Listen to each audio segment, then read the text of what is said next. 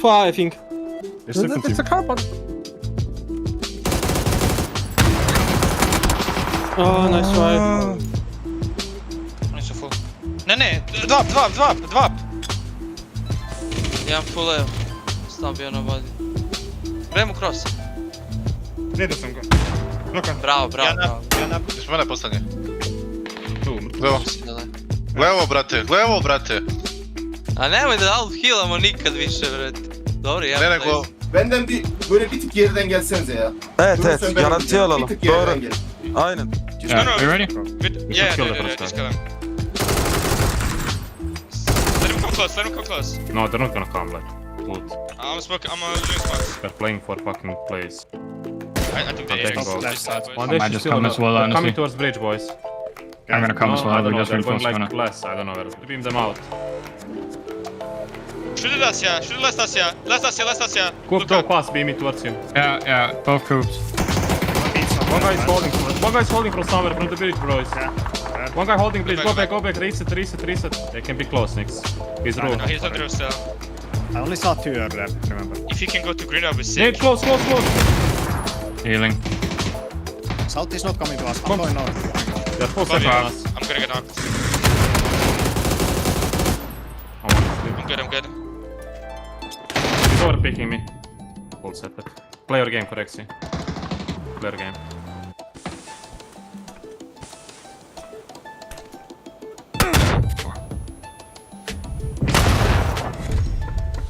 Kill you, just start killing above you.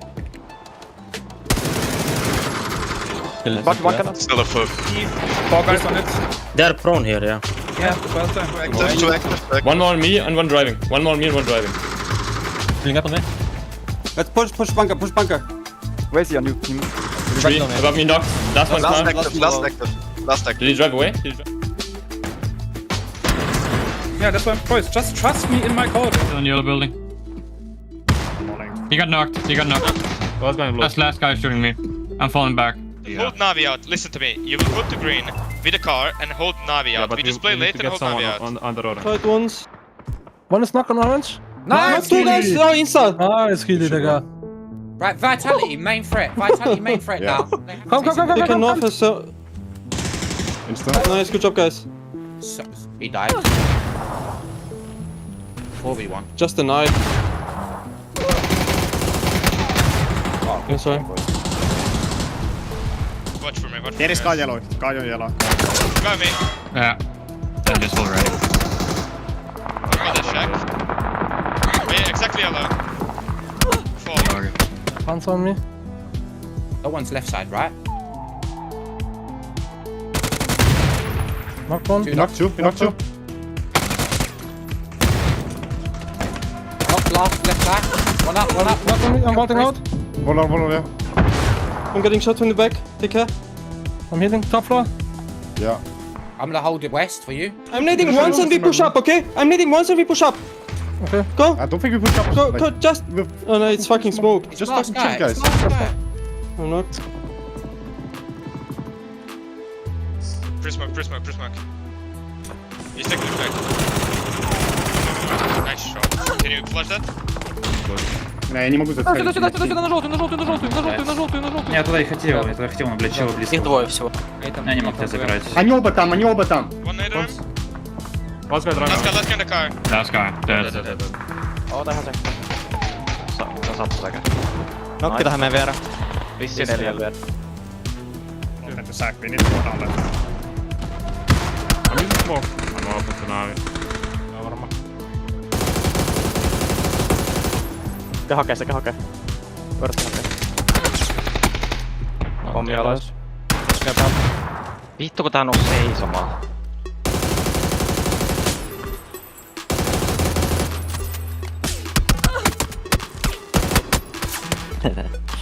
Анте.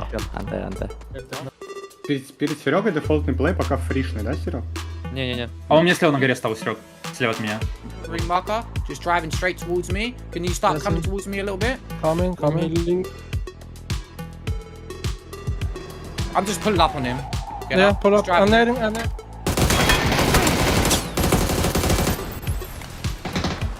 Dwa nogi.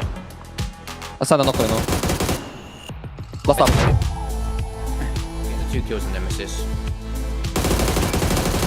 Nice. It's far, well, the other one was far, I think. It's a car, but Oh, nice try. Ne, dva.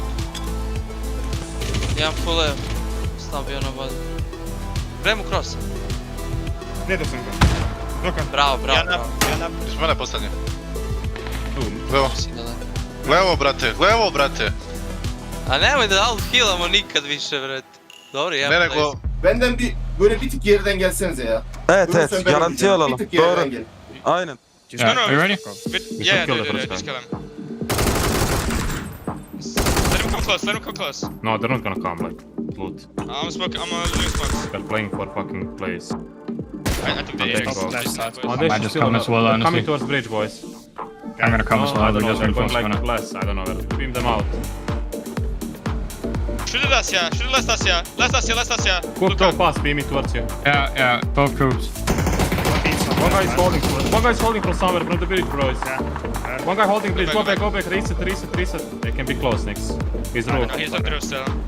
I only saw 2 earlier, remember. If you can go to green, I'll be sick. Yeah, close. Healing. South is not coming to us. I'm going north. They're full second on us. I'm gonna get knocked. I'm good. He's overpicking me. Full setup. Play your game, correction. Play your game.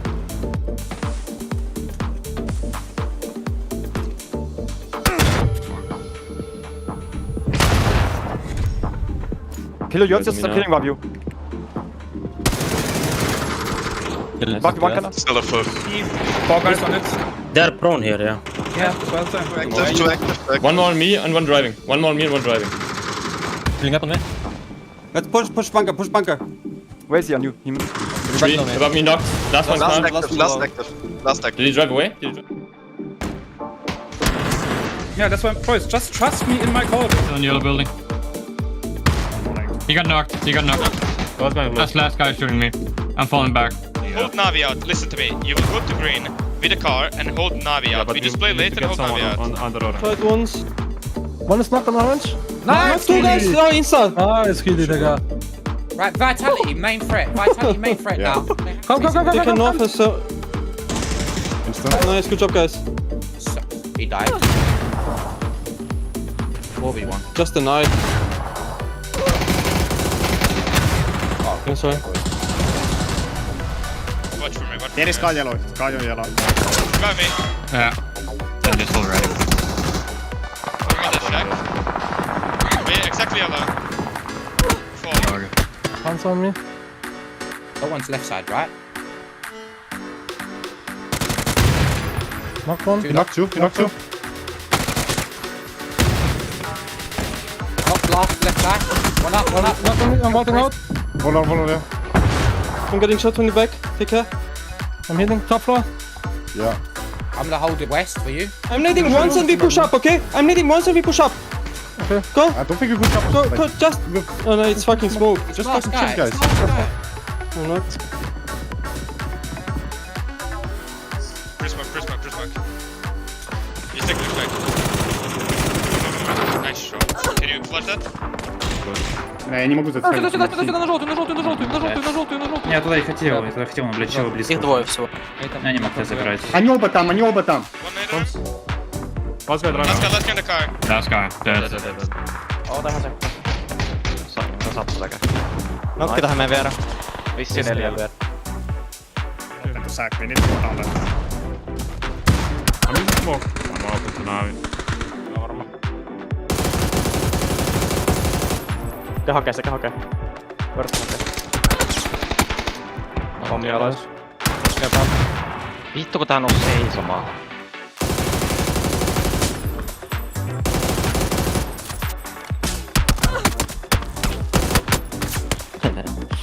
Anteeksi. Перед Серегой дефолтный плей пока фришный, да, Серега? Не. А он мне слева на горе стал, Серег. Слева от меня. Green marker, just driving straight towards me. Can you start coming towards me a little bit? Coming. I'm just pulling up on him. Yeah, pull up. Just driving. I'm nading.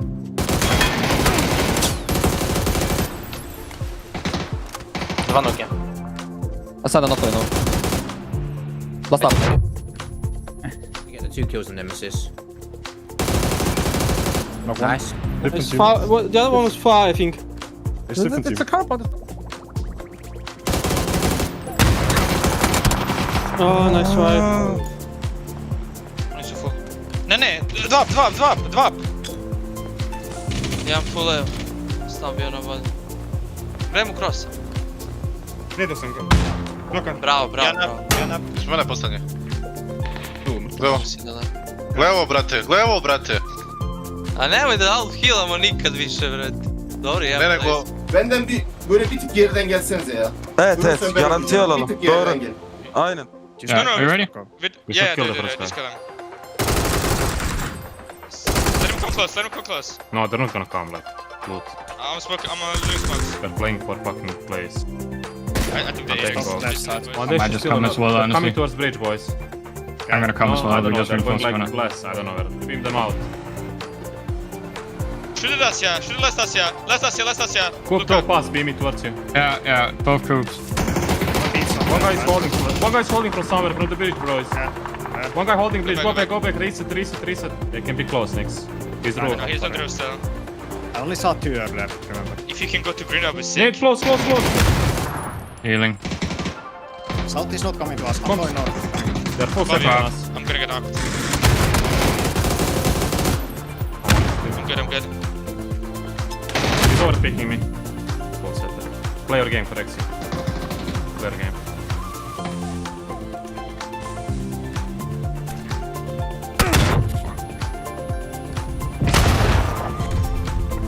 Hello, you're just appearing above you.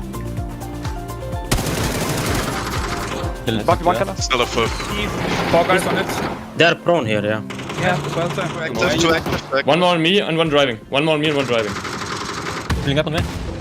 Let's push bunker. Where is he on you? Three, above me knocked. Last one Last car. active. Did he drive away? Yeah, that's why, boys, just trust me in my call. On the yellow building. He got knocked. What's going blue? Last guy shooting me. I'm falling back. Hold Navi out. Listen to me. You will go to green with a car and hold Navi out. We just play you need late to and get hold Navi someone out. on the orange. Tight ones. One is knock on orange. Nice, two guys. Oh, inside. Nice, Gilly, digga. Right, Vitality, main threat. Now. Come. They can knock us. So.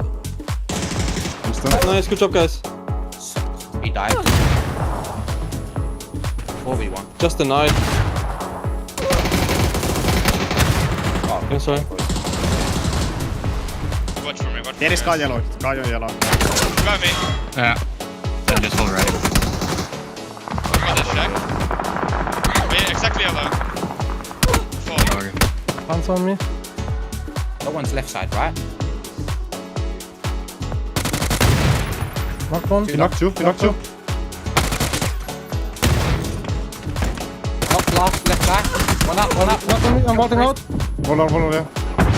I'm getting shot from the back. Take care. I'm hitting top floor. Yeah. I'm gonna hold it west for you. I'm needing once and we push up, okay? Okay. Go. I don't think we push up. Go, just. Oh no, it's fucking smoke. It's last guy. It's last guy. I'm knocked. Prismark. He's taking it back. Nice shot. Can you flash that? Я не могу Сюда, зацелить. на желтую. Я туда и хотел, но, блядь, чего близко. Их двое всего. Я не мог тебя забирать. Они оба там. One later. What's going Last guy in the car. Last guy. Dead. Oota ihan sekka. Saa sattu sekä.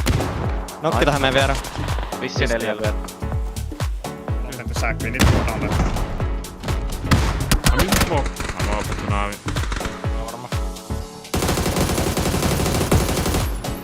Sekä hakee. Vörtti hakee.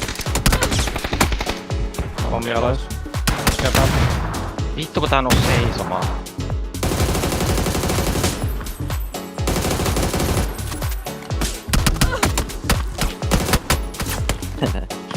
Анте.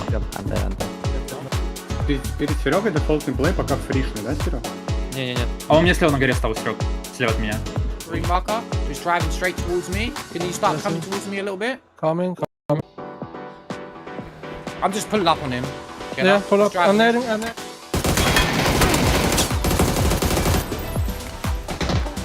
Dwa nokiem. Asana knock no. Last up. Get the 2 kills in Nemesis. Nice. Far, well, the other one was far, I think. It's a car. Oh, nice try. Ne, dva. Ja full lev. Sam bio na vodi. Gremo cross. Gledao sam ga. Nokan. Bravo. Još mene postanje. Levo. Levo, brate. A nemoj da half healamo nikad više, vred. Dobro, Ne nego... Benden bir böyle bir tık geriden gelsenize ya. Evet, garanti alalım. Bir tık geriden gel. Aynen. Yeah, are you ready? Yeah, just kill him. Let him come close. No, they're not gonna come back. Look, I'm doing smokes. they're playing for fucking plays. I think they They go. I might just come as well, honestly. Coming towards bridge, boys. I'm gonna come as I well, don't we know, just they're going reinforce like gonna. less, I don't know, stream them out. Shoot us, yeah. Last us, yeah. Go fast, beam me towards you. Yeah, both groups. One guy is holding from somewhere, from the bridge, boys. One guy holding bridge, go back, reset. They can be close next. He's No, roof. he's on the roof still. I only saw 2 earlier, remember. If you can go to green, I would Yeah, sick. close. Healing. Salt is not coming to us. I'm going north. They're full second on us. I'm gonna get knocked. I'm good. He's overpicking me. Full setup. Play your game, Corexi. Play your game.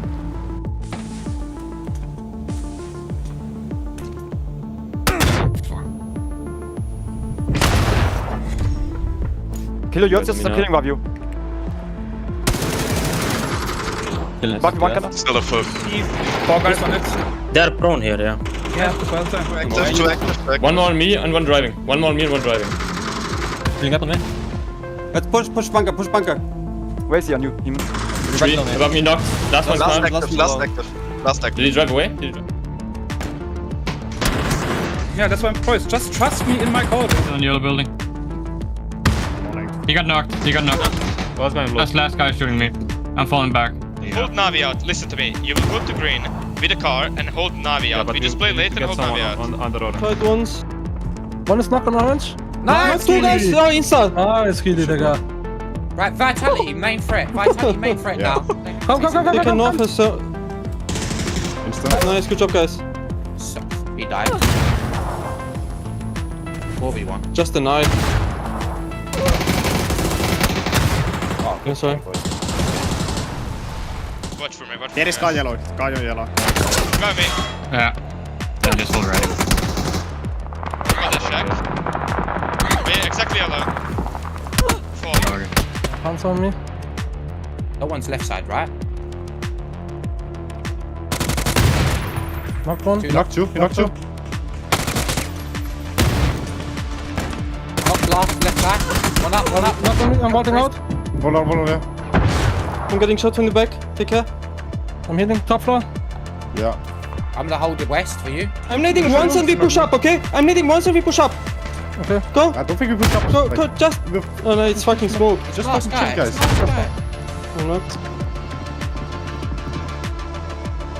Chris Mark. He's taking it back. Nice shot. Can you flush that?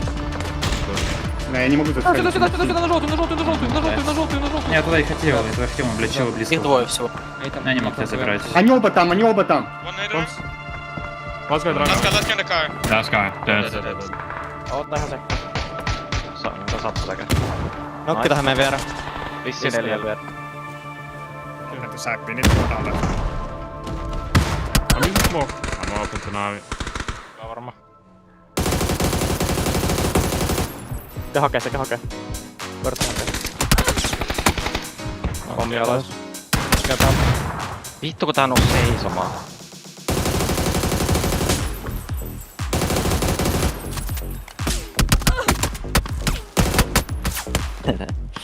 Анте.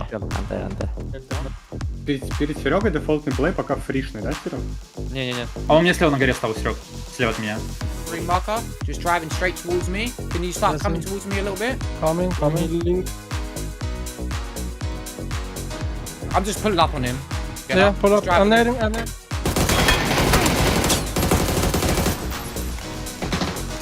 Dwa nogi. Asada knockuje, no. Last up. Yeah, the 2 kills and nemesis. Nice. It's far, well, the other one was far, I think. It's a carpet. Oh, nice try. Ne, drop. Ja full evo. Stavio na vodu. Kremu cross. Gledao sam ga. Bravo. Još mene postanje. Levo, brate. A nemoj da out healamo nikad više, bre. Dobro, ja. Ne nego... Benden bir böyle bir tık geriden gelsenize ya. Evet, garanti alalım. Bir tık geriden gelin. Aynen. Yeah, are you ready? Yeah, just kill him. Let him come close. No, they're not gonna come, like, loot. I'm doing smokes. They're playing for fucking plays. I think they Go. Left side. One day might just come as well, they're coming honestly. towards bridge, boys. I'm gonna come as well, I we're don't know, just they're going reinforcing like now. less, I don't know, where. Beam them out. Shoot at us, yeah. Last us, yeah. Go past, beam it towards you. Yeah, both groups. One guy is holding from somewhere, from the bridge, boys. One guy holding bridge, go back, reset. They can be close next. He's roof. No, he's on the roof still. I only saw 2 earlier, remember. If you can go to green, I would say. Nate, close. Healing. South is not coming to us. I'm going north. They're full set on us. I'm gonna get knocked. I'm good. He's overpicking me. Full set. Play your game, Corexy. Play your game.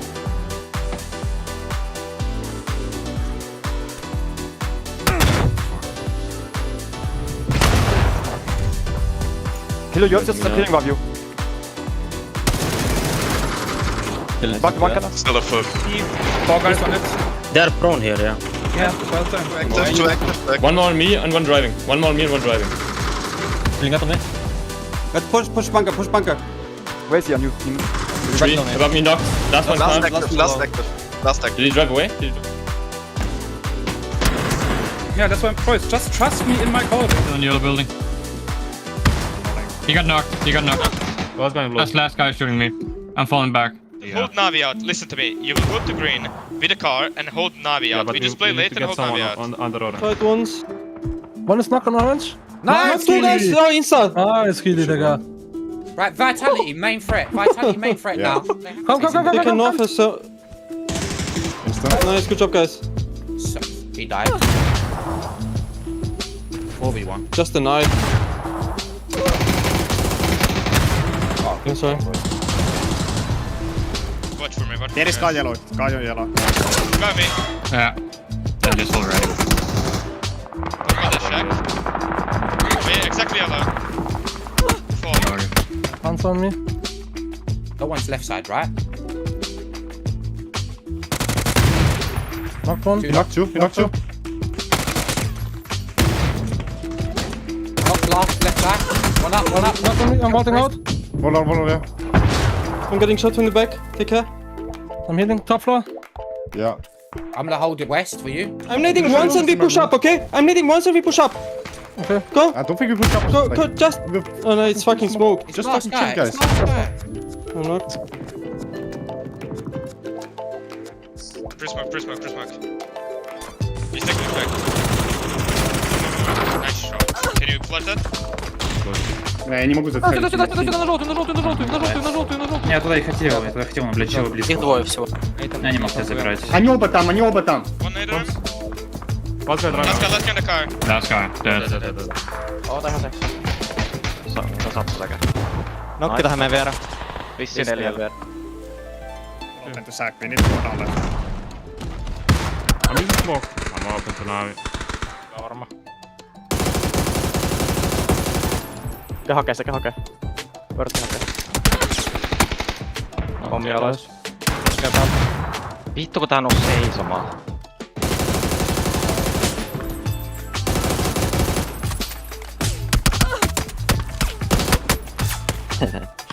Ante. Перед Серегой дефолтный плей пока фришный, да, Серег? Не-не-не. А он мне слева на горе стал, Серег. Слева от меня. Green marker, just driving straight towards me. Can you start coming towards me a little bit? Coming. I'm just pulling up on him. You Yeah, know? pull Just up. I'm driving. nading.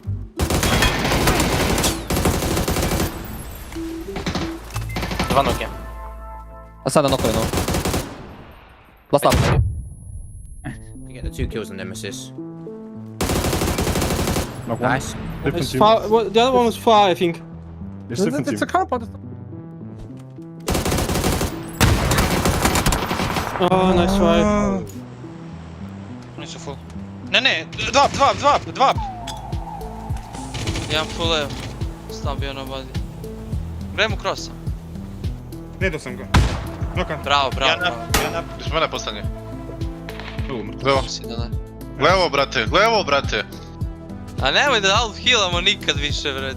Dobro, Ne nego... Benden böyle bir tık geriden gelsenize ya. Evet, garanti alalım. Doğru. Aynen. Yeah, are you ready? Yeah, just kill him. Let him come close. No, they're not gonna come back. Loot. I'm doing smokes. They're playing for fucking plays. I think they One day might should just still come not. as well, They're honestly. coming towards bridge, boys. I'm gonna come as well. I don't We know, just they're going reinforce like gonna. less, I don't know where. Beam them out. Shoot at us, yeah. Let's us, yeah. Coop, throw pass, beam it towards you. Yeah, both groups. One guy is holding from somewhere, from the bridge, boys. One guy holding bridge, go back, reset. They can be close, Nix. He's No, roof. he's not roof still. I only saw 2 earlier, remember. If you can go to green, I would Nate, sick. close. Healing. South is not coming to us. I'm going north. They're full Sorry, second on us. I'm gonna get knocked. I'm good. He's overpicking me. Full setup. Play your game, Corexi. Play your game.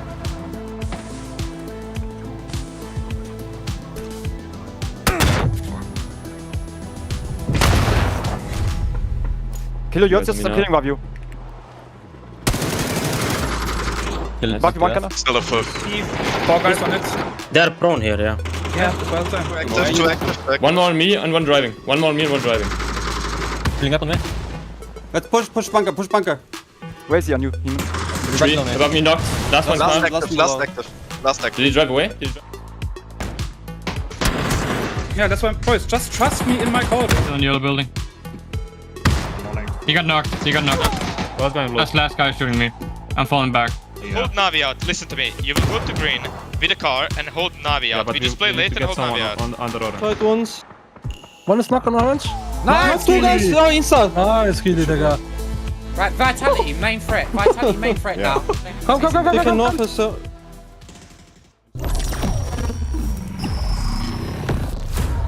Port Desire. A city that don't belong to anyone, but everyone wants a piece. No laws, no oversight. Just the jungle creeping back in. Both the vines and the people. The mayor stepped in where the government couldn't. Said the city needed order, and they'd be the ones to bring it. Keeping the peace on their terms. I walked away from it all. Kept my hands in dirt instead of blood. But desire is a fickle mistress. The city won't let me go. It won't forget my name. I asked for nothing, and they still came and took everything. The mayors and anyone that stands in my way. Every last one of them. They're gonna learn something real simple.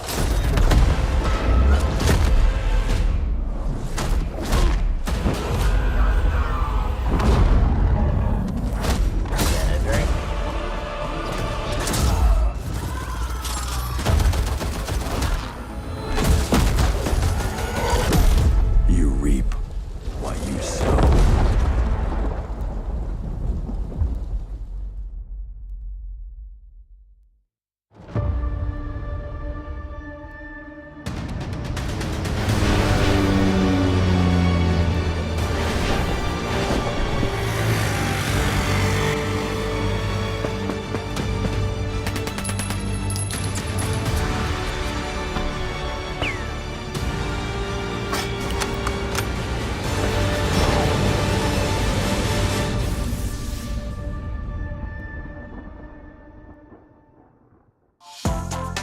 It's time once again. It's day number 2 here of PEC Playoffs Phase 2. Let's call it Phase 2 as we have got ourselves the challengers once again looking to rise up and get themselves into that final to see if they can compete with the big dogs that have already been able to qualify on forwards. My name is Carl Aris here, host, commentator, as well as, I guess, analyst for a lot of what is going on. And joining me to get everything rolling, as always, it's Avenger, it's Mark Powers. We're ready to go. Even Mark's got his PGC jersey on. He's ready to be camouflaged. He's getting down in them holes. He's dug it all his way down, and he's going to be laying low here for these games. What are you thinking, Mark?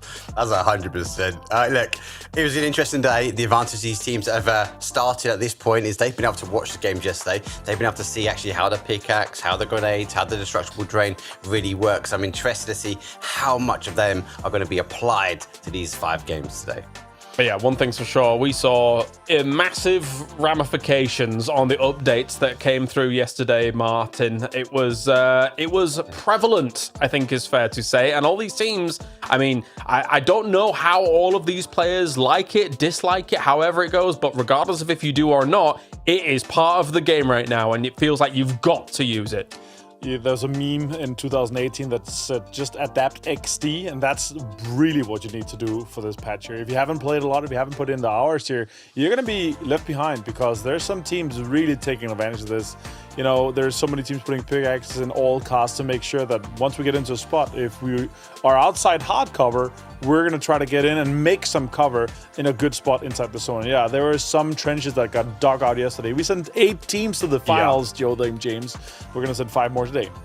Yes, yesterday, of course, as you said, for those 8 teams, Na'Vi, Vitality, Ascend, Yoga Benito gets through into the finals. Yes, we got Virtus, Pro, Bushido, Wildcats, Twisted Minds, and No Slack able to squeak through in that 8th place here. But again, the fact that Mark, that Yoga Benito has been able to make it after missing out on the first final, I think is fantastic. It's going to be exciting to see them in the final.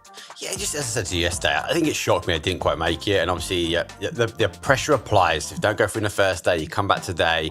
And look, for them, really well done. They kind of sealed the deal in that last game. There was a big question mark. We had so many teams in and around that kind of cutoff line. And for me, surprising, No Slack, I think they were holding on by the skin of their teeth.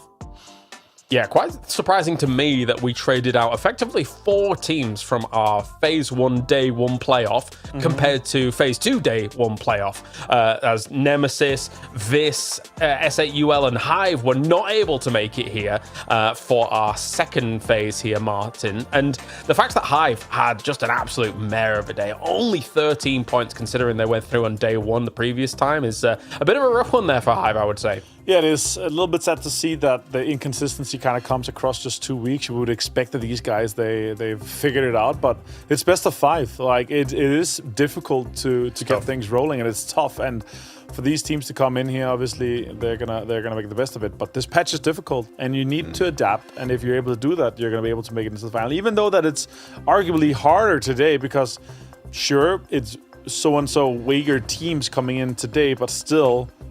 Top 5 is so much harder than top 8, and you need to not just have one good game, you need to have one good game and a decent game to make sure that you're into that top 5 here. So I'm really curious to see how the teams that's coming in here for day 2. Obviously, we saw PGD coming in day 2 in our first playoff do extremely well, so I hope they're able to get the ball rolling once again.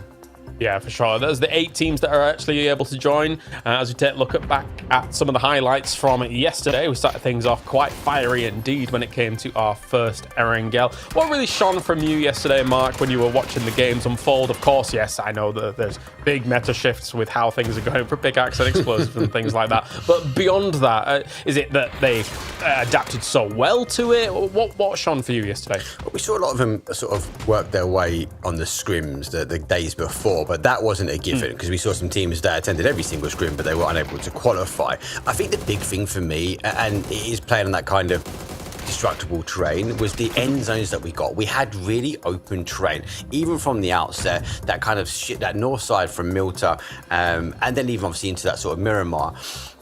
Normally areas which you can't play, you need cars, you need shields, you need to be able to play things out. And actually, the ability for these teams then to kind of use the new update quickly and effectively, it felt like a bit of a learning curve. It felt like during those 5 games, we were on a steep learning curve with some of these teams, with some of the players. Some came out on top, others struggled. Yeah, someone caught off really off guard, I feel. And some teams used it a little bit sparingly compared to what I thought they could have done. For example, I think construction workers might actually be one that stands out for me, Martin, as a team that I think could have used it a little bit more in some scenarios, but didn't quite get the opportunity to do so. As we take a look towards what was going on Rondo. This was a bit of a ridiculous game here, Martin. Yeah, it was. Rondo was fun. We saw Hagatory have some absolute insane pushes. He survived quite a bit, got some points in there, but Na'Vi overall, what a day for them. I'll say this, though, construction workers, I said at the beginning of the day, I think they're going to have a better day. The game that they had to take advantage and capitalize on, where they actually got the circles on Tego, they got pulled up on a 4v3 and Bushido Wildcats and lost it. If that game would have turned out better, that would have been their qualification. So they're closer than they were in our first playoff, as we see some crazy nades here. But they're a team that maybe it's not scrimming enough or what it is. I don't know. But yeah, let's see. As we see Virtus Pro here, #1 in PTC points, looking to get more. Yes, they are. 276 as we came in yesterday. They had 264, so an extra little bit of 12 going the way of Virtus Pro. Not too shabby at all. Twisted Minds, I would argue, actually had one of their worst days when it comes to a regional play yesterday, Mark, but they were still able to prevail. They were still able to continue on thanks to the fact that you've got Example making some clutch plays, and obviously they're in the final once again. They were one of the teams on the cutoff line, and you're right. It's not the performance we expect. We've had a major shift within PUBG. A lot of people have gone away. Twisted Minds were one of the lucky teams that went to that kind of PMI event at the end of the year, kind of that showcase. I still don't think, especially when we're talking to Batulians there, that they said they're going to take half a year to get ready, to get used to these changes. Now we've got the additional change with the destructible terrain. That's just throwing more fuel on the fire, I feel, for Twisted Minds. And for me, when I go back and look at kind of a VP, they're learning, they're adapting, and they're willing to change their game style to fit the updates in the game. Yeah, that also, I mean, every time we talk to them, it feels like they're very hungry, even though they've got themselves wins on the board, international wins on the board as well. So I'm expecting Virtus Pro to go into that final just as voraciously as they did in that first phase for the final as well.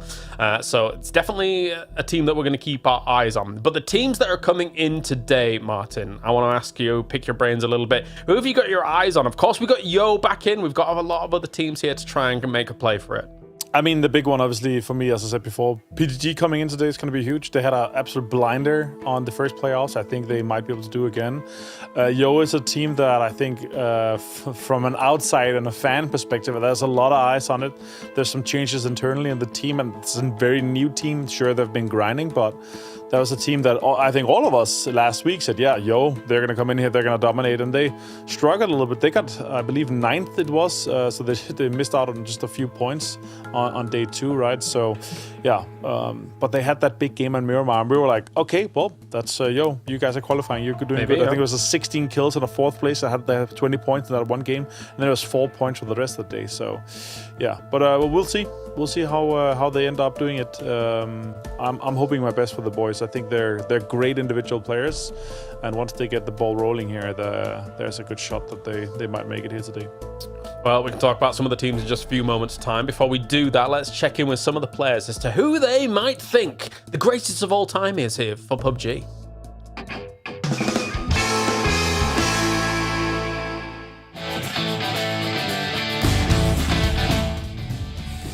Overall GOAT, I think personally right now Example has to be up there. Уба. Їх багато, але напевно такий стареньких, напевно, Піо. There's a lot of different names. Jeems comes to mind, but it probably at this point has to be some of the Twisted Minds players. I'd say Batulians. I think the GOAT is Example because he won everything. Uba. GOAT of PUBG for me is Lucarux. Example?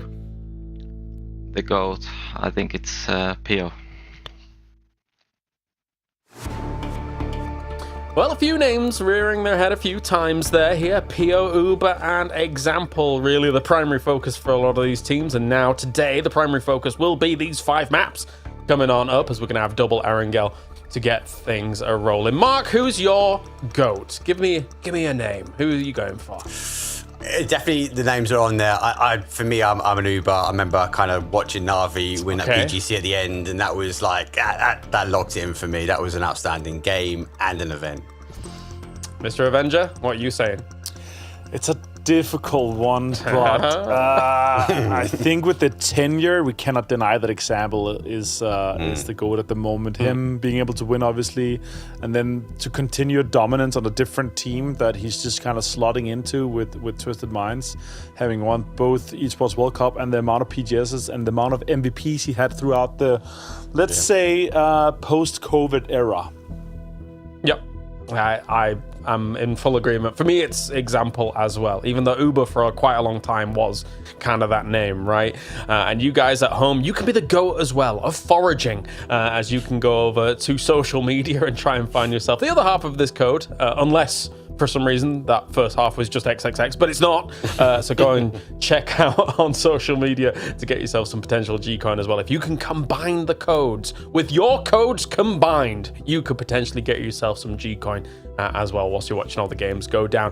But it gets more and more spicy from day to day to day in these playoffs here, Mark. Of course, yes, we did get ourselves 8 teams yesterday, now only 5 teams today, with still a very strong lobby, and then tomorrow only 3 teams. And even in the day 3 of the playoffs, we watched as teams that I didn't expect to be able to advance actually did do so in that first kind of couple of weeks. So there's definitely an opportunity for some of the names that I'm not quite expecting to be able to go through, even in some of the heightened pressured lobbies here. As I said before, with these changes, I think we've seen before it was a big divide. It's kind of like S tier, these tier 1 teams that had the edge on a lot of our kind of a regional or tier 2, tier 3. These updates, it's anyone's game now. Anyone, if they can get a good couple of games on the board, we've got 5 maps, I need 1, and I need the level of consistency. As I said before, these teams that were sitting watching yesterday, they're going to pick up all the little tips, like those foxholes that they can kind of get away from. And then we go back to kind of a Team Yo. I expect them to be going through.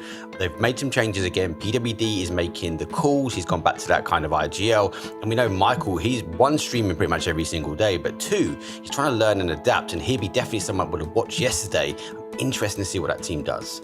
Yeah.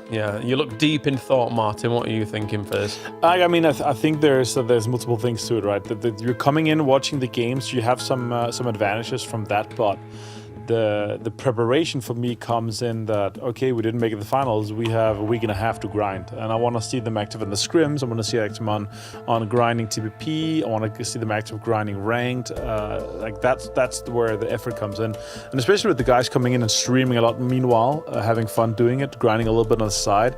That's where I think the effort comes in. I think Michael's done a great job with that. But yeah, it's difficult because top 5 is a different beast. We saw Starry Sky have a 30-point cutoff, but there's 7 points up to 4th place. I think it's going to be quite top heavy, and it's not just about that one big game for you and then you're qualified. You need 2 good games or a win and a decent game to be in the talks for that. And I think it's going to be slightly higher cutoff today. I think like 32, 35 is where the cutoff might end up being here.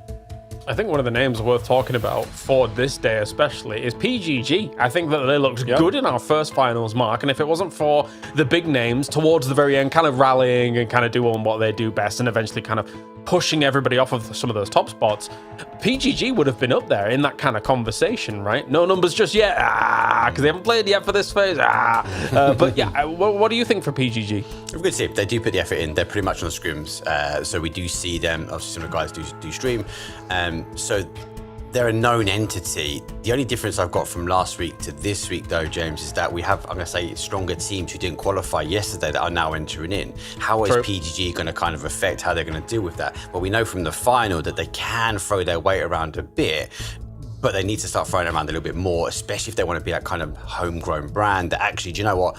We are a good team. We can top the table. We can be in a fighting chance. Yeah, plenty of podium finishes from that final from PGG to show that they can hang, as you say. How about yourself, Martin? Do you think that there's definitely some opportunity here for them on the EMEA stage? I think PGG has a good shot, but the problem is that you have teams like Nemesis, you have teams like SZUL, you have teams like Hive, and I think they kind of run a lot of similar both their pathing, their timing in the zones, their kind of plan pre-strategies. I think a lot of that is quite similar to those teams, and I think that could be a problem. So let's see how that kind of evolves with again. I don't think any one of us expected SAUL being here, Nemesis being in here on day 2 after what we saw from them last week. So yeah, excited to see how this and that. As much as it's extremely difficult for the teams to adapt to these best of 5 days, this is some of the most exciting PUBG we've had. With we're having teams going through to the finals every day. We have an ever-changing lobby every week. We have an ever-changing kind of mix of all the teams, and we have way more teams involved than we've ever had. Our usual group stage is 24 teams. It's 3 days. Yep. 3 days where it's basically on the last day that really, really counts, where all moves are made, like all the strategies, all the tactics around it are made. Here, every single day matters. We're putting players into the finals every single day. We're changing lives every single day. I do wonder how much will change from... obviously, we only watched 1 day of the, let's call it, the new meta, Martin, right? Our previous finals and even the playoffs as well looked blisteringly good. The match quality and everything like that, everything was really down to the wire for a lot of situations, Mark. I do wonder how much this is going to shift it. Are we going to get a situation where teams are able to lay low a little bit more, play a little bit defensive, turtle down, hunker down, and get yourself kind of less conflict going on? Because utilities being used differently, the way fights are going everything's changing. So I'm curious to see how it all adapts and flows. Yeah, look, obviously we've only had the 1 day with the new update, right? Yeah. And look, I think all 3 of us are biased. We all say this region is the strongest region and has the most stacked teams and the stacked players. But I think people underestimate how big this update is to where we play. These teams and players have had so many reps, they know exactly where they can park cars. PWD, again, is a good example of that. He has a whole Discord with images in-game of where a car can be parked, where the tires are safe. That's now completely changed. So it's going to be down to how these teams kind of adapt to speed. Is there an advantage? I'm going to say there is an advantage potentially not playing yesterday because they can come and look, but then it's about application. And it comes down to those 1 games. 1 game will change it for potentially some of these teams. I do like this, as Martin said, I do like this format, right? We are sending players and teams to the finals every single day, but it gets harder every single day as well. So who can deal with the pressure?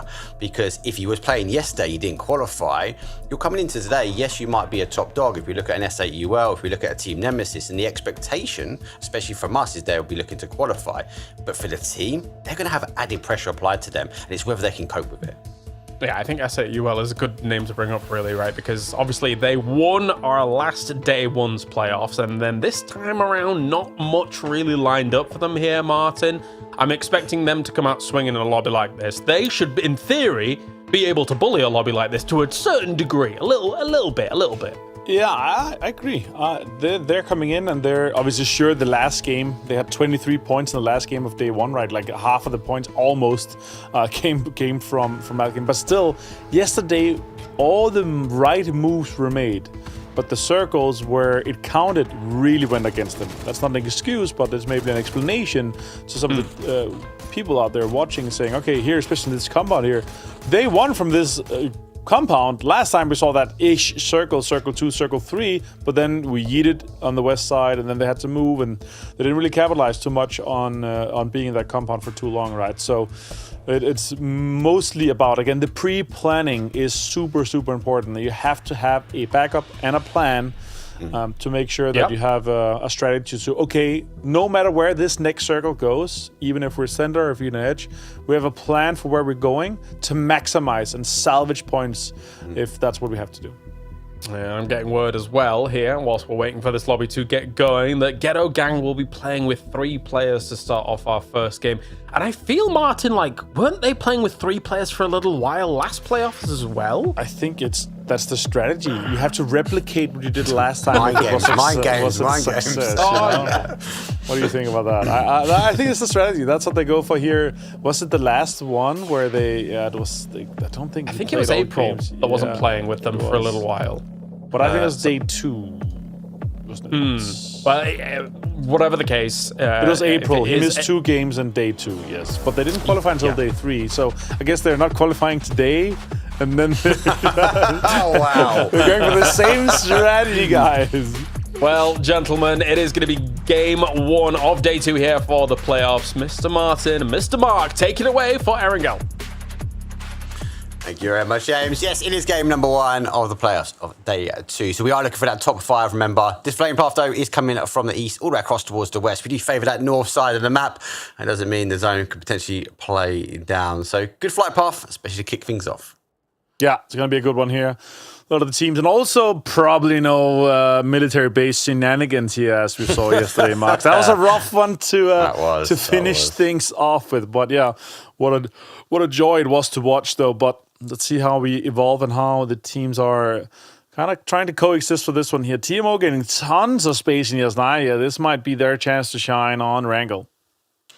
It might be. That playing path which does favour Team Nemesis as well, because they'll be going for that Severny drop. Cars picked up by the construction workers on the south side, so they're split from S8UL. But I do want to continue that conversation with S8UL. I felt yesterday, I know historically they've chased zones and we've physically seen it. I felt like there were games where the guys had zone, definitely not this one.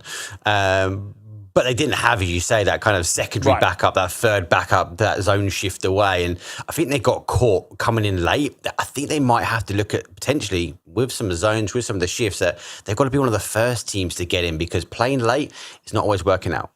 Yeah, I agree. We obviously saw the takeover that's at center compound, and then we had 2 western shifts away from them.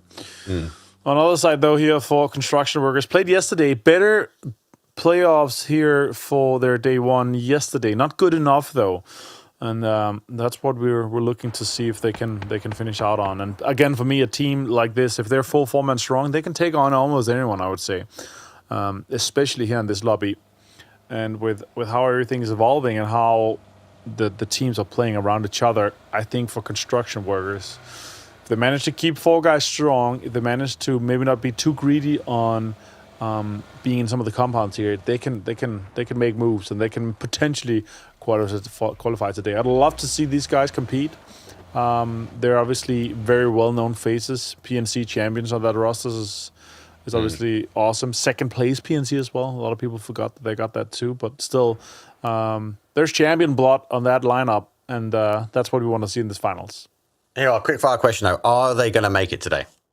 Construction workers. Construction workers. What you saw yesterday, based on what you saw yesterday. Based on what I saw yesterday, if Nemesis and Hive have a bad day again today, then yes, construction workers make it. I can't see it. I love the guys. I've got a lot of respect for the guys. Team UK, right? I think Nadeup has been popping off. I just lads. I just can't see it. I think they need to step it up a gear.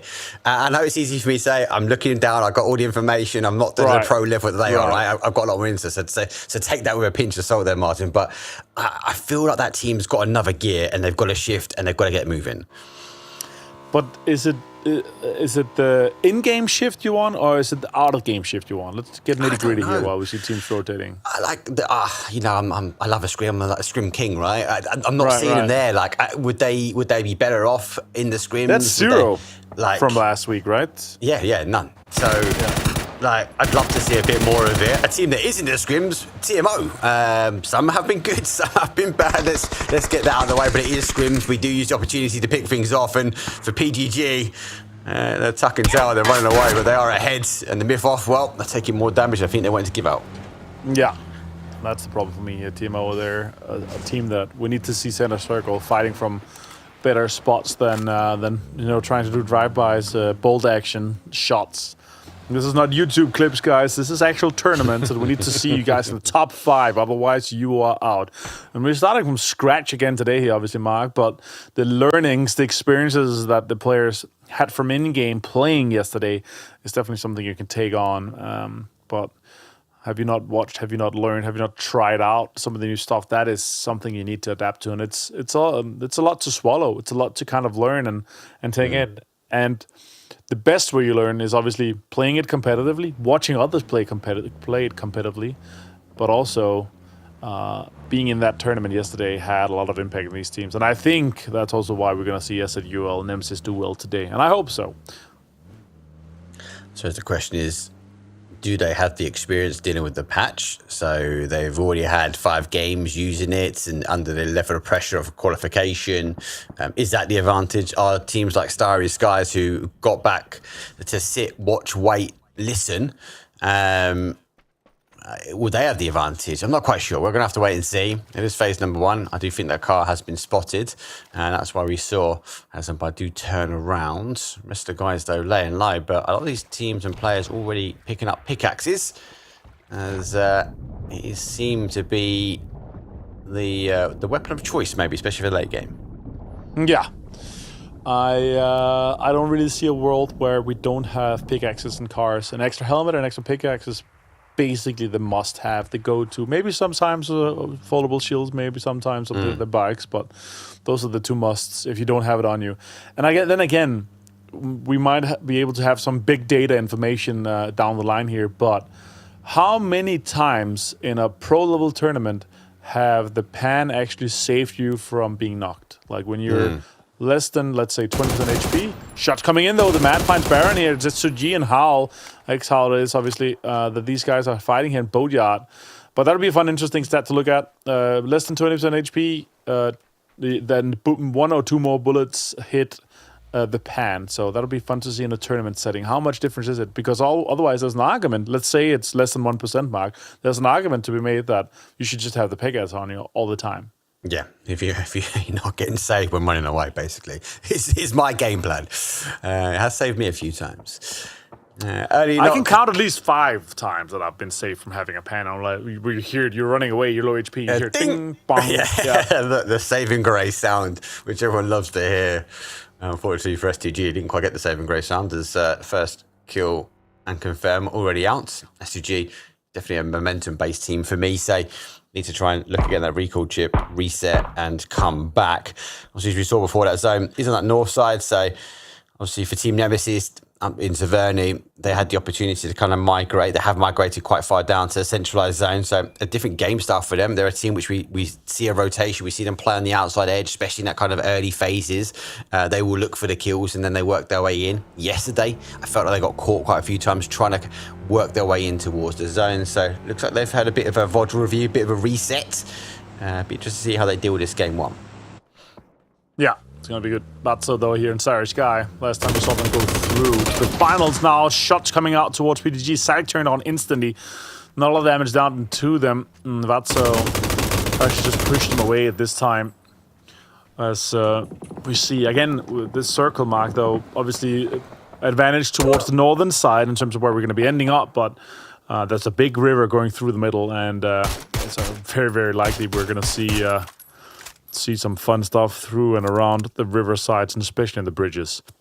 BB, great player. I think this event's really shined for him from last week. Obviously qualification for the first day. I love him.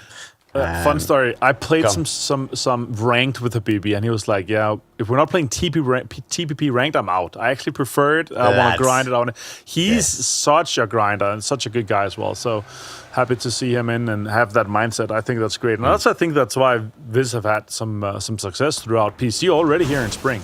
Yeah, good for the community, German community, because Payne's obviously they'll be having a following for him, James. So we spoke a lot about Team Yo. I do find it interesting from someone on the outside that they keep swapping between kind of James and PWD. It's this kind of IGL, then they take it in turns. Something's not quite settled, then this kind of co-IGL thing. Hopefully they do find that winning formula, which sits with the team. I'm just concerned. James seems to be always left on an island. He's always out by himself. He's always the one scouting or taking the next compound or looking over the ridge. Sometimes it works out for them. Sometimes it doesn't. Yeah, sure. All right, let's see here with the guys from Construction Workers taking some space on the eastern side. Not center in the map, but they're holding for an eastern shift. Now, SADL is coming in. They're actually driving straight open here. We might get some shots onto Doozy. That's one headshot. That's another one. Nailed single-handedly takes out a Doozy. Great shots, and he's out and completely flushed down the drain. Now the guys have to figure out, do we commit to maybe a rest here, or do we leave our IGL dead in the fields and go as a 3-man for the rest of this game? We're also going to have a circle pop market. Let's see where we go. Right, they did turn. Oh my God. It's the opposite. SAUL. They got no zone left of them. That is a hard shift and a hard for a phase 2. We go across to Everest, an area which holds on to so many zones, and Hive, they are laughing as they are chopper decking the hill. This might be an old meme, but they do move in herds. Look at all these teams. They are migrating across the lands here on the Wrangle. But wow, what a phase. You know what? This is the best phase possible, though, for an S8UL res inside Yasnaya and get a doozy back. But the cube compound that Duffy and the guys are sitting in currently is really, really center. But Mark, my biggest worry is that we have the big river basically splitting this circle perfectly in two. Yep. That's a huge issue. You got to question it as well, right? You see so many zones play back towards Everest, but that waterfront, and I think this is why we've seen teams like Team Nemesis. They haven't moved, they haven't faltered, they didn't even blink with that zone going. They said they're in, they're waiting for these teams to migrate through. Sloy does fine, as he does go by, quick kill, looking for that confirmation, not too far away. PTG now trying to hold the outside edge. They're trying to capitalize on the mass migration as well. They've been dancing the dance with multiple teams, but now they're starting to find kills. Yeah, crucial points already to be had. What, a 30-point cutoff last week for day 2 here. I think it might lead a little bit higher this time around. As the new teams that's in the lobby, it's going to be spread out quite more even. So I don't think we see a 55, 60-plus point day for someone here where they just absolutely dominate. It's a difficult lobby today, Mark, and that's the problem. Exile here moving in towards Yo. Kabi finds a 3x spray with the AUG and repositions here. Now has the mini in the bag as well. Great player here. Well, I think one of Poland's finest, to be honest. Great player. I've had the pleasure of playing a lot with him. He loves to troll, but also when he turns on, just such a mechanically gifted player. He's so good. I think he gets underestimated. Oh, yeah. He's such a nice guy as well. He's such a nice guy. He does like to troll, but when you're chatting to him face to face, he's really down to earth. Really nice guy. And I think the combination, Cappy and Michael, I think these two kind of bounce off each other. Yeah. And both of them can frag.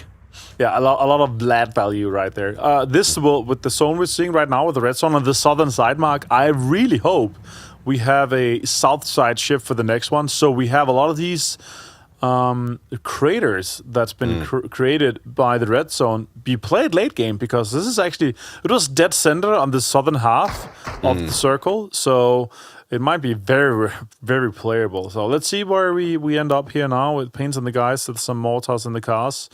They're figuring out, and are we going to sit up shop here? We're going to hunker down in the northern side of the zone.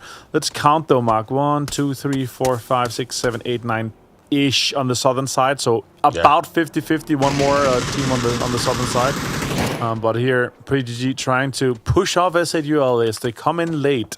The guys obviously... Oh, Odin Moisi goes down. Kapi finds a kill here. And we're down to 59 players, but still 16 teams.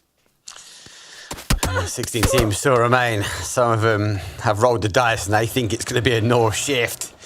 We're about 8 seconds away to find out who is the winner of that competition. A south shift could be dangerous because there's a few bottlenecks these teams on the migration. It is down to the south. So Sadid already in the car moving. Nemesis gets straight in as well. Vis also doing the same. TMO have the opportunity to close the gate for these teams on the north side if they want to, but they've got to tighten up as the two from Mika. Himan just a little bit further away. And remember, this next zone also goes away from water, guys, so we're going to have a lot of Everest in play here. That's why we're going to see a lot of teams kind of try to move into these spots here. Imagine, though, if Ghetto Gang has been all 4 alive, they would have been a great spot too. Storm on request, dead center compound, the highest prior currently. We're going to see some teams try to move to Everest and also try to move to the Harry Potter. It's actually Vis that takes this away from it really quickly on. And we see all the craters I talked about earlier for late game. It might have an effect. We might have some teams try to play this out as we move on through the game here. So many craters, so much playable space. Vard finds one, also finds a headshot from the distance here from Yo. Gets tons of damage done to him, but construction workers decided to go on the northern side of this new circle. It's not just about kill feed tracking, it's like red zone tracking at the moment. You've got to keep an eye on where they are because there are opportunities. It works out this time for construction workers. They're rotated around on that south side. They're ready. The pickaxe come out as they all get digging. They're going to fortify their position. They most probably want to wait on the outside edge. S8UL do get the recall as the Doozy does come back. Interestingly, he didn't go for the kind of the containers on the west side. He's opted to come closer to the team as they are migrating his way. At least he gets a bit of a stopgap and gets an opportunity now to get some gear. That's honestly a great spot for him to get in here to the Twins and then get some gear, get a little bit loaded up, and then the guys can pick him up and they can kind of play from there. Although it's difficult, there's a lot of teams that's already rotating and migrating from this.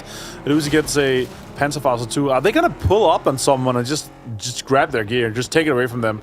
That might be it. Stairs guy, as we talked about here, they might be able to get in and get this emergency pickup rolling, but there's not a lot of open and playable space. Oh, chase it down, get the BRDM done. Just shotgun it as well towards it, and the Panzerfaust. That's a lot of damage done already. Dancing Poo's out of the BRDM. They're going to have to disengage just a little bit. Best of luck. Look at that. There's not a lot of gas on his car. So that's just a little one last trip. Stratos also finds Vex with the Dragunov. That's huge. That's huge for them. I thought Hive might get exposed a little bit. They've been able to hold. They're on a 2-2 split. It looks like they are getting the car. They're going to collapse towards Everest as they will go climb. That's not great though for construction workers. Vex and Nalip is down. Vis over watching. Trying to figure out exactly where the other two are. Sees, and here's the car moving down. Stratos has the opportunity to take a couple of shots, but the smoke wall though is going to prevail. Yeah, well played. And now the pickaxe is out already. Look at that. There's multiple knocks. Are they going to get this up safely without anyone pulling up here? I could see Yo trying to capitalize on this one. PDG's already out moving. They've got cars in there. They've got some shields. More smokes being deployed here. Dug deep down already here. But Yo, with a few nades here, could make this work. And they have big ridges to play with, and that's gonna be a good one here. Next zone does pop, Mark, as we talked about. It's gonna go away from this water side. So that's obviously big here. That's tons of damage done here from Divix. Finds Nelcop. Forest is down too. Look at this. Nemesis starting off strong. Mad. He's gone out as well. It's Divix, isn't it? No wonder. He's gone out for the kills. And got some great knocks. There's 2 confirmed here for Team Nemesis. There's that zone shift though. We do get up the water. We do hold on towards the Everest. I think there was only really one place it could have gone, and that's why we saw the construction workers fortify. It's why we're seeing Team Yo make the push over. James gets Vard confirmed for him. Grenade comes out though from PWD. Looks like he just bounces over that foxhole and doesn't find the connection I think he wanted. Yeah, straight to the mines here for the guys that are trying to get down there, but nail up. Probably gonna bleed out. That's a good nade. That's oh my god, done so much damage. Pixelix knocked here. Fix trying to survive for a bit longer. Half HP. The guys are trying to capitalize on this one. More utility being committed here. And as I said yesterday here, it's just so easy when you don't cook it too much. It just rolls perfectly into these dips that's already been created by the guys. And that's muscle memory from a lot of these teams and players, right? They'd be so used to cooking it and getting it right. They've got to learn and adapt here, James.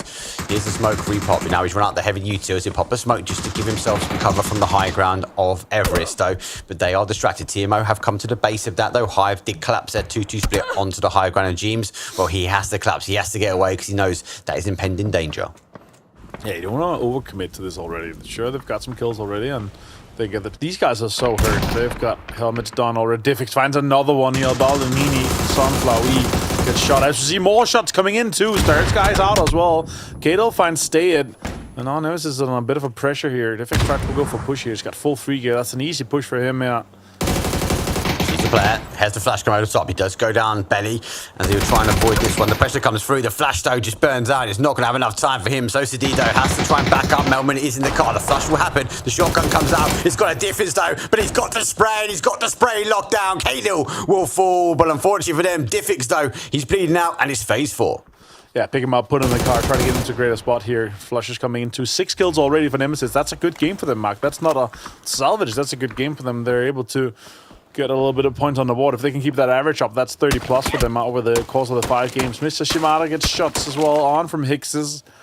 Balls and the boys, they are taking so much shots towards us, try to get the points confirmed. As Sosa, the millman, they are trying to survive for as long as possible, Mark. How quickly Sosa picked up the links, the level 3 vest and helmet, and drove the car straight towards zone. I think it is a salvation game for them, and I think it's worked out so well. Doffy's gets a quick kill confirmed, though. They are trying to work out. Hive, though, are losing bodies as for Boars. Well, they're on the outside edge, and now they're going to try and sweep this southwest corner. All right, next zone pop, Mark. Do we keep Everest in, or how active it's going to be? It's actually really all day. A big chunk of Everest is in. Stormhunter Chris is barely inside the compound, but still set up shop for this one. No, Sosa down to 13. He's caught a headshot too. No tech team trying to capitalize on this one, but look at that Western shift. All the teams is going to have to make a move that's on the east right now. You have to make a shift. I think a lot of these teams looked at it thinking, hoping, praying that they might see less of Everest in and they will remain. Team Yo, nice rotation for them. They've gone out to the northeast corner. They're going to kind of work their way down the scenic route as they will follow the river. And for NoTag, well, they're trying to reinforce that position as they see the cars and they hear the cars rotating. And they are going to build these foxholes to reinforce their position. M16 meta coming out here. Let's both put the silence and the 6x on it. Lots of shots done. It's actually pretty strong like this. I actually kind of like it, but it's not really the meta that we usually see with the minis and the MK12 coming out. O'Connell. And at this point, Mark, the teams are realizing it's going to be difficult for us to get to Everest, so let's try to maximize points here. Teams are not trying to run for the circle, they're trying to run to steal some of the kills here. And PGD is really trying to clean up. They've lost 2, and 1 is flushed as well. Salic goes down. Percenti gets the team split out too. Cappy gets the confirmation as a Salic, though. Construction workers still trying to survive for as long as possible. They've gone to build mode, haven't they? And they're still building their fortification, but it's not in zone. It's going to start collapsing. O'Connell, the Italian stallion, though, he holds out. Now he knows the zones will play back, and obviously the team pushes back the other way. He'll be reading the kill feed with an opportunity that they have to try and find that salvation game they need. All right, Pains, what can you do from this spot here? Shots coming, great connections here. Wow. If he did one more shot, he'd actually knocked one of the guys too. Pixelic finds Macintosh as well from No Tag Team, and this not outside, not inside the circle. They're trying to get in there. Now a lot of teams are going to try to collapse and try to capitalize on these teams. Good damage done here with the nade too. Pixelic finds a Rafa. Molotov guns down to Rocks as well. So many fights happening all over and across the map. Again, it just comes back to what you said. Everyone's just looking for as many points as they can. They know running to the base of the mountain is not going to be the one. Team's already there. Nemesis, well, they find 6 points, but they find 14th place as they will now fall. Another point goes on the way. BB gets confirmed out, though, from O'Connell from No Tag, as they also are looking to try and push in the northeast corner. Yeah, construction workers trying to get a little bit of points squeezed out, even though they're on the receiving end of damage done. Storm Request sitting inside this combat, just laying the hammer down. Yo is out on 13th. Fex goes down to the circle too. Big Slick trying to get a first hit off here, but this is 5-5. It does 5 damage per second. So much damage done here. No Tag Team's gotten 4 kills, but they go out in 12th place. You've got one med, right? For me, I feel like the blue is going to conquer the east. All these teams are going to start falling. Vex will fall down. Modi now go. Obviously, Team Yo go out. PGG trying to run their way in. SAUL still alive on the south side. But again, the high ground that Hive been sitting on for so long, they're okay. And with Boars, with the zone not forcing them to migrate across towards the east, these teams have kind of lived on the higher ground and just like, hey, let's see if we can farm any kills from here. Phil First, last player here from SAUL, is in between a rock and a hard place right now, with TMO staring at him, with Hive staring at him. S2G is also inside, but this next circle here is a absolute rough one. We have to get off there with that circle. We have to get Storm Request out the compound, and the only small shop that's in is the blue shop that Ghetto Gang is sitting inside. They might capitalize, they might just squeeze out a little win here. Schenken does push, and it's Mogol that ends up getting the kill here onto SAUL. Phil First dropped an 8 and got 2. Someone's gonna make a push on this here. Surely TMO is just running at it. They have to. Well, they're going to look again. Look at the area. Can they get in? Is unplayable, potentially. Swing up and around on Everest. They've got 2 down. They're only going to be able to get 1 res. Ares, though, he's looking to try and breach. He'll be the first one over and on. And they've got to come off as they look for 1. They look for 2. He tries to commit, but as a consequence, he goes down. Yeah, a little bit too greedy there. Philfus actually get the bleed out on Ching as he try to go for the other flush here. Rox finds Mike, and it's falling apart here for TMO to try to go in and get these flushes. Maybe he thought it was going to be... That's a good nade. I might... didn't go high up enough, but now Rox gets the confirmation onto Ares, and yeah, TMO losing players, Hive losing players. Already 5 kills for Hive, though. If they can finish these 2 off here and get it out, Shilak joins in and gets him in and out. 6 kills for Hive, and they're now into the first place here with us being into the top 6. Right push for TMO, but too eager for those double kills. Mary's in it. They fell quickly. Autonomos. This still staying alive. On to final player for them. 1 kill on the board at the moment. Storm Request have taken the opportunity, though, to get moving from the compound as the zone shifts away. On to making a noise. They now know to look over. This might be the tournament side for Storm Request. Look at that shots done here. Connects quite a lot. Arten gets VC down. Might be able to get a flush too. He does go for it and gets it, and that's Storm Request's game here. Them losing 1 player could be so crucial for them to be able to turn on later. Potsian gets Arten, but that's so unlucky to lose a player from a winnable position. Molly as well. GG's nearly got him as well for second. Yeah, Storm Request. They didn't weather the storm quite well. Hive is still very much in the eye of the storm as they look to try and come off. S2G on the outside edge now as they will try and hold him off. The molly will go over the top. The flash goes over the top. Brox now comes out from the smoke. Here's the spray from the other side. Flash stone is ready, but the spray comes through with no connection. All right, Hive, what can you do? What can you do? Can you maximize? Can Rox get another one? Can he get to 5 kills in this first game? Would be huge. Schiller goes for a stun grenade. Maybe try to push and capitalize off them. When Nate came in, does 25 damage to it. But Quedpa, he sits in the high. He actually had decent information here from this spot. Has a Molotov as well. 6 smokes. They can use this for later, but they need to get and eliminate the threat here from these guys, Mark. Phase 7 has given way to every other team and left open space. So I suppose for these teams that are new that have come in, which we've got pretty much we have a full sweep of Hive, are on a steep learning curve. Boars finds an opening. Let's go, Gang. Start with 3. Receive a knock. All right. This next circle here. It's absolutely detrimental to all the teams having to come off from Everest. Now, Hive, can they get this done, or is Schiller gonna come out and strike from S2G? One more stun grenade, an underhand into that smoke would be good. Oh my god, does that hit him? Oh, that's huge. More cover, thanks guys. Whoa, great peek out here. Dance against them though. Now Quedpat is gonna try to make the most of it. We get shot from Boris from the side here, Mark, and Marshall finds him, and we're down to the top 4. Yeah, he's gone. He wanted to come over the top. Boars waited though in the wings.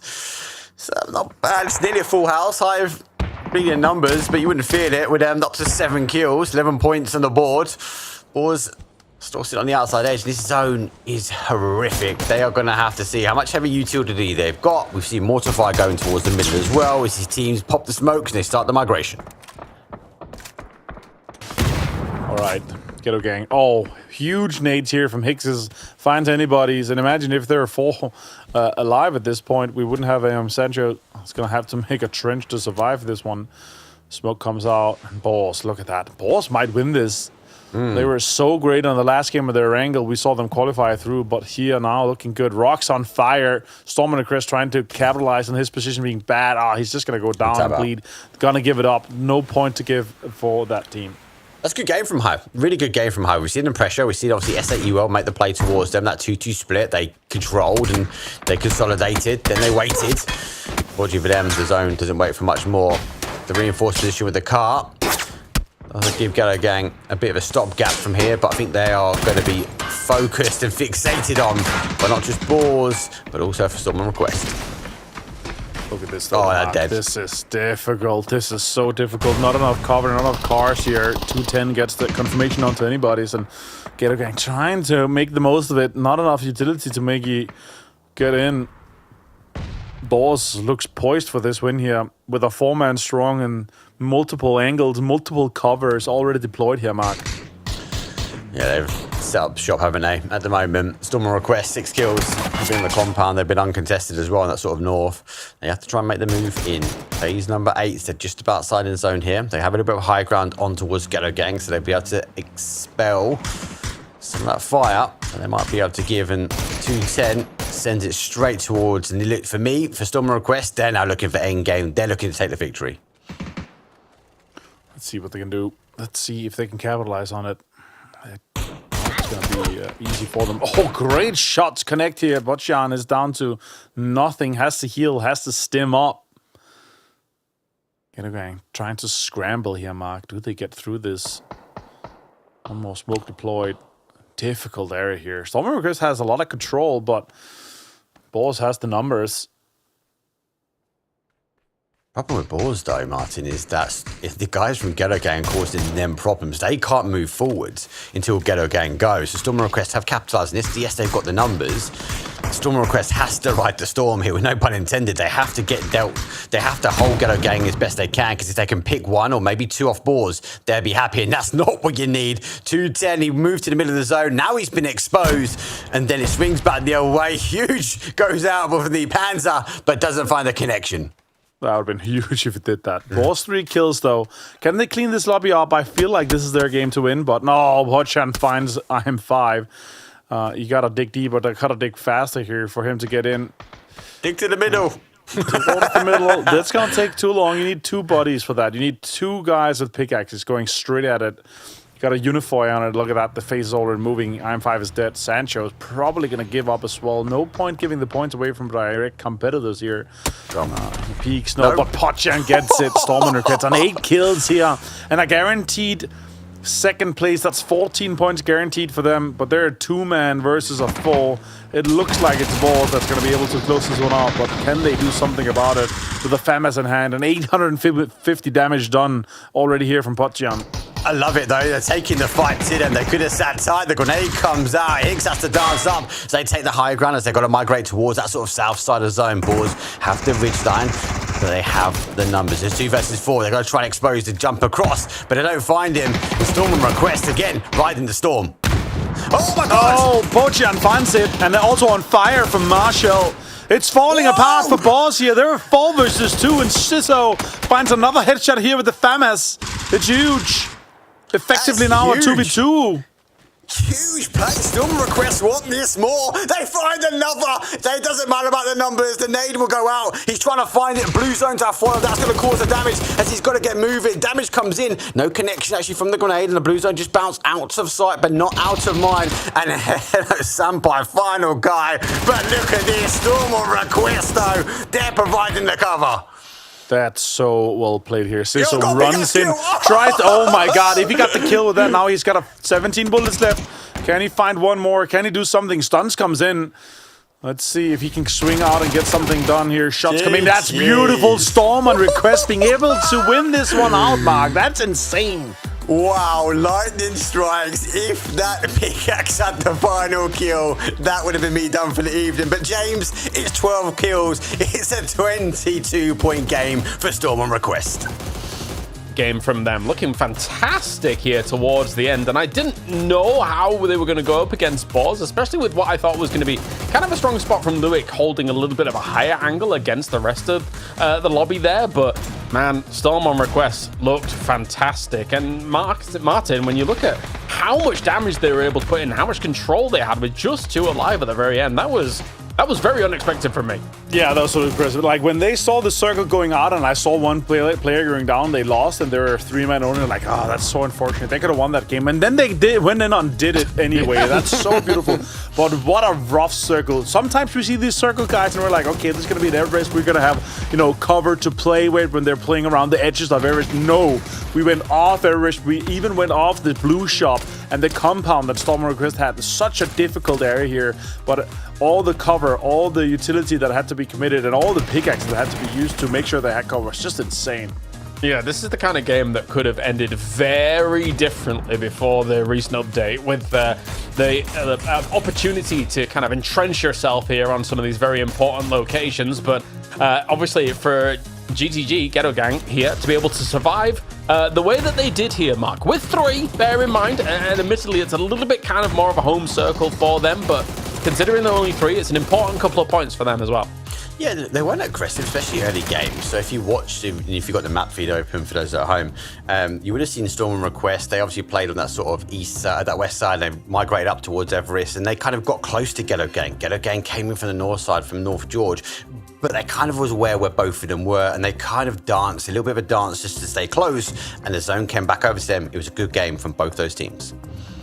22 points for Storm on Request. That is huge. They are propelling themselves towards the final rapidly here for this one. Hive with 11 points. And Boars, I mean, you mentioned it during the cast here, Martin, the fact that they were able to get themselves into the finals via what was effectively just a single Erangel game. And now, once again, another double-digit game for them on Erangel. It seems like there's some decent mastery for them on Erangel. Yeah, I liked it. And also somewhat similar area, right? They had that on the radio tower where we had that last game where they were able to do so well. But still, them getting this one here, a double-digit game to start things off with for Boars, for Hive, for Storm Request is huge. But look at that, Pochan, 1168 damage. That's a 1k club. Huge for him to be able to get that done. Yeah, that's a big drop, right? Considering the fact that I don't think for a lot of people on the international scene, this player is really on their radar as someone that might be able to drop a 1k club. But yeah, that's very impressive stuff from him. Ziso also, I mean, 972 damage. Definitely nothing to sniff at here, Mark. So those two were going absolutely ham. Again, look at the end zone, right? They wanted the win. They could have easily sat back and just tried to hold the angles, throw the anchor out, and just sort of wait, let the guys come to them. It was a different stance for me. Storm and Request, like, you know what, we can win this game. We want to win this game. That wrap round the other side, even down to 210, taking a centralized position quite early. Again, down numbers. I think some of that they were using Ghetto Gang to their advantage because they know they were going to be causing balls and problems. But the stance of which that team took, even down to the final couple of circles, was really, really strong for me. Let's take a look back at the highlights for this game, as well as our team focus. For our team focus to start things off, production pick Nemesis, and it's not too bad a pick really, Martin, all things considered. Yes, they didn't quite get themselves into the late game, but 6 kills off the back of what I would say is eventually now a salvage game for them once the circle shift like this happens and they have to try and make it work. Is not bad at all. 6 kills is fine. No, it was a great one. Them being able to capitalize from their spot here, get the points, capitalize the 3 gear that they had, sure. But Diffex, if he had the KDL kill here, that would have been a 3-man potentially on the other side, and they might have been able to do more. But still, when the circle shifts away from you, you have to cross the river, and then it also like shifts away from where the river is as well. They just had to run so much, and no tech team, they set up for a holdout on the teams coming in from Molden side. But yeah, Nemesis still good amount of kills. Not a bad salvage game in my book. Yeah, sometimes it do be that way. Even if you've got a Lynx AMR in your hands, sometimes it's not enough to be able to get you towards the win. And shut down effectively by what was the winning team here, Mark. Of course, having that compound storm on request, being able to shut down any little trespassers coming across the road. They definitely held the north. They held the wall. But back to Nemesis. Yeah, look, when that zone shifted away, not just for the first but the second time, I think at that point Nemesis knew that they weren't going to be able to try and easily get into kind of a late game. And then we saw people like Diffex obviously playing out into the blue, looking for kills, looking to try and get as much as they could from the north side before having to push in. Would they have got any further than that? I very much doubt it, even if they had the numbers. But it was a good game, nonetheless, for game number 1 for Nemesis. Yep, not bad at all here. But this now means that, I mean, already from the word go in our best of 5 here, basically, Martin, we see quite a few denials. And it makes a lot of sense, right? With it only being 5 teams to be able to advance on, you know that every team, it's not just a case of like, oh, that team is Twisted Minds, they're our competition, we're going to deny from them. No, every team in a best of 5 here is your competition, and it will be close and down to the wire. Yeah, I mean, it's the sooner we realize, we were like, okay, are we going to be able to get more points out of whatever we do here? Okay, no, then you deny. But yes, if there's a chance, then in the very first games here, it doesn't matter. Like, you need to be smart about it. You need to maximize points here. And there was a lot of great decisions here. There was some like, okay, well, I'm not going to get this kill here, so there's no point of me giving it a point up. But actually, a few times, Pochan did manage to get out and steal some of the guys that tried to hide. They were like, thinking about trying to get out, but they were like, insta-denied. You got a shot to the head, and then damage is already done. Well, let's listen in on some of the team comms from our previous game and see what some people were chatting about.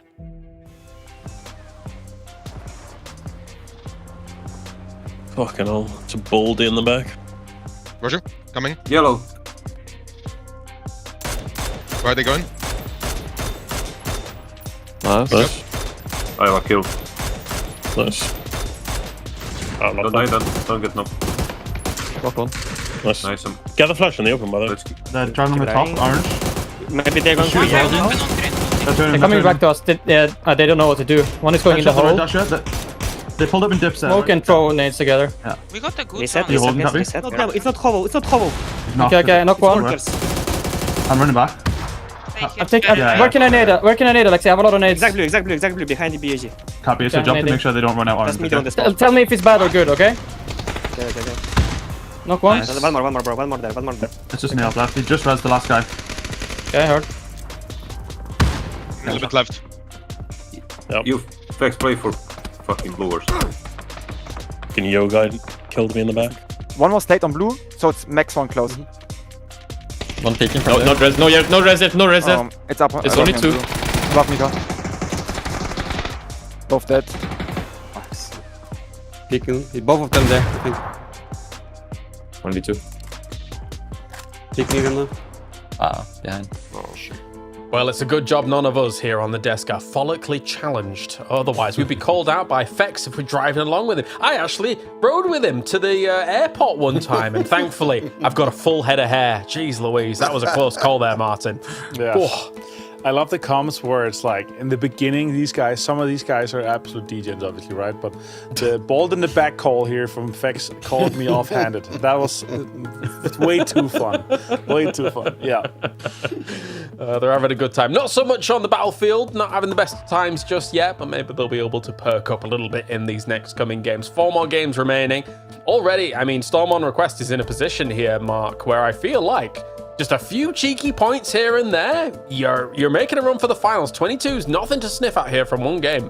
No, we said this earlier, didn't we? One game of a best of 5 sets you up. You do have to have consistency for the remaining 4 games. So obviously not going out with 0 points is not a bad thing. But for me, they've set the opportunity now for them to go straight through on day 2.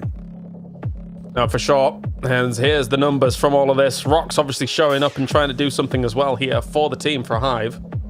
Mr. Martin, it looks like Mr. Rocks. Maybe we'll be seeing more of Hive throughout the day. I think that they've got a good opportunity here as well. I think there's a great shot at it, yeah. I think it's going to be very, very likely here for them to be able to send things through. Storm Request, obviously, their best game in day 2 last time was on a second place, 9 points total. So this has these guys firing on absolutely all cylinders. This is going to be a huge one for them. So let's see if they can capitalize and push well into the 30s off this one. All right, well, Martin, we've got to let you go for now. It's me and Mark to be bringing you into Miramar for game number 2. So far, Storm on Request is in number 1. Let's see if any sandstorms are going to trip anybody up here on the Dusty Dunes. Good flight path right through the middle, southwest up towards the northeast. So these teams are going to kind of get their prio spots. Some will obviously have to go for the jump and get the cars, but it's not that bad to shy away from. It is all eyes on Storm Request though for me, James. Can they continue? Can they get salvage? It looks like they're going late and they're still sitting the plane. Well, especially after, 22 points, decent game, that's totally fine. But the fact that 2 of their players basically did 1,000 damage or close to 1,000 damage, that's a bit of a statement piece from a first game, considering the caliber of the lobby here. So we need more of that. Admittedly, they had a decent compound. They were able to control some dips phenomenally as well as things went on, but they're dropping all the way north, up to Old Cobbers. As the observers, they're back on their stuff. They're cheeky boys. Look at them. It's too far away. You're not getting it. You're not getting it. Way too far away. No, it's not going to happen this time, guys. Don't just go late. It's actually one of my favourite parts of Miramar, this northeast corner with lots of terrain. Obviously, traverse from high grounds, low grounds. We have the cities, and we also have those bunkers. And now we get the opportunity to make our own bunkers as well. So for team like construction workers, they'll be happy with this. But where are they going to end up? Do they go towards a central compound? Or do they stay in that north side? Yeah, I've started a stopwatch, and we'll see what happens. Might come back to that later on. As of course, construction workers, they've got themselves a good opportunity to be able to take the pick of the litter. S2G, once again, I mean, like you look at that previous game there for them. They're once again one of the first teams to lose someone, right? Yeah. Like, and I just need more from S2G here. I think that I've got quite high hopes for the Turkish region, the Turkish teams. Obviously, Bushido Wildcats has been able to mosey on forwards. There was another one. Why is the name eluding me? The third Turkish team. What am I doing? You got it. I can't do it. There's S2G. Thanks sometimes. I'm gonna get there. Exhale, maybe. Yes, exhale. Ta-da. Thank you. Jeez Louise, I couldn't get there at all to save my life. I got you covered. I'm not going to let you forget it. Yeah, no, you had me covered after 20 seconds of me sweating. I thought you were taking a minute. This guy. Dove me for it. But look, let's pick up on your point. S2G, right? I suppose they're the shining light. They're the ore. There's where Team Turkey's kind of put their flag in the sand and went, do you know what? We can do backflips in buggies, but we expect you to be qualified. I just don't think they're settled in their game plan. I don't think they're used to how they want to play. And again, I come back to the updates, come back to the changes in the patch. Is PUBG moving at a faster pace than S2G can adapt? They've got to do something because it's not like they're scrimming. They're in every day. Yep, no, you're absolutely right. I do think that, there needs to be a bit of a step up for them here to try and get things going. But here, there is Exhal now, already on the move, trying to find themselves a south spot. The only problem is that they actually might collide with S2G of all teams. So I'm talking about these Turkish teams and how I want them to do well, but they might just kill off each other on Miramar. Please no. Might be the way. Construction workers on the migration down towards the south. Obviously, Ghetto Gang taking the rally. Good play for them. I really like these compounds. We see a lot of endings in and around here as well. The 2-2 split, nice early on. Sometimes teams get caught, especially if the zone does come back this way, with the ability to collapse. So one to watch for me. Odini, though, they're also coming in that sort of northwest corner. They might have this as a bit more of a stopgap before moving on. But it's not too bad. I do like this rotation, especially around this sort of north side. Yeah, usually definitely a checkpoint compound for some of these teams, as Boldanini. I think that they definitely had their moments of, I was about to say brilliance, but moments of good play in our previous playoffs, going through things, just unfortunately falling a bit short of everything that was going on. I think for any of the cup teams, or the good majority of the cup teams, if they actually do get themselves into a final, that's already success. Unless you're at Nemesis, right, where you're expecting to be in the finals and expecting to try and play your minds out against some of the big names, because you're, as individual components, you've been in those finals before, under other flags, under other rosters, so you should be able to play up to those kind of lobbies. Looks like UL going for an emergency pickup, maybe. We'll wait for that one. Him and the fashion god himself finds the first opportunity with the Panzer. Now he's looking to try and get the flush.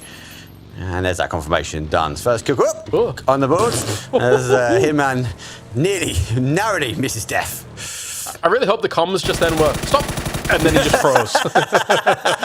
And Justice, unfortunately, is going to have to freeze as he goes down as well. Luik getting a bit of a response on that fight. So already, technically, actually, the Mythov did know about some of the locations of some of the other Boars members you watched as the Panzerfaust went out, and then he instantly sprayed into the compound beyond. But these members of Boars are a little bit out of that range of scope there for a second. Because just using the ridge line where he can. It's going to re-smoke. Give him a bit more time. This is going to be a really critical area. A lot of teams are going to look at this bit on that west side of El Azhar. There's an opportunity to kind of get there. It doesn't take long. Exhal come on the south side, and they see bodies falling from the cliff face. Yeah, that's absolute. That's the one place you never want to be on Miramar if there's another team on the other side of a ridgeline, and that is lights out there for the Mythov. You might have got yourself one kill to start things off with a cheeky Panzerfaust, but you're taking casualties at the moment. It's really not what they need right now. Only 3 points on the board so far. Maybe they can get blue chips, but actually, now that I think about it, can you even get the blue chip off the side of that mountain where you were being shot at from? I think it's very scary to try and go and get that one at the moment. It's such a centralized position, right? People will look at that. They know instantly there'll be a team there. So on the south, you will just pitch up and wait. Yeah, it'd be a risk. They're going to need a big hard shift. Maybe we see like we saw from game one where that S8 UL, it shifts away from Yaz and they got the opportunity to get a doozy back. Maybe that's the case here. But for now, we're 2 minutes 53 away before we know where this zone's going. Yes, we are. S8 UL coming in alongside the other team's. Got to be careful about those rotation paths, and we're heading geez Louise, okay, this all the way down in the south of Los Leones. I guess because of the way the playing path actually worked on out, I don't mind the fact that a lot of teams kind of edged their bets on a big wide rotate on that southeast side, right? It kind of makes a lot of sense where the playing path would be. You'd expect less teams to be down towards that southeast side of a circle like this right now. So, but if everyone's got that idea, suddenly there's quite a few teams down there, and I'm not keen for that. Yeah, and a lot of these teams will know the rotation paths, and this is again why I like these sort of north rotations. We're back. And with Storm and Request coming quite late, they know they're late in the plane. They know they're one of the last teams up here. They know they had some neighbours.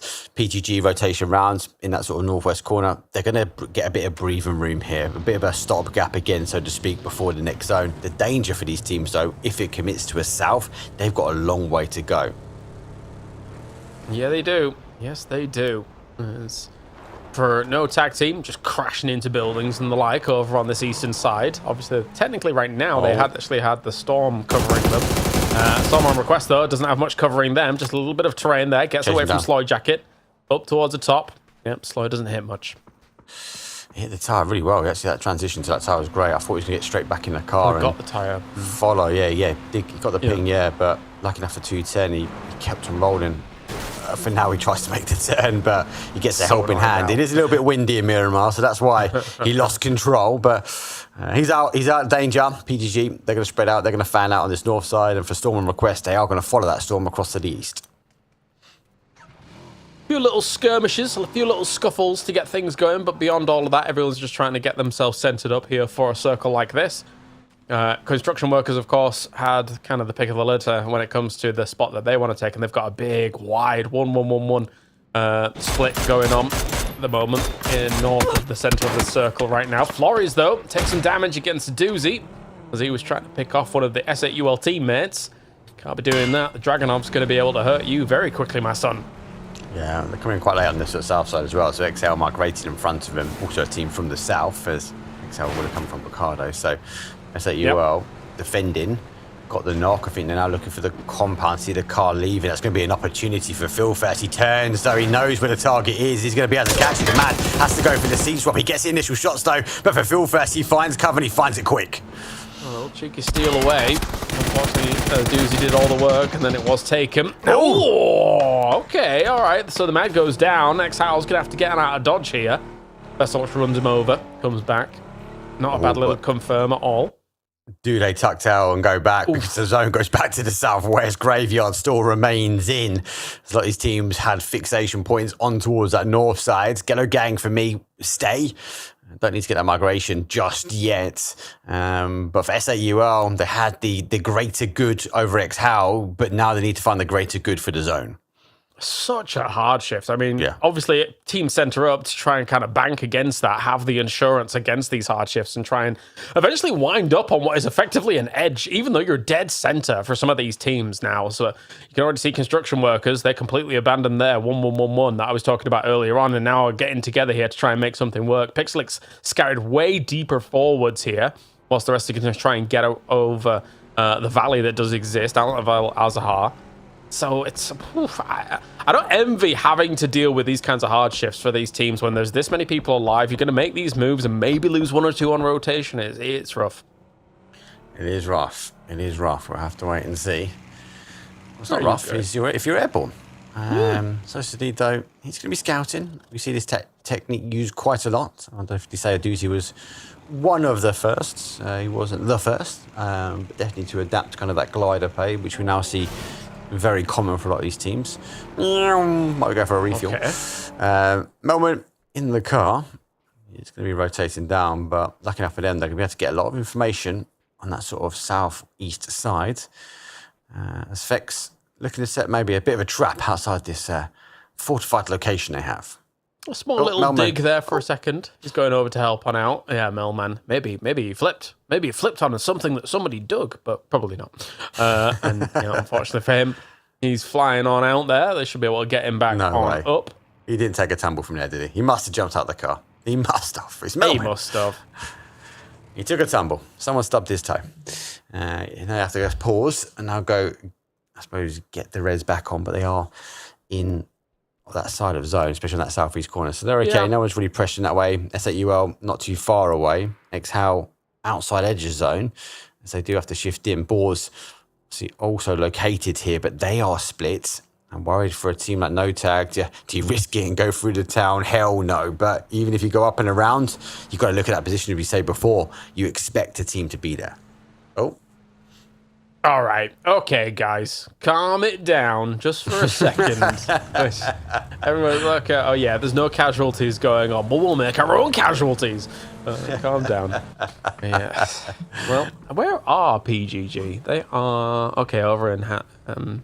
So they were on the west. They rotated to the northwest, then they rotated across to the north, then to the northeast. We saw them pushing Storm Request. Now they've gone all the way back around towards the west side of the zone. Yeah. So they're putting miles on the cars, but they're staying out of cover at the moment. Divix though, puts the miles on the shots from 5.56, doesn't get the connection that he wants. For Team Nemesis, they do have the res back on, so they are back to a 4, but they have an opening kill already, so they are on 1 point. Now, man, considering some emergency pickup action. Okay. Then decided against it for a second there. Maybe he's looking to trying to... Oh, dear, Doffy. Oh, no, you were driving straight at him. And you're not knocked. Oh, the blue. The blue. Oh. Blue conquers all. The blue conquers all. It's unfortunate there. And Doffy just goes down with the zone. Doesn't quite get the connection as well, so Excel. Taking opportunity, not all the way. Zone does shift back up towards the north, and Ghetto Gang did collapse their 2-2 split. They are in a really, really strong position. They've got to hold on now. A lot of these teams are going to be forced to fight on the outside edge, and especially in that southeast corner. That's got some high ground there as well. Team Yo already there, so the guy's going to farm a lot of information. I do fear, though, when it shifts away, and if it shifts away from here, what do they have to take? It's a funny one. Hive obviously laughing, and you're watching as Nemesis actually did drop the emergency pick. I don't know if anybody's going to take it, but we'll see. As Storm Request here currently in the fight with Boldanini, do take a lot of damage. That blue zone does huge damage to them there. So Storm on Request doing all right for themselves so far. 2-1-0 is down though. Silas in the distance from Starry Skies. Oh, that's a nade. Ziso. Jeez Louise. Slow it down. I don't think there's any slowing this team down. They've had the taste of blood from game one, and it was W key push, and it doesn't matter how many are up. They went for the breach. They went down numbers, but they continued the pressure. They have no one else in that northwest corner. They are okay. James does find Melman now, so Team Nemesis down to a 3. Again, they are on the outside edge. They've got to have a salvation game again, but how many days, how many games does Team Nemesis have to try and chase zone? And us keep saying they're having a salvation game. Yeah, I thought there was a world where actually they would take the emergency pickup and maybe try and sit above the Hive compound, like on that east side where you kind of, that's like that one weakness for that compound, right? And not necessarily where a team would go straight away, some of the dips that actually exist up there, but it's not the case. They're just going to take the fight here on this eastern side, still taking it, and Sosa now is just trying to drive away here from SAUL. Some shots coming on in, but really not connecting with too much, but they're still very vulnerable here. The SAUL is actually dividing Nemesis quite well here, and Sosa does go down. So now Nemesis doesn't really have much answer to this. Team Nemesis are so split. They're so split. Melbourne goes down, and they're driving through. Did they have the information in front? Sosa goes down. The other guys were looking to collapse as well, but now they have to shift away. They've got to try and make, again, a salvation game. They can't get the blue chips. They've got to think about the zone. Yeah, I'm not normally a fan of like the relatively mid to late game emergency pickups because I think lobbies like this are just going to blast you out of the sky. But I feel like it might have been one of their only options as we take a look back at the highlight from this, and Zizo posting it. Oh, he delivers all right. He delivers. Yeah, that was a postal service to perfection. Team Nemesis though had to swallow the car. Tifix continues to drive in. He does go out, but I don't think they've quite clocked. They've got people on the high ground. There's that shift away from the high ground. Ghetto Gang will still hold. Team Yo got a lot of teams in that south side as well. So I like they've gone for a 2-2 split. They've gone for an area. They know they've got a spot. Now it's going to be for the guys in that James, for PWD, the 2 IGLs. Can they farm the kills? Myth, I've got 2 back up by the looks of things. Storm on Request got 1 back up. Boar's got 2 back up, but the rest of Boars are kind of healing in the blue, so it's going to be difficult for them on that northeast side to be able to really make anything happen. Whilst now Nemesis still kind of caught in the crosshairs at the moment. If these few games don't go the right way for Nemesis, there's definitely a world where a team that qualified in the first day of our Phase 1 playoffs might not qualify at all in the first 2 days here. I mean, it's early days yet, of course, considering we're only 2 games in for the 5, and these are just 3 points running about. Everyone's like, well, this is lovely. This is Christmas. That's what we spoke about when we kind of had the recall system come back. Is it's a risk versus reward, and some of that risk is given other teams' point, and in the best of 5, that risk is greater. Pixel with the team uniform on. If you haven't clocked his picture, that is construction workers' outfit. That's their jersey of choice. The other guys we're waiting for them to submit their photos in, but they're on 3 kills. They're in the outside edge. They're looking to go and get some mortar. Pixel though maybe looking to try and find a position in the middle.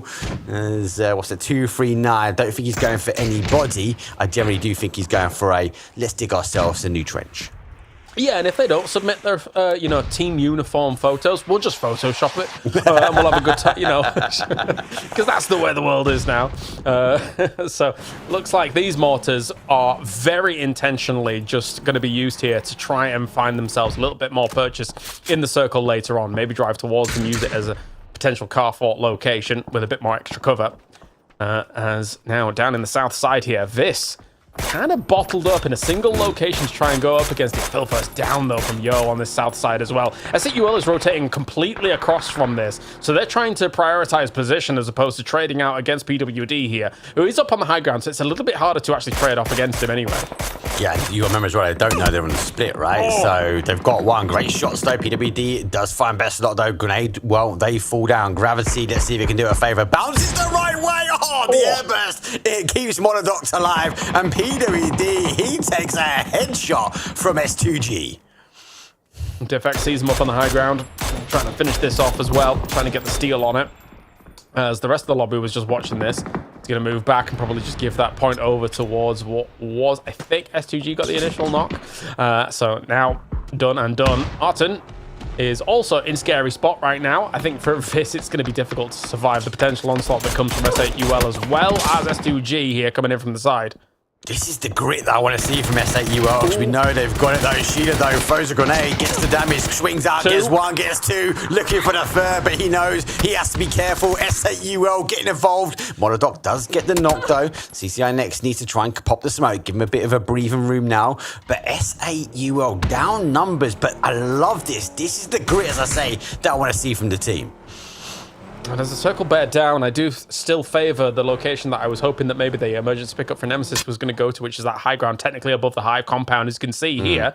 With construction workers and no tag team taking some of those spots, this could pay huge dividends in a game like this for them, unless, of course, they do get crushed down on. I think a lot of their attention right now is on that east side, as S8UL is gone from behind here, has stayed with the backstab. Good stuff by him, trying to get a little bit of healing off. But if they've cleared off the east side, it's a little harder to actually approach their locations, meaning that they could actually run away with this game from some of this position as long as nobody comes in from the east. Here comes more of a defensive play again from the mortar fire. Again, looking for and building their own fortification. So again, back-to-back teams changing the terrain to their advantage. Starry Skies is on the outside edge. Cappy is close, and as they encroach on the area, they will see the cars. So they know someone's there, but they do have the numbers against them. And yeah, there's a full barrage, all from Starry Skies, all looking to try and find an area which they can play from. Yeah. Or I mean, well, yeah, no, I guess so. I was thinking maybe they've thought that the team was up there. I mean, all that mortar does right now, I feel like, is actually benefit Yo. There's little spots that they can take out from where that shack is once they have to move or potentially need to move as time goes on. But Starry Skies is making the move that you mentioned up onto the high ground ahead of them. So let's see if they can actually make something work from here. Trying to hold that ridge line as well. There's one. Knock does happen. Look for the confirmation. Dante does get it as well. Good play for them, but they know they've got nosy neighbours. Ghetto Gang doing the right thing. Now leaving the safety of the compound, coming towards that ridge line, stopping teams, closing their game out. Steed, well, he's going to be dancing on ice, but he's not dancing on ice much more. Cappy melts his game in 12th place. Yeah, there's a moment there where he's kind of like sat in midair. It looks a bit silly, but there you go. Sometimes that happens. Nail up taking a big engagement here with Ghetto Gang, trying to do what he can here. But of course, back in the lobby right now after missing out on that first game. So still full fighting strong now are Ghetto Gang with a few more nades being charged up. How far are these going to go? That one goes very far and actually lands right behind Fex, but doesn't do enough damage to be able to take him out. IM5 looking for a bit of a flank position now. Can't dislodge Fex, mate. He's the Welsh Dragon. He's just there. He's waiting. Sitting on the pot of gold. Ghetto Gang. Might be the reward he wants. Remember, they built that location. Let's see if it will stand the test of time. PGG won't, though. They're out in 10th. Not getting closer to those placement points, though. Starry Sky have made their way towards Team Yo. Now they've got the utility. There's one. S2G on the other side. And for Team Yo, it's not best looking for them. Yeah, no, I feel like maybe to be able to survive this, they had to come out of that shack a little bit earlier and greet Starry Skies as they were pushing up. But even that was going to be difficult in the 2v4. But now they are just in a pressure cooker here. It's gonna pop very soon here. Mummy, okay, little flash. Okay, he came out and actually knocked him. Cheeky Cappy. All right, can we get a little bit more? No. Oh, so close, Guffy. So close. I love the picture look, the textbook play, but Cappy, though, done the right thing. Grenades come down from the high ground, and S2G, we asked a lot from the Turkish team. They put their flag in the sand, and they're now on 9 kills, James. Yeah, this is a really important game for them to really kind of start gathering back some of the faith here for S2G that they need from that south side. 9 kills, as well as being able to punch them up and launch themselves into that top 5. And it feels like there's still more for them in this game, right? As long as they're able to somehow get rid of no tag team, they might have insane control. What is technically from the high ground, what is that south side of this circle. This is a very important game for S2G. This is huge, and there's another opening. This might put them now on Huge. towards 10. There's a blue zone. If they double stack it, it's going to be good.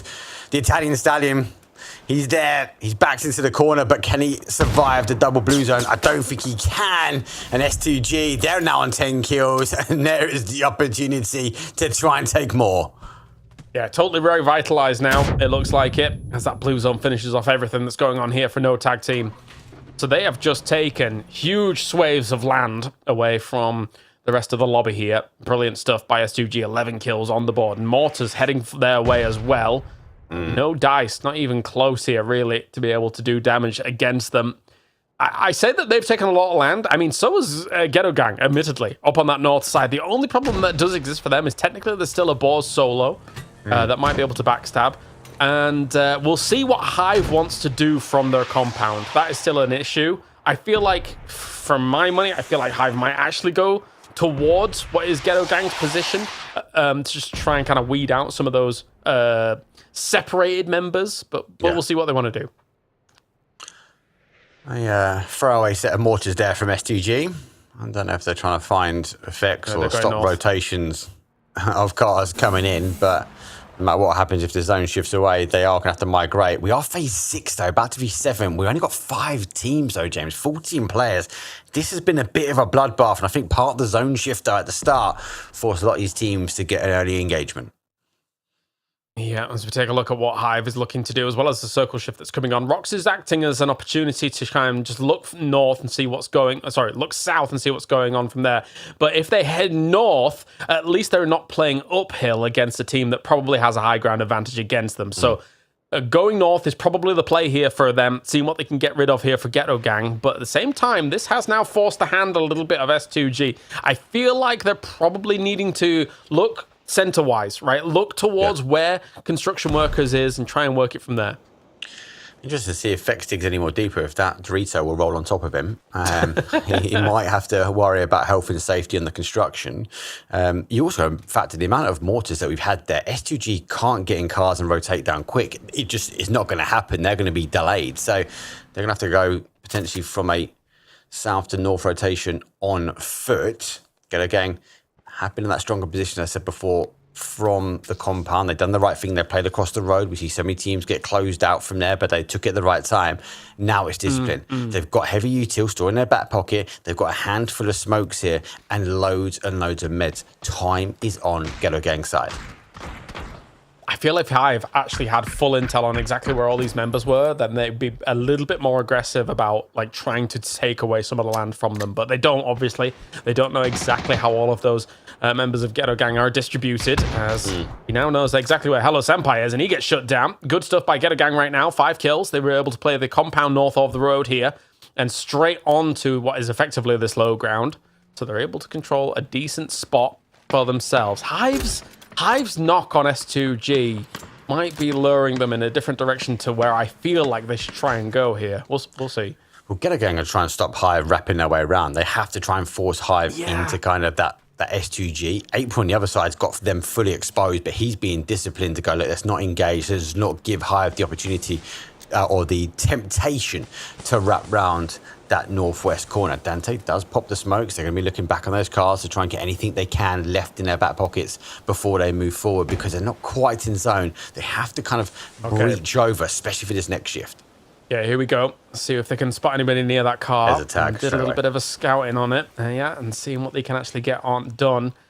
Looking to stick towards the very low ground here at the moment. They're kind of taking the, I guess, the easy route to still stay in this circle and still try and weed out some of the separation here from Ghetto Gang. I completely understand it right now. They want to play cautious. They want to play calm here. I mean, they don't even have that much lethal util, I think, on the side of Hive. So if they wanted to start throwing it down the way of Ghetto Gang, I think they don't have a whole lot to work with right now. No. And you got to remember, they've committed April. As much as he's gotten that information from S2G, he's out on an island. He can't play with the team. So if Hive want to stack up and go around that west side, they can. Panzer comes firing out. You've got to remember, they tagged that car, so they knew instantly there's a high chance somebody is there. Abel, just to kind of duck away, Sancho drops the shoulder, finds some more cover, and Hive doesn't get the opening maybe they want, but they are still applying pressure.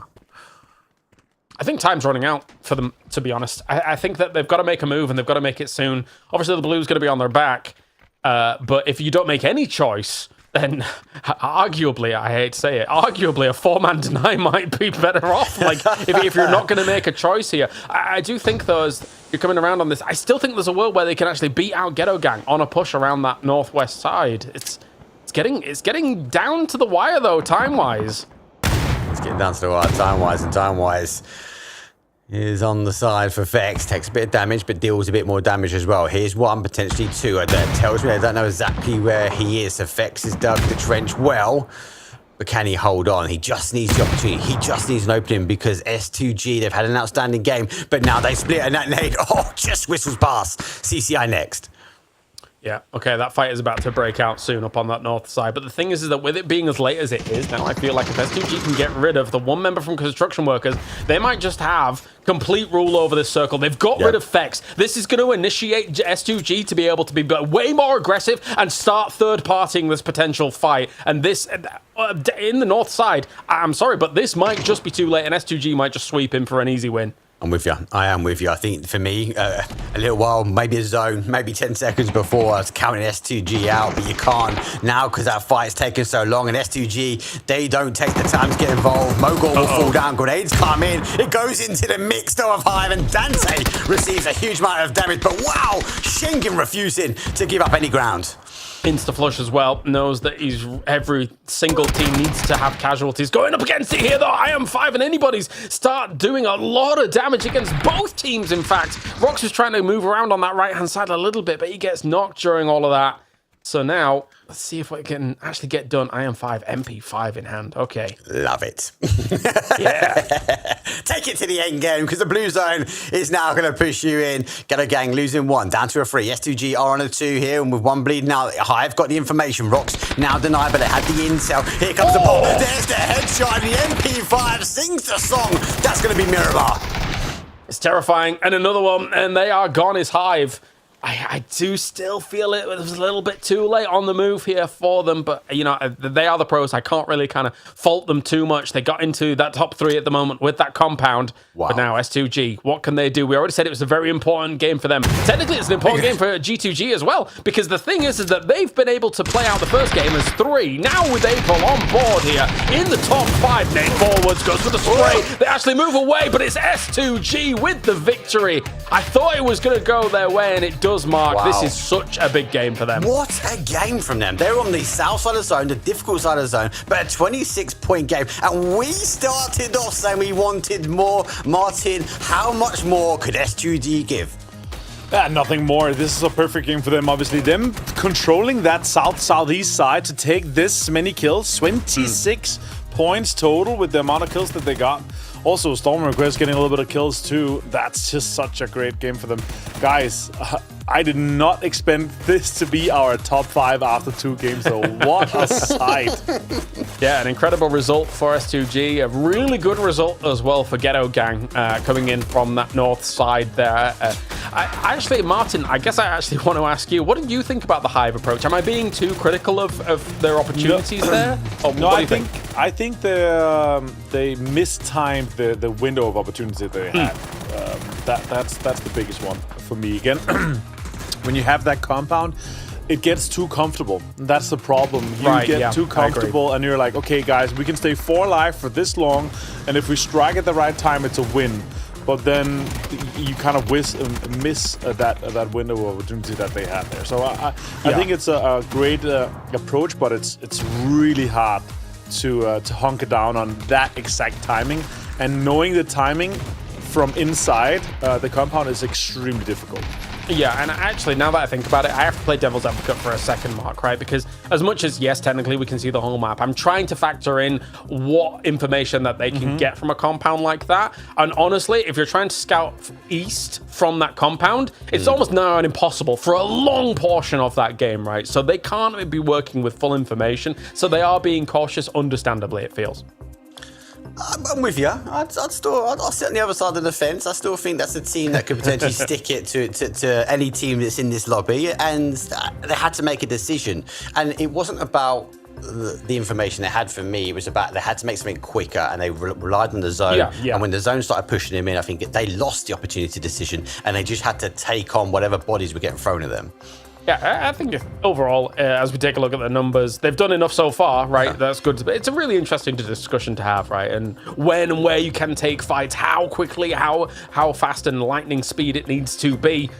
With Storm on request here, taking that second spot, still with 27 points at lightning speed themselves. S2G in #1. Martin, it's about damn time. Oh, what do you mean? Are they, saying to themselves, okay, we have to show that we're actually, trusted and deserving of our situation. So, but I agree. I think it's great to see CSI next and the boys up here. We've seen Shitter have some great performances here, but with 16 kills spread out across the team here, that's awesome. Yeah, really good stuff coming in from them. Love to see it, but Ghetto Gang now is making a case for them to stay in toward this top 5. Admittedly, Mark, they did have a decent compound to be able to play from, but there is a lot to be said about the problems that do exist sometimes getting from that compound across the road when there's other teams around, and they were able to do that masterfully and get into the later stages of this game. We got lucky. It was a great time for the team focus, obviously, right?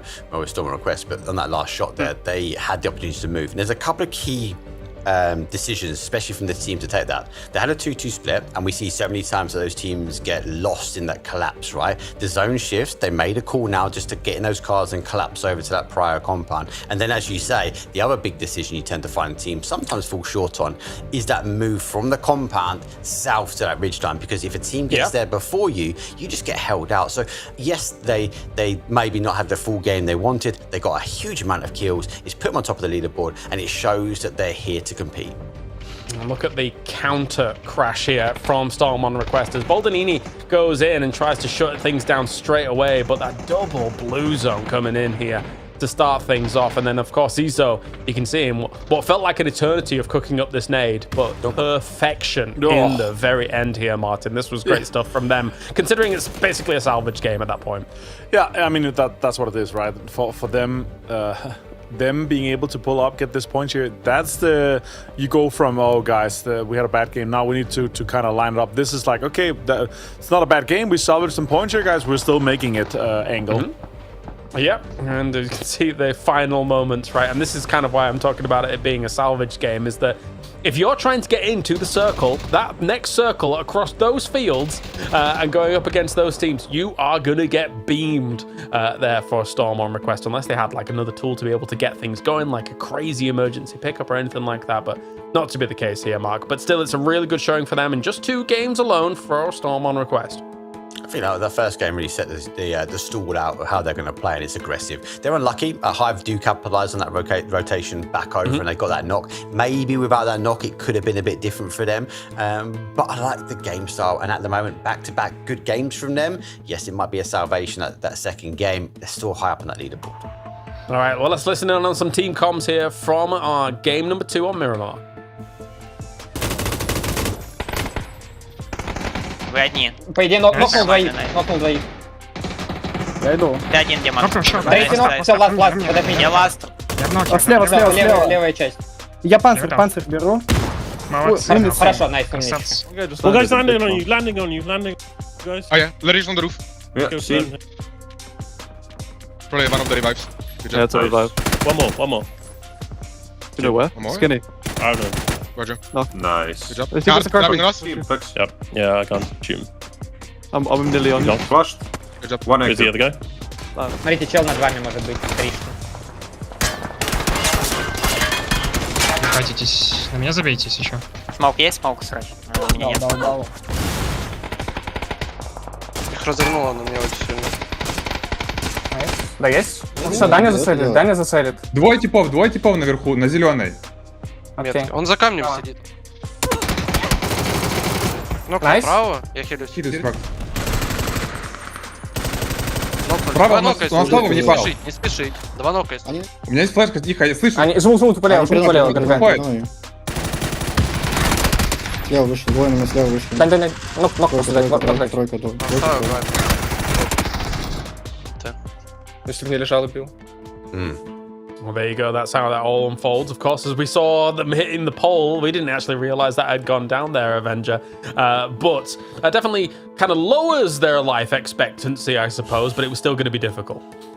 Yeah, and no matter what, like when you approach that kind of ridge that they did, you have to be the last team from that northwestern side to get in. Otherwise, you're gonna get crunched. And even from the likes of Hive and Ghetto Gang, you're gonna get crunched from that ridge no matter what when they have their compounds on north and south of you, right? So it's always difficult. But maybe with a pre-mortar or a pre kind of nade to throw it at the area, you might have a chance to survive a little bit. But yeah, hitting that pole did slow everything down. Yeah, definitely tough. Definitely tough. Well, that's how it sits so far here for our 2 games down. I'm wondering if we could look at the leaderboard again. I don't know if I can magically summon that up with my host powers combined. Are they that quick? Oh my days, you guys are legends. That's crazy. So, of course, we're looking at that top 5 as a cutoff point. It is early days here, Mark, of course, but when I look at some of the teams that have not really got much off those first couple of games, seems like PGG only 5 points on the board, so S8UL only 7 points on the board. I'm hoping for these teams that were able to get to the final and do well in the final, be able to have a bit more of a leg up. Look, S8UL, I think what I saw in that last game, it felt better. Yes, I know they lost bodies going in, but it felt like they're playing aggressive. They're going for the kills. So yes, they're sitting on the outside at the moment, but a good game from them. They're good at keeping point average up. For me, a bit concerned about the myth of we see wonders coming out from that team, but then we see games like this where they're struggling, and I'm worried that they're going to leave it kind of the last minute. And Starry Sky, I know we spoke about PDG, but Starry Sky, we saw them last week, they steal it away. Do you count them out yet? They've still got a number of games to play. They need to get going though.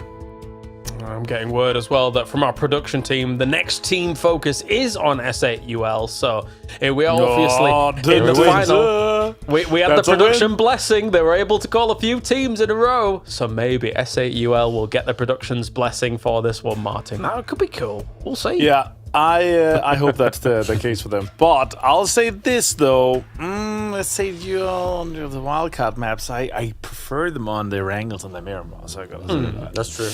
But yeah, we'll see what they're able to pull out. I think on Rondo and Tego, they didn't have. Oh, they actually did. Out of the 6 success games, on Rondos in the yeah, past. they have. Yeah, they have. So and Tego's now that I think about it, but again, it was over towards those compounds near the swamps. Yeah, so the Tego's was the that's the one good game they had out of the points that they got from that. So yeah, I don't want to take it too much away from it. Let's see what happens. I hope great things comes the way of these guys. They deserve it. I think what we saw from them day 1 playoffs last time was obviously it was one great game, but the consistency was better than it's been so far. But the last couple of games they've been chasing circles, and that's got to stop at one point. Yep. It's not easy, I suppose, as well for some of the teams that are technically the bigger names, Mark. Of course, these lobbies are still a little bit laced with some uncertainty about how all of these teams are going to be moving. There's still some teams and names in here that, if this is the finals lobby where it's 15 games, yeah, you're going to kind of know how everybody's going to be moving around. But for some of these, it's not so obvious. Yeah, and then add the pressure, and then the pressure that we've moved a top 8 to a top 5, and we're going to go from a top 5 to tomorrow to a top 3. Again, you're adding new teams in. There's a lot of variables, and as you guys said, obviously with Tego, S8UL, that they're winning if they get in the circle. They need to find out. We can't keep saying that S8UL are chasing zones and not getting results. They've got the experience. They've just got to make it work. I know it's hard to get in, but I expect, like we saw from that last game, them to chase down kills and have those salvation games, because they are a team that can be consistent and they get good amount of points on the board. And I'd want to see them in a top 5 today. Yeah, I mean, of course, as yesterday, as much as, yes, it technically should be the hardest lobby, sans the finals here, Martin, you sure as anything hope you're going through on that first day, because Yeah. there's 8 spots. You don't want to have it determined by 5 spots and then 3 spots. Perish the thought for day 3. The argument is like, is it harder day 1 with better teams and 8 spots than it is day 2 with weaker teams but only 5 spots? Like, I feel like it's close to each other, because obviously the teams are so good, but it feels like it's pretty close. I would say this though, going in through last days, it's always a rough one. That's what I want to avoid here. So top 5 seems like what I would be aiming for no matter what here. But these guys, the experience, I should say, Mark here. But the thing is, like, the teams are so good that you cannot just be a shark in the water. You have to be smart. You have to be strategic about your approach from it. You cannot just say, okay, let's just pull up and kill all these guys. So yeah, but let's see what happens. We've got 3 more games. We cannot pass our judgment onto them until we've seen everything from them today.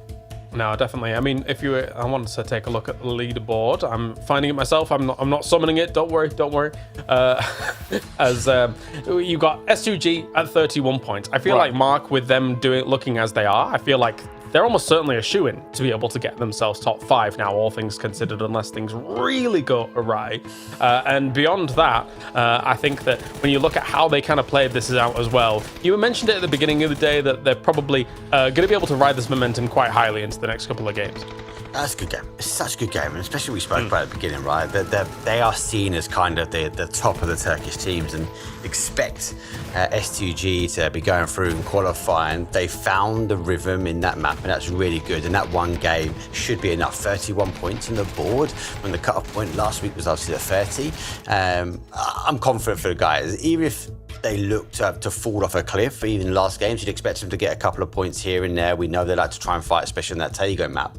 So I expect them to sort of stay in and above, and I would count them in the top 5 at the moment. Yeah, they hit the third-party timing properly there on that Miramar game. Admittedly, they took a few casualties here and there, but that is going to happen from time to time. Pyrrhic damage, but you still win the war, is a win regardless against some of those teams that have given you the opportunity on the north side of a circle quite like that. We are just waiting for one more player. We are getting word here, Mr. Martin, so we've got a little bit more time to talk before we move on. Any other teams that really caught your eye so far here, Martin? I mean, we have to point out that Ghetto Gang so far, sure, they had 2 good games, but it's mostly of them sitting in a greedy 2-2 split or splits off the first 2 or 3 circles and then locking into it. 21 points so far. It's not going to be enough for them, but we're looking at 10 more points in 3 games. Like, that's just a few kills here and there. So it's looking great for Ghetto Gang, especially them after having, only 3 players last game. They're able to get April back in, but yeah, let's see. Maybe they do need to have April only play 3 out of the 5, so maybe he's not in for the next couple of games. I like Ghetto Gang though, right? Like, I know, like, they're sitting in the compounds, they're doing a 2-2 splits, but it's a game plan that's working for them. Oh, for sure. And like, yes, it's not as explosive, and we don't see them to the late game, but even if they do that again 1, maybe 2 of the games, again, a team that you start talking about might be securing some spots. So I think the question now for Ghetto Gang is, can they find those spots? Yes, they've been a bit lucky, obviously, especially in that last map, they weren't too far away from the circle. They were one of the teams that had the opportunity to take that prio spot, and they did. If they get another one of them, then you've got to potentially put them in quids in that they might be looking at a top 4, top 5. I think there's a few things I can take away from that. One, I am 5 with that facial hair is definitely not 5. And second, so he's lying. Yeah, he's just straight up lying. That's ridiculous. Why would you do that? But also, you got I am 5. You've got I'm Sancho. If anybody's in April changed to I'm April and I'm anybody's, it's the perfect conformed naming convention for the team, for Ghetto Gang. But as we take a look at our rivals for all of this, Zizo posting some absolute bangers so far here throughout these 2 games, and CCNX going up against him. Not quite as much damage, Martin, from Mr. CCNX, but he's done enough so far with those 6 kills for sure. Yeah, they were able to really get a lot here. See, so it's beautiful. I think the closest contender is actually his teammates on Potsian. So he also had 1,305 damage. So well done from Storm Request to capitalize on this already. And yeah, congrats on the final spots. There's no way they split it after these 2 great games they had to stop things with. All right, well, thank you very much, Martin. We'll check in with you after this game. It's game number 3 for day 2 of the playoffs, as me and Mark will be bringing you Tego time. It take our time. South playing path there up towards the northwest does favour one side, but it does favour an S8UL. They like to drop just out towards that south to southeast side of the swamp. So early on the playing path for them, they should get down, they should get the cars, and hopefully and praying for that zone coming back their way. They'd be hoping and praying for it. And always, as everybody's tuning in around the world, watching the watch parties, watching these streams as well, thank you to everybody. Thank you to your patience. Also, just getting all of these players good to go. We want everybody to be in as good environment as possible here to be able to play out these games. And honestly, if we're waiting for one player, we really do want all the teams to be full. We want it to be a 64-player lobby. So sometimes we just got to chat with you for a little bit. You know, have a good time. Have a good old chin wag. Don't mind a waffle. We don't mind a waffle. We get opportunities to see James get a knock for a team that looking strong. I don't think they'll be too sad, especially with the game they had a minute ago. For Team Yo, on the other hand, though, they are on the outside edge now. They're currently sitting obviously in that 7th spot. So now with 11 points, that will drive them straight up to 6th, and they'll just be outside of a couple of points for Boars. You say having a waffle whilst we have our circle down towards that southeast. It's not waffle day for me. That's Sundays. Me and the wife, waffles, bacon and eggs every Sunday. So I'll have my waffles tomorrow, Mr. Mark. Not today. Fair enough. Yeah. Very American. I had a lot of them last week in New York. I don't think I can eat any more, more stomach anymore. But I do like a bagel. I am passionate for a bagel, especially out in New York. So little cream cheese. Oh yes. You got me there. You're making me hungry now. Oh yes. I will say America does it better than anywhere else I've had cream cheese bagels. Like it's probably because it's 7,000 calories per bagel and cream cheese over there compared to us, but it's still tasty. I can't complain. Gets you craving for more. As at UL though, they are craving for a zone. They are on the outside, so nice to see them getting in the cars pretty early, but obviously it's a reward because they're out the plane early compared to some of the other players. So in the cars and getting rotating, be intrigued obviously see where those spots and where they're going. For now, they're going to take a stop in the bus stop. Yep, it's okay. I was always amused whenever you drive past the bus stops on some of these maps and there's loot in them. I'm like, oh, who left that there? In the bus stop of all places. But, you know, I guess smokes have to live somewhere too. And that extended mag, you would take that. That's definitely worth stopping for. So yeah. Hopefully a doozy won't click dry. Anybody's Ghetto Gang. Obviously, position-wise, pretty good for them. They are on the south side. They are in zone, but they are receiving a bit of a breach here. We see lots of end zones to this compound. And with this coming in, I love that Ghetto Gang are collapsing. They're split, and they're looking to stack up, and anybody's fancy opening. Yeah, trying to do a little bit of peacocking there, trying to shoot some bullets before all of this fight does go down, but reinforcements from both sides means that it will be a full-blown fight. Arton tries to go for it. Oh, my days! What a shot here from Arton. The fadeaway was perfect. Anybody's will go down. Habibi will take this left angle, but it's difficult to try and get that peak. Sancho had the better of him. Sticking up on the other side. That's why I think he's been called back. The guys are going to try and stack up and move around. April a little bit further afield now. He's going to have to reinforce though. But they have been caught out because Baldini is just out of our camera view. But they've caught IM5. Quick kill and confirm. So for Ghetto Gang finding strength in compounds, they got exposed, collapsing their 2-2 split.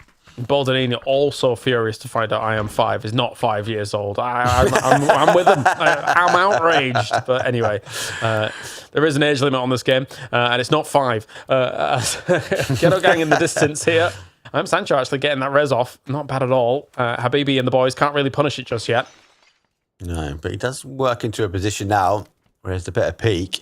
He just needs to try and take the advantage. April has the high ground, but with those trees blocking off so much visualization, it's not going to be great. Sancho, I think, hearing the footsteps coming through, waiting for that push. And it looks like they are being called to consolidate. April now collapsed into the compound.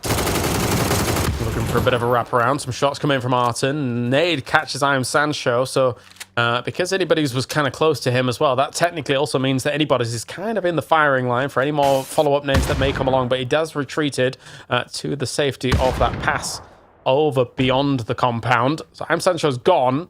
For Ghetto Gang, I think they're just tucking tail and leaving here. They don't want any more of this. They've gone. Anybody runs back, I think he sees PGG in the distance there, so that's not going to help him as he's trying to find a new home. In Ghetto Gang, it's gone from great to disastrous as they've got to find a compound, but they've got to find a compounders too.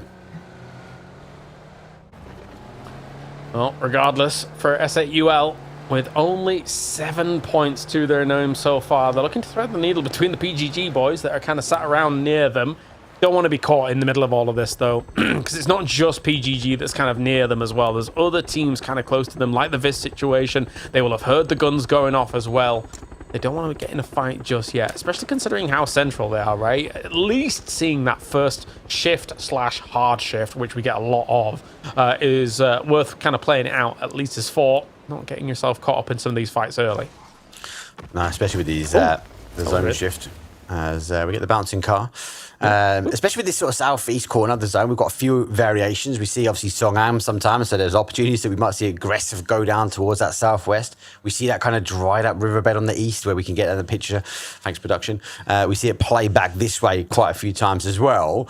So then no surprise that a lot of these teams commit into a centralized area, so they can kind of use it as a springboard if they need to migrate north, if they need to migrate south. I think we're going to see a lot of teams die in transition.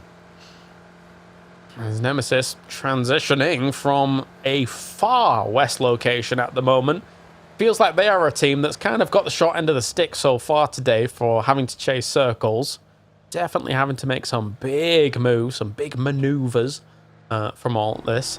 9 points so far here from them. Still in a great spot to be able to actually strike out of that top 5.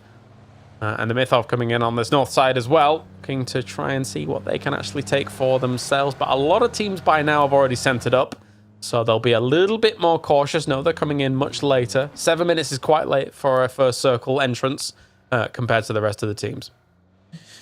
So we're going to be time of entry now. Starish guys last week had a good result here, and they'll be looking to try and do the same on phase 2. I'd love to see Mythov get into gear. Hive, always a strong contender, always up at the top. But when we get down to the final lobbies, they're a team which I'd love to see them work on that kind of 15-game point average, because we see great games from Hive, and we can obviously see early finishes for them as well. So all to be taken into account. Best of 5 here, though. You definitely would put Hive staying in this sort of top side, but there's opportunities for these other teams. The cutoff ain't that far away.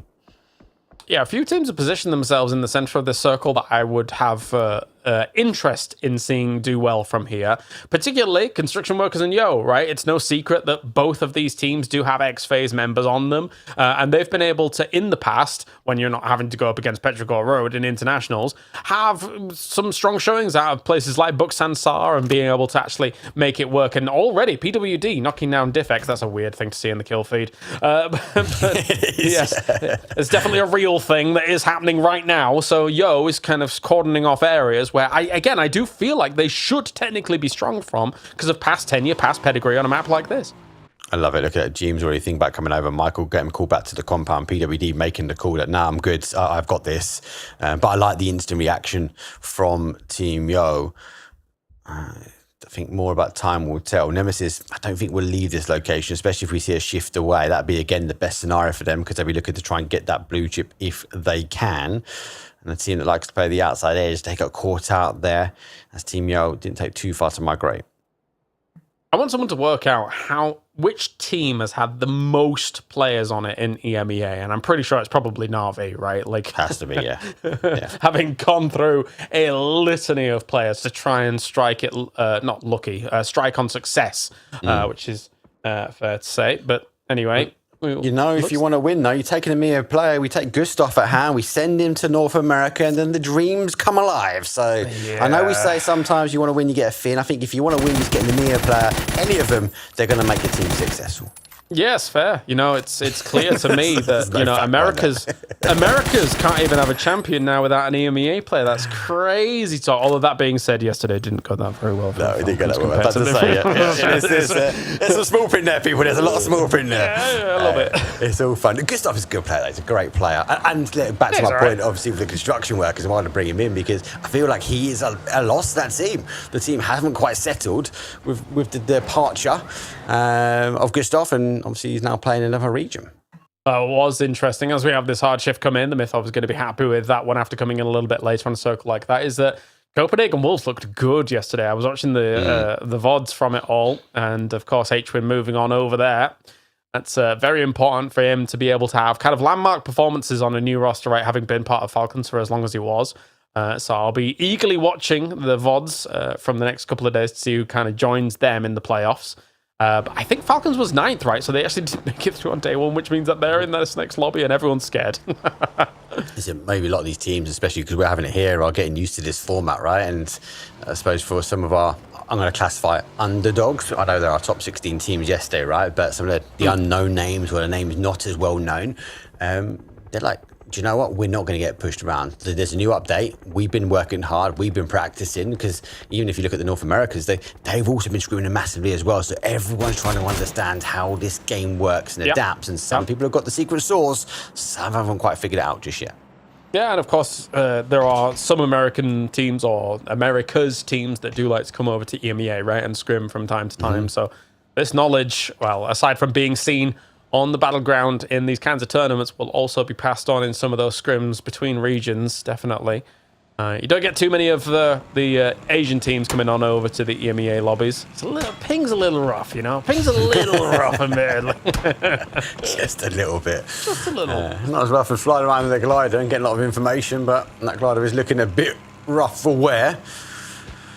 One of the things I think a lot of teams haven't adapted to is even when the glider goes down, people panic and instantly go to the ground. Like you can let it sail down, you can glide it down. Yeah. It's not going to explode mid-air. You've got time to burn, not as much time as some of these others. Team Nemesis, though, disengage and re-engage back in that sort of outside edge as they rotate round towards now the northwest side. And again, there's acres of space in front of them.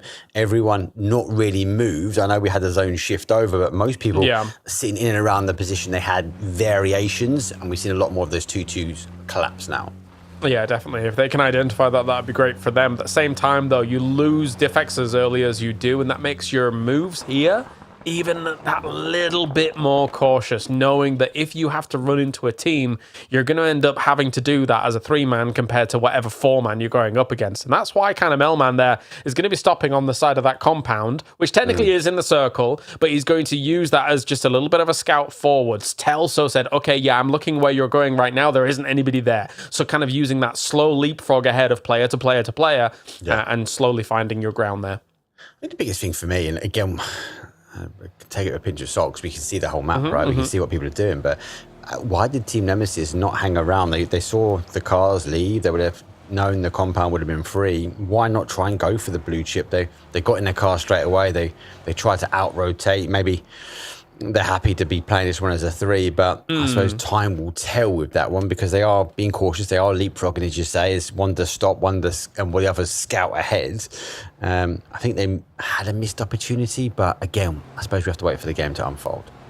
Yeah, maybe. Did we actually see the PWD Diffex kill go down? I just saw it in the kill feed, so I didn't know quite exactly where he'd gone down. PWD was in the compound and Diffex was coming into the compound. It's like a really steep ridge, and I think he got caught on that ridge going down. Okay. So they would have had to commit to going into the compound to get the blue chip.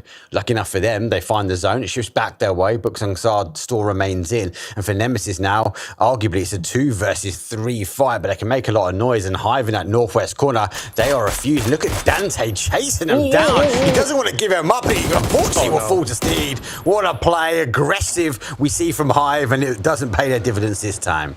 Yeah, it felt like a food delivery there. That was okay. Well, yeah, you'll take 1 point from us. That's done. Yo, though, made a huge move. I think PWD had actually scouted out that little position quite early on and called for the rest of the team to actually move, and now he's actually joined up with them as well. S8UL, though, is going to be having a few dips here and there to be able to actually play with, thanks to the fact that Mossfire did come in, so maybe they can actually hunker down alongside this. These are two central positions. There is a mortar being set up by Yo. I wonder where they're going to look at, because there's not actually that much coverage if you actually want to make it work here, but Vard starts selling us off against Boldanini. Sunflower is down.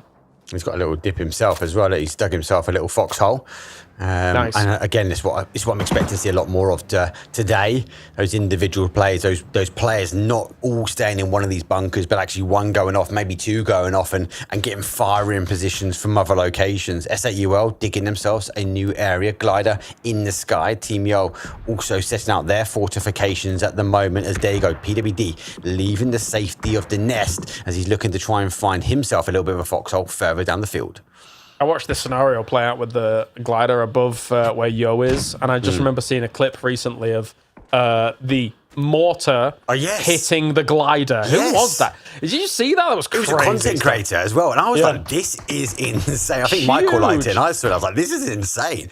And it was just a throwaway mortar as well, but it lined up. It was perfect. As the mortar though got tanked, but especially if he was flying out, you would be questioning like, what the hell just happened? Yeah, exactly. Like, who's doing that? Which cheater is doing that? But it's not the case. It was just kind of a lucky shot. But anyway, here come more mortar shots coming, draining on down and hitting toward the location that technically is currently unoccupied. Previously wasn't, though. So, of course, as SAUL's moved on across now to find much more central spot.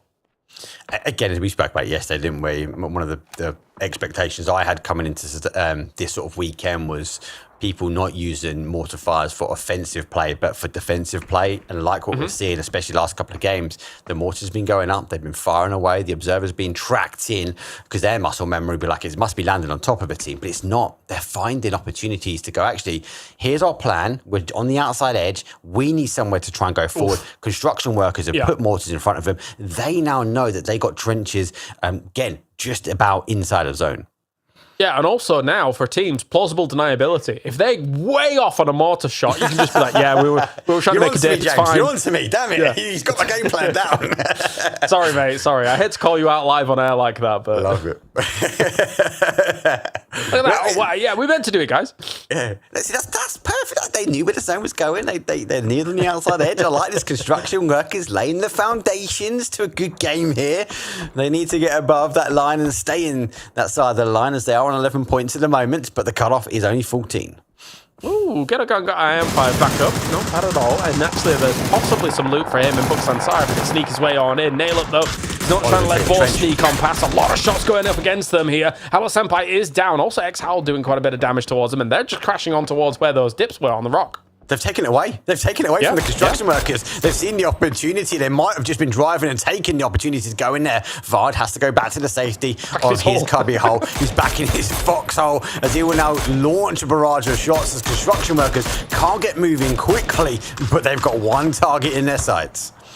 Vard trying to anticipate exactly where that move's going on as he saw the vehicle moving. Therefore, you can try and maybe guess where behind it somebody is, maybe through some of those windows, etc., and things like that, lining on up. Actually helps quite considerably seeing the edge of the vehicle. It gives you a good point of reference as to where you might need to fire. But, okay, nades forwards here from Pixelic. What can we get done? They've all moved on to that left-hand side, so that's a really good denial of damage. But Zubila here against Luik did start things off. That's an insane nade against the Pixel, but it doesn't get him. Oh, my God. Oh, if it hit the Dorito, that would have gone back. So unlucky for Pixel.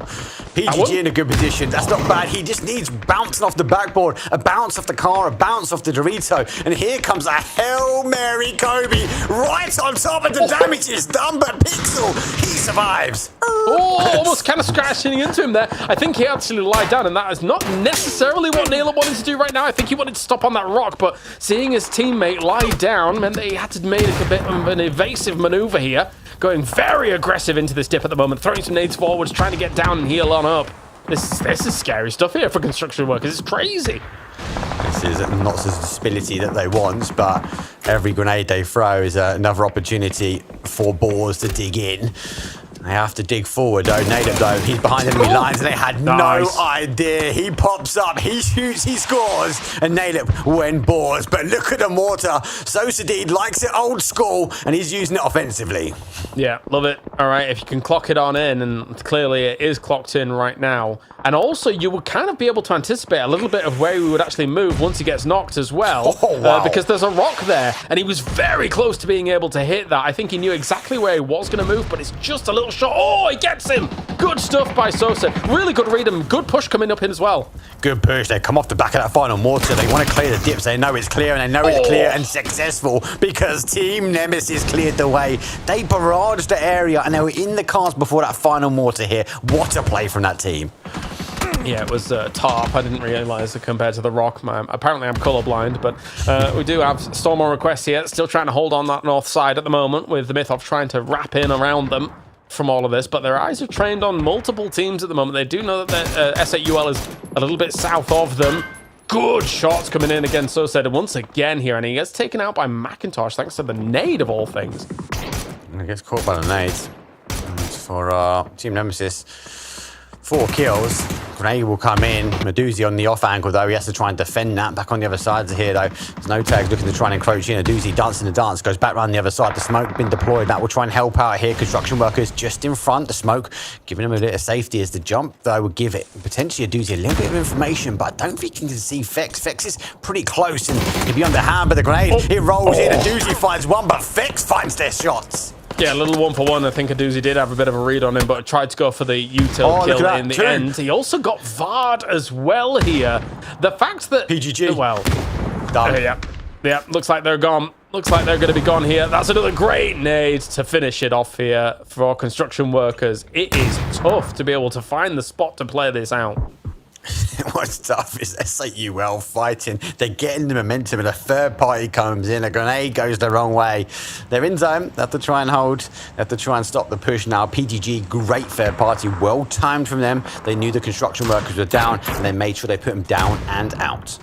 Bolton only has a BRDM. They could make good use of that in what is technically quite an open middle circle here. Arton and the boys, though, against no tag team. Doffy sends a little bit of util forwards, but that's a double nade forwards against Doffy. He's way too far forward, though, for that to be able to connect. Another molly hits the car, but doesn't quite connect with Doffy. He's just using the lip of this crater. That's a perfect little explosion there for Stratos to go down. Yeah, they took the damage on the car. The car eventually getting the final blow. Macintosh, though, he's on a different angle, the hard cover, which won't be affected by the amount of util. But PWD is not too far away as well. You can see him on that mini-map. I think he'd be tempted, especially their position. They're close to the cut-off line, but they're not in. No tag, down bodies. Rafa finds the position to try and get Doffy's back up. Has to use the grass to his advantage, but the smoke will come out first. No heavy utility, and Team Nemesis also neighbouring on this fight. Gonna get messy on the west. For sure. Habibi trying to go in for a push straight against it. Oh, dear me. I told you it was going to get messy. That isn't even a nade from either of those teams has stayed. Looks to put in the boots as this push comes out from Vis. To try another one. Whoa. Another one. He's got it lined up perfectly. He's got it dialed in. Looks for yet another. Will this finish them off? Yes. You put a boot in, you stamp them out. Team Nemesis now in 5th as they kick aside the Boars in 6th place. They have the opportunity. They don't need the 4 players mark. They can just do this with 2. The zone shifts away. There's another kill. That's number 5. That's up to 8 kills now. 17 points here for Team Nemesis, and they're still climbing. Yes, they are. Yes, they are. And considering that I thought that this game was going to be salvage for them after the circles went away from them, it kind of still is. But the fact that they've got 8 so far, it's great salvage, to say the least. More mortars. It's Explosions, the video game. That's what we've boiled this down to.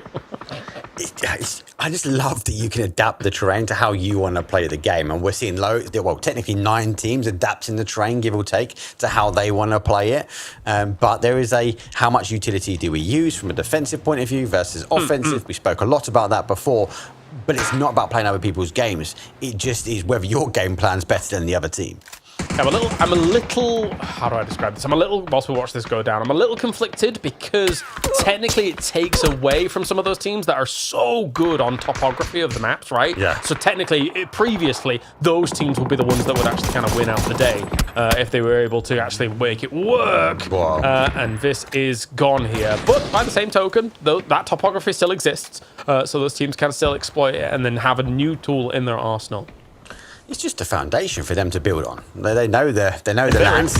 Now they just want to try and build out from there. Boldini, though, KD will find best luck, though, with 1. Storm Request will fall down from a sharing between Nemesis, X-Out, and PGG, but they take an additional point, though, as they exit on 8.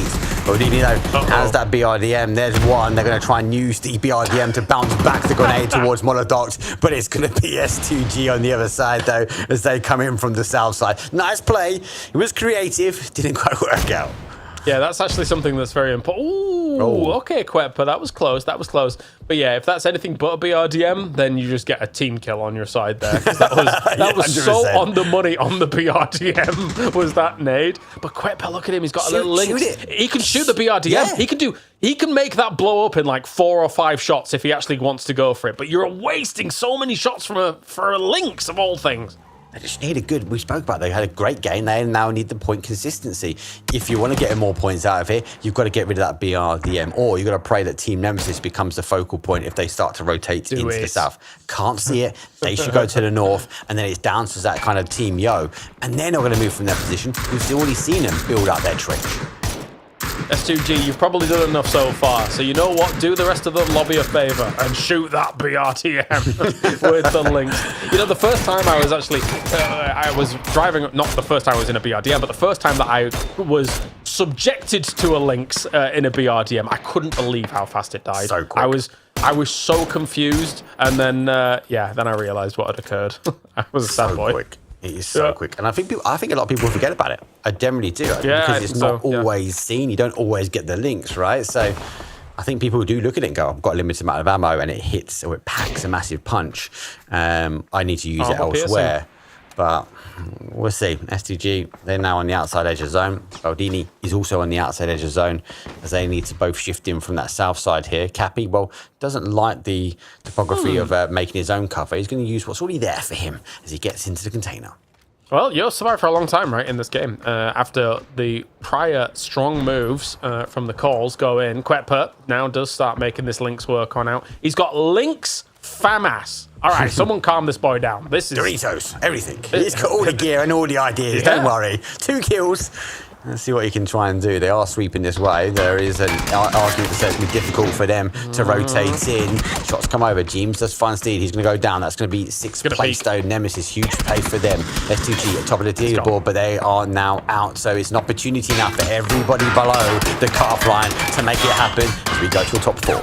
Yeah, 2 easy peak. Now, what's important here is Boldanini knows that Quetper has a Lynx, so they're actually moving into a position where they can get that gear on board as well. They saw in the kill feed that 1 kill or knock by Quetper, so maybe, well, I mean, they've not picked it up just yet. But if they do, right, that's even more power that you have behind you. Never mind the BRDM. Yeah. This is a game for these teams now, which will make or break a qualification, right? They're all below the line. Modini had the opportunity to get some heavy hitters. PGG have got some heavy hits when it comes down to the kills, and they are driving forward. We've seen third party after third party from this team. They're now going to try and stop X out as they get into their vehicles. They look to try and rotate in towards zone. And for Team Yo, they've hunkered down. They found the fortification, and James is not completely satisfied with how the foundations are laid. No, definitely not. I think he might have had the hybrid scope on there for a second as well. I just saw the Reskull only for a brief moment there, but looks like Cappy still trying to do a little bit of damage here from his good old, well, I was about to say dugout, but it's not a dugout at all, as you mentioned before. Some more nades going against X-Howl. Odin, okay, he's gone. Good stuff here by Michael to shut that down, and that means now a huge potential threat from a northwest side is completely gone, so they should be very, very happy. And Team Yo now find themselves in a top 5 as well. Nemesis drop out, 6th place for them. PGG, Team Yo all have the opportunity to try and work their way. And arguably, Maldini, if they get and clear up the kills and a win, they will be doing the same. So again, this is a make or break game for all of these teams. Yes, it is. Okay, we did find the links. Hooray. Didn't fancy it. Well, somebody else might have the FAMAS, but an M249 in hand here. He is a vehicle destroying machine. Not that they'll have to destroy any vehicles by the looks of things in this one. We're getting repaired up and good to go. Looks like we may be as well for the BRDM. So Boldanini, they're only 2 alive here, Mark, but they should still have a bit of an opportunity to get a few more points from this game, considering what they're working with. Yeah, huge amount of hits. Dance, quick. Dance. Oh no, Dance, jump. Get in. Shots come back. James helping him out. Sloy has to go back to the safety. Loads of them. I suppose crates sit on the outside edge, so they get the opportunity to update, repair, or replace the vests or helmets if they are still there. Baldini, though, with the opportunity to be RDM to move forward, they find themselves forward, but maybe stuck in a bit of a trench. Just looking for a lineup on this Lynx, but as soon as you try and go for the lineup as well, teams have watched you move into in here, and they should technically have a peak advantage. As soon as you get out of the BRDM, they could be looking your way, no problem. The only problem is if other teams around them are going to be looking at them whilst they're trying to peek, and Presenti says no to BWD on the other side of this. He takes so much damage to Cadel, though, with that Mini 14. So, yeah, this is the problem of the 3-way fight. Yeah, we're on the merry-go-round now, everyone. Everyone's going to take a stab off the next team. So Team Yo trying to make the push towards that PGG. PGG trying to deal with them. Baldini not helping. Sloy Jacket gets James now. So they go down to 2. It's 2 versus 2 versus 2. But Baldini, they have the BRDM. It's slow on the move, but it's getting them closer to the battle. Yeah, trying to, with 400 shots in an M24 now. We've not hit anything really with the links at the AMR at the moment. But if we could, even just one shot could completely change a fight. No! Oh my God. That's not what you need. That is not what you need. He's closer towards zone. Oh my God, Cappy! He comes alive at the right time! And that is an explosive end to Baldini. Now they got the res. It's a 3 versus 3. The standoff will go through. The BRDM is now out, and the jump room push is now coming in. I can't believe it for Baldini. What a sacrifice. That is a terrible situation for them with only 3 kills on the board with placement as well. But now Yo and PGG, very important game right now. If Yo can win out this game, that might just be them going on through here with 2 games remaining after this Cappy down though. Salek doing quite a lot of damage here with the AUG. Still a Panzerfaust in hand, but there's just smoke everywhere. They can't find an opportunity. FAMAS from Sloy, but it's gone. Yo has no response to what PGG was bringing there, Mark. They just applied the pressure and PGG got the victory. It's a 21-point game, and I was praying for Michael to pull the trigger. Martin, though, it wasn't the case, but that final circle for those 3 teams, that was a critical turn of the tide. I can't believe it, man. They were able to turn this one around and get involved. Wow. Again, a qualifying game here potentially for them, but to me, this was really Yo's game. This is their time to have a chance at actually coming back at it. Yeah, I think so. Yeah, you'd think, but PGG on the eastern side, as soon as they were able to get rid of X-Howl, it felt like they had so much room to actually work with. Of course, they kind of pushed X-Howl towards the north up against where Storm on Request was, as we take a look back at these highlights here, Mark, and then for PGG to have that room available to them. But again, what would have occurred if Yo had had just a bit more, any shots whatsoever against PGG? Who knows? Who knows? I think it was 2 different ends, right? At the moment that Baldini went down, PGG instantly pushed W key and they started pushing forward, right? Whereas for me, Team Yo were still kind of, I know they got the kill, I know they got the information read from it, but they were not as, I suppose, proactive to what was happening. If it was the other way around, either one of those teams could have won. Yes, they could. Yes, they could. For Baldini, Martin, my heart breaks. They had the BRDM, they had the links. They technically didn't have the most amazing of locations. They were trying to make that work on out, but this nade coming in from Cappy, just fantastic cleanup. Yeah, that's always the chance where like these guys are like guaranteed talking about this in comms and saying, guys, this is a game. This is a game. We're qualifying. We're doing it. Also, the Mortar said that they kind of did was working out nice, but only 8 points for them. But PGG, look at that, guys. That's such a game. That's the PGG we love and we saw last qualifiers and playoffs too. Yes, it was. That's 21 points going their way. Yo with 14 very important points as well. Again, bear in mind, they missed out on qualification for the finals across 3 days of playoffs, or 2 days of playoffs, considering where they're playing in from Mark. So there is a world here where Yo, if they're able to continue this strong throughout these next couple of games, they could be qualifying as well. All of those teams at the top doubled their points in one game. And I think that also sings to the kind of best of 5, right? Because that changes the lay of the land. PGG and Yo enter in towards that sort of top side.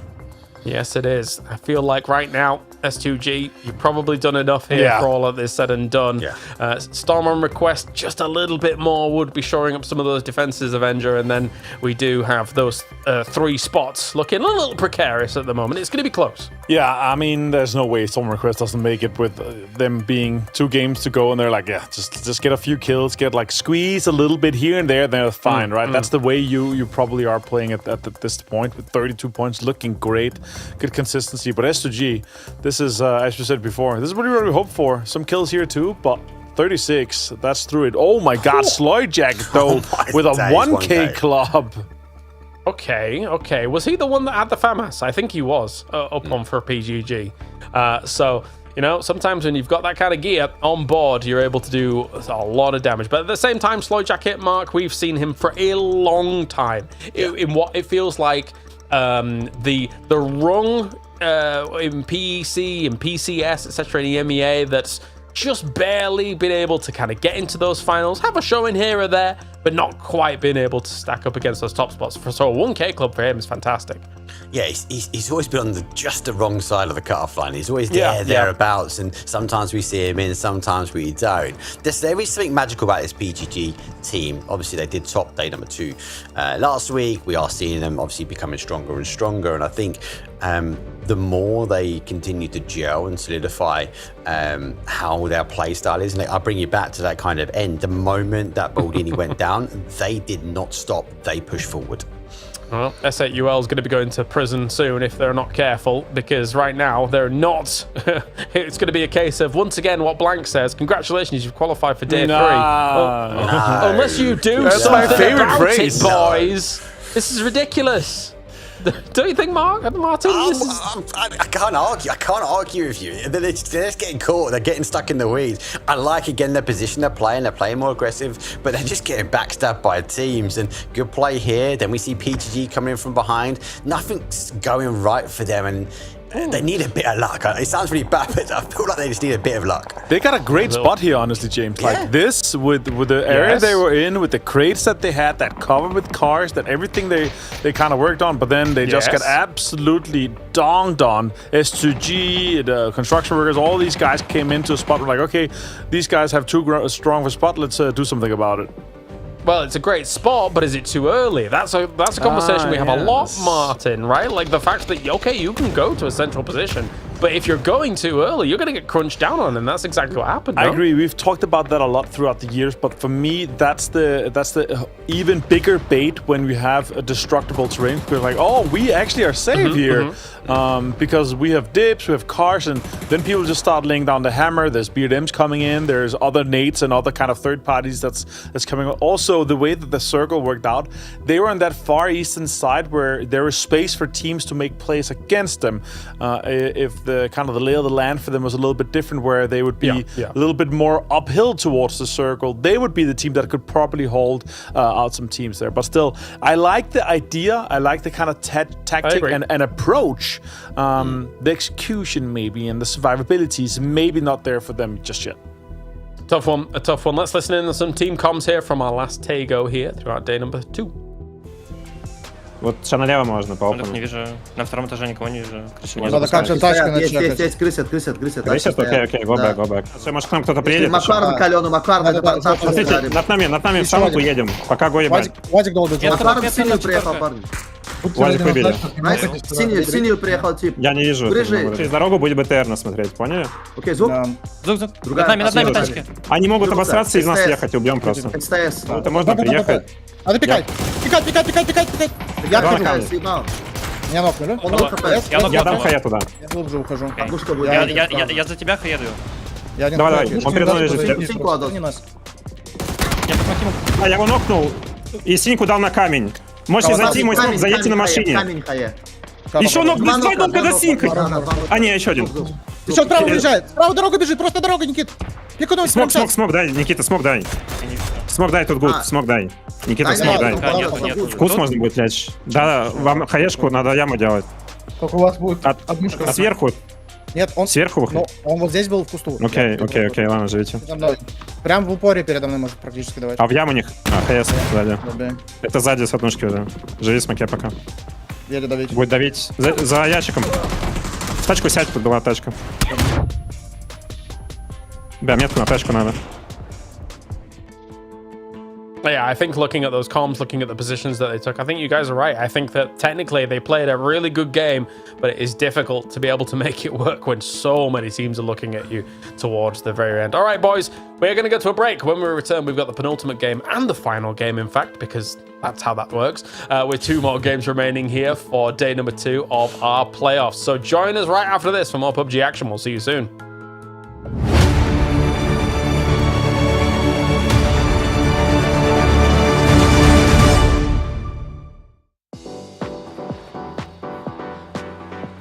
Fucking hell. It's a baldy in the back.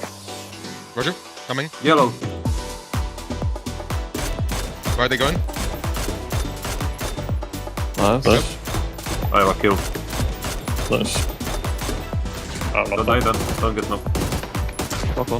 Nice. Nice. Get the flash on the open, brother. They're trying on the top, orange. Maybe they're going to They're coming back to us. They don't know what to do. One is going in the hole. They pulled up in dips. Smoke and throw nades together.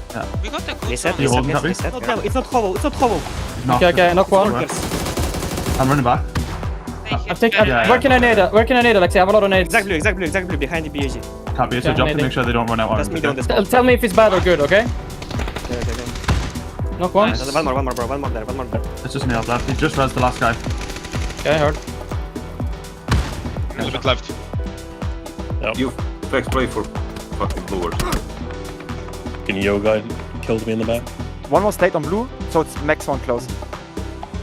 One peeking. No, not res. No, no reset. No reset. It's up. It's only two. Above me, go. Both dead.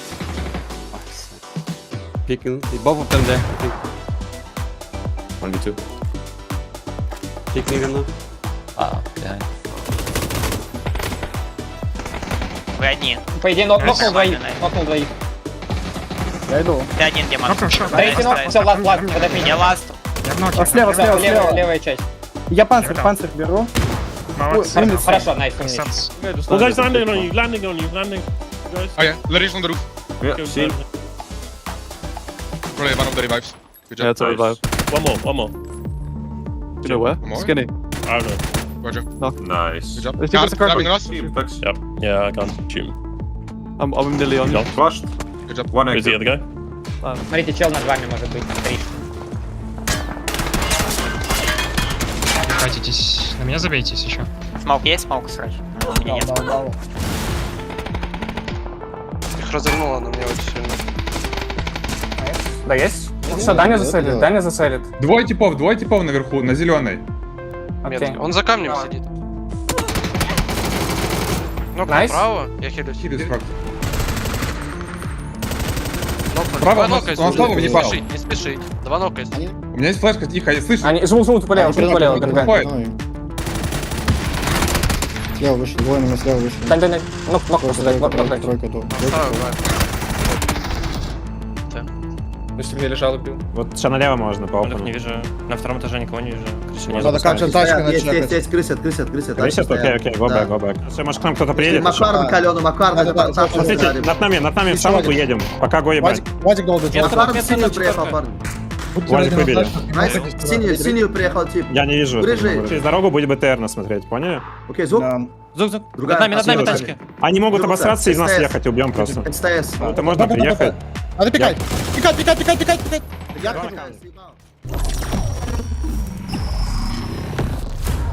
Port Desire, a city that don't belong to anyone, but everyone wants a piece. No laws, no oversight, just the jungle creeping back in, both the vines and the people. The mayor stepped in where the government couldn't, said the city needed order, and they'd be the ones to bring it, keeping the peace on their terms. I walked away from it all, kept my hands in dirt instead of blood. But desire is a fickle mistress. The city won't let me go. It won't forget my name. I asked for nothing, and they still came and took everything. The mayors and anyone that stands in my way, every last one of them. They're gonna learn something real simple.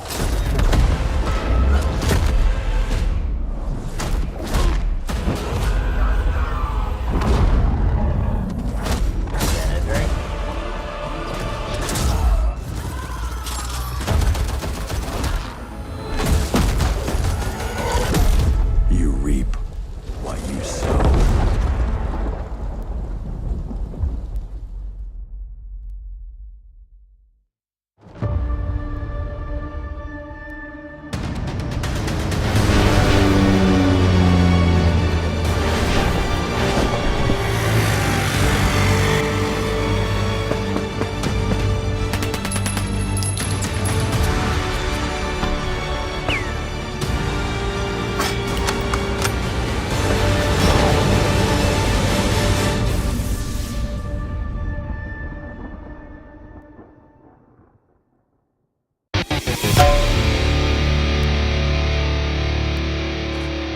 Okay, hello guys.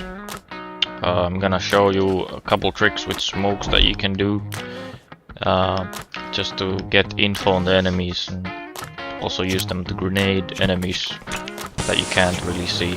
So for example here, if I'm pushing this ridge, I can throw smokes and I can run into the smokes on TPP, and I can get info on the enemy without him seeing me, and then I can nade him here, or perhaps just shoot him through the smoke. He can't really do anything about it.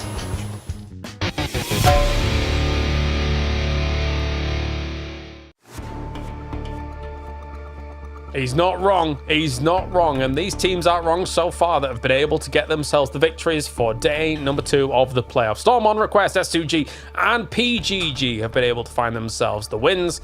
Now only 2 more do remain. And who's going to be able to join up those top teams at the top spots? Because it's 36 points so far from S2G. Storm on Request with a good old 32. They should be looking safe.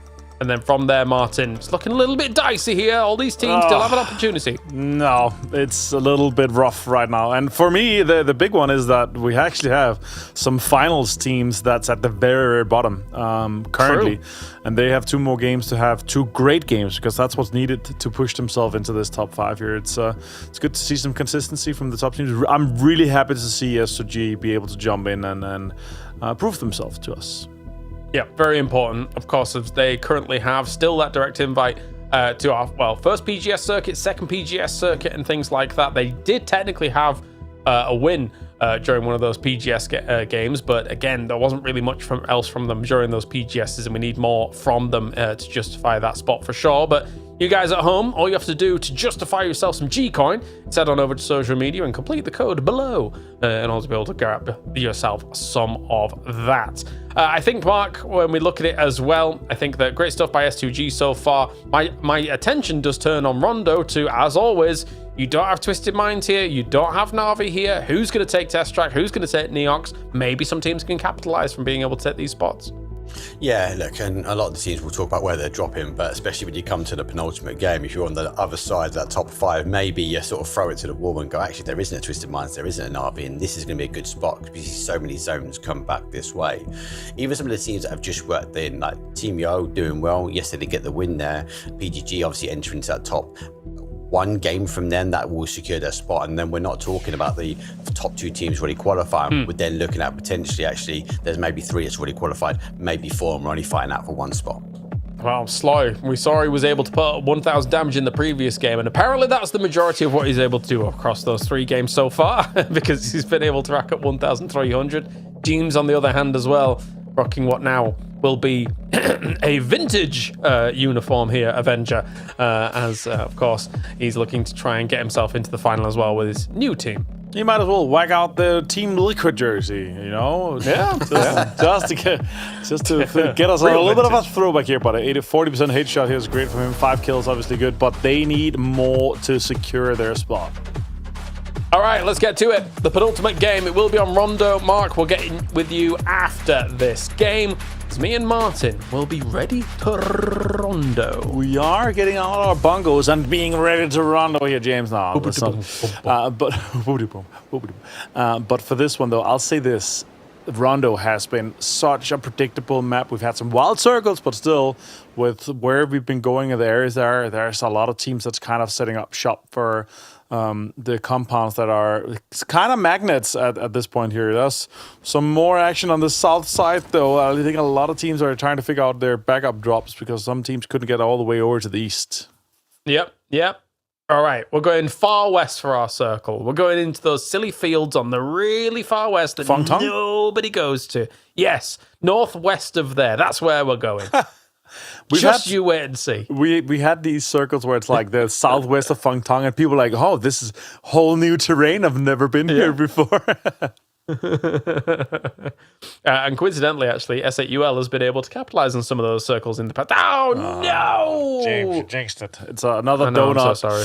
Yeah. West of Test Track, we're back somewhere in between Eula and Test Track, probably. But let's see where we end up. Exhal here, ready to strike to get this one. And look at that. That's going to be a drive-by. Try to catch out Steri I don't know if he can get away from it. The AK in hand, the Bucky is fast, but that electric box is sending it. Look at that.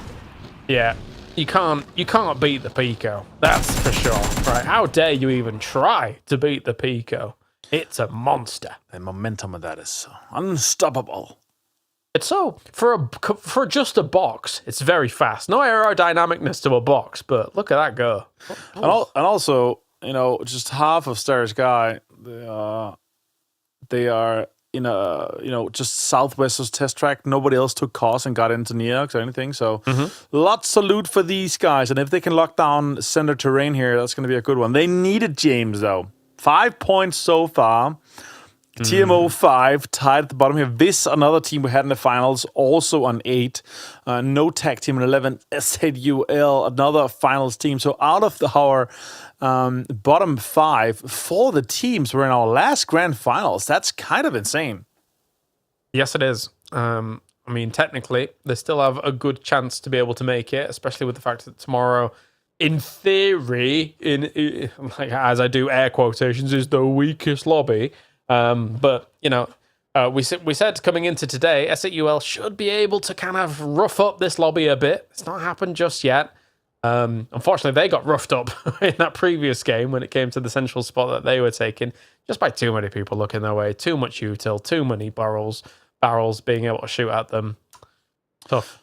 We say that, right? But can we really, by certainty, say, you know, the best teams in the world are going to be able to come in a lobby in an EMEA and rough them up and just, you know, absolutely dunk in the lobby without getting just a little bit of the things coming their way, some circles that are kind of crucial. If they go away from you and you're already fighting, or the third parties that you do not like, you can't decide if someone say, okay, this is a strong team. Whoa. They're fighting someone else. If we third party them now, they're going to be weakened out. That's, for me, that's kind of what I feel like if I'm up against SAUL and I'm seeing construction workers currently knocking them. PGG third partying that's so smart because it's a strong team to go up against in a 4v4.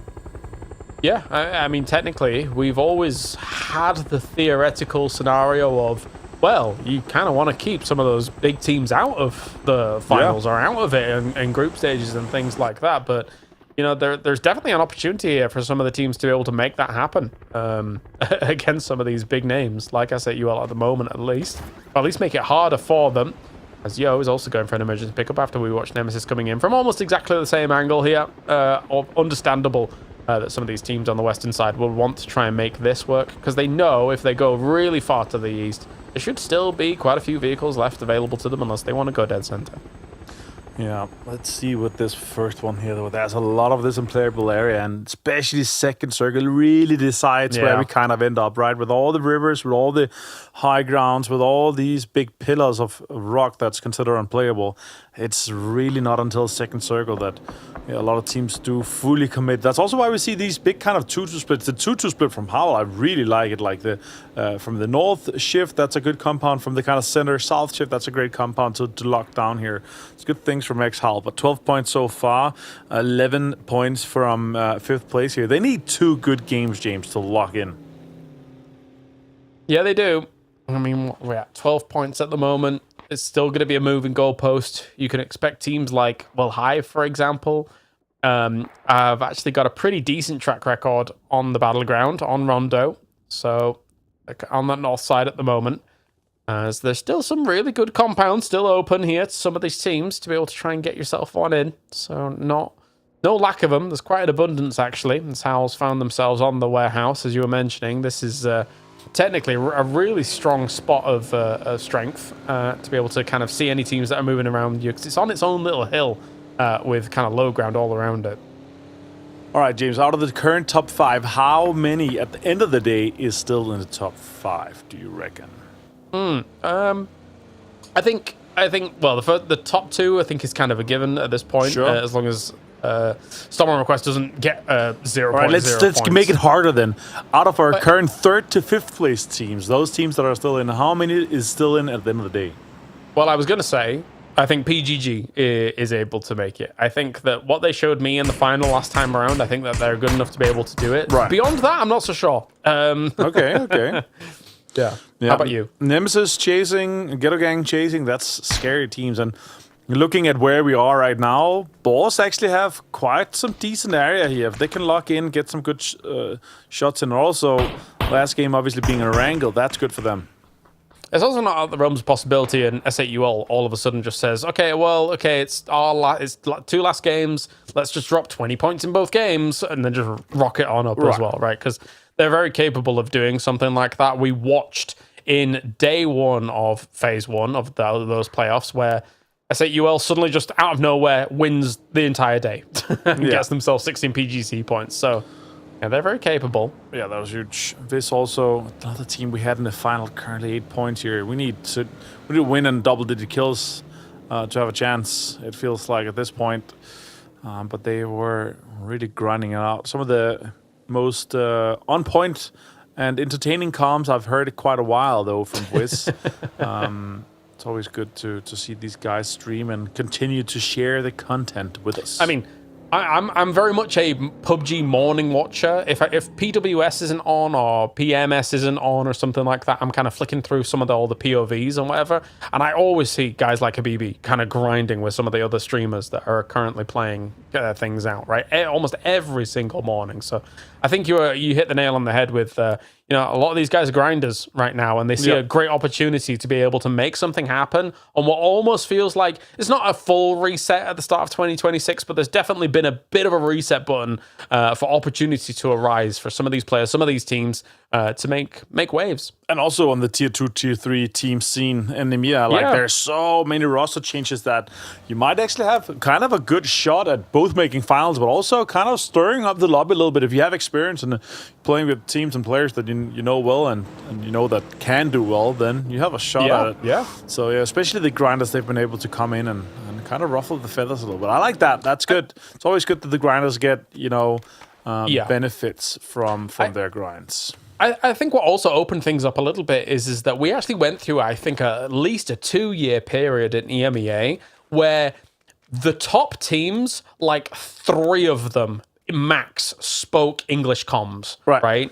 And now there's been a dispersal of some of those teams and things like that. It feels like there's more opportunity for English comms to prevail, as much as I think undisputedly CIS is still very much so in a dominant position. They're very strong, aside from maybe Virtus Pro when it comes to EMEA. But it didn't used to be this way. There used to be like almost no English-speaking comms teams at this very, very high level, and that's really opened up in 2026. Yeah, it has, and it's cool. I like it. Like the opportunity from the guys that are and have been grinding throughout the last couple of years. That's always awesome here.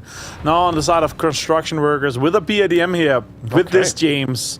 Can they make a mad dash into this top 5 here? We have such high expectations. So look at this lineup here. We're looking at PNC champions. We're looking at multiple PGC attendances from this roster. That's a southern shift-ish, still donut-ish, but we have this high ground down where PGG is that is unplayable, that is going to go away from eventually. So let's say we end up, but it does feel like we talked about at the beginning here, the in-between Yulin and test track area where Howl is currently reinforcing. Yeah, well.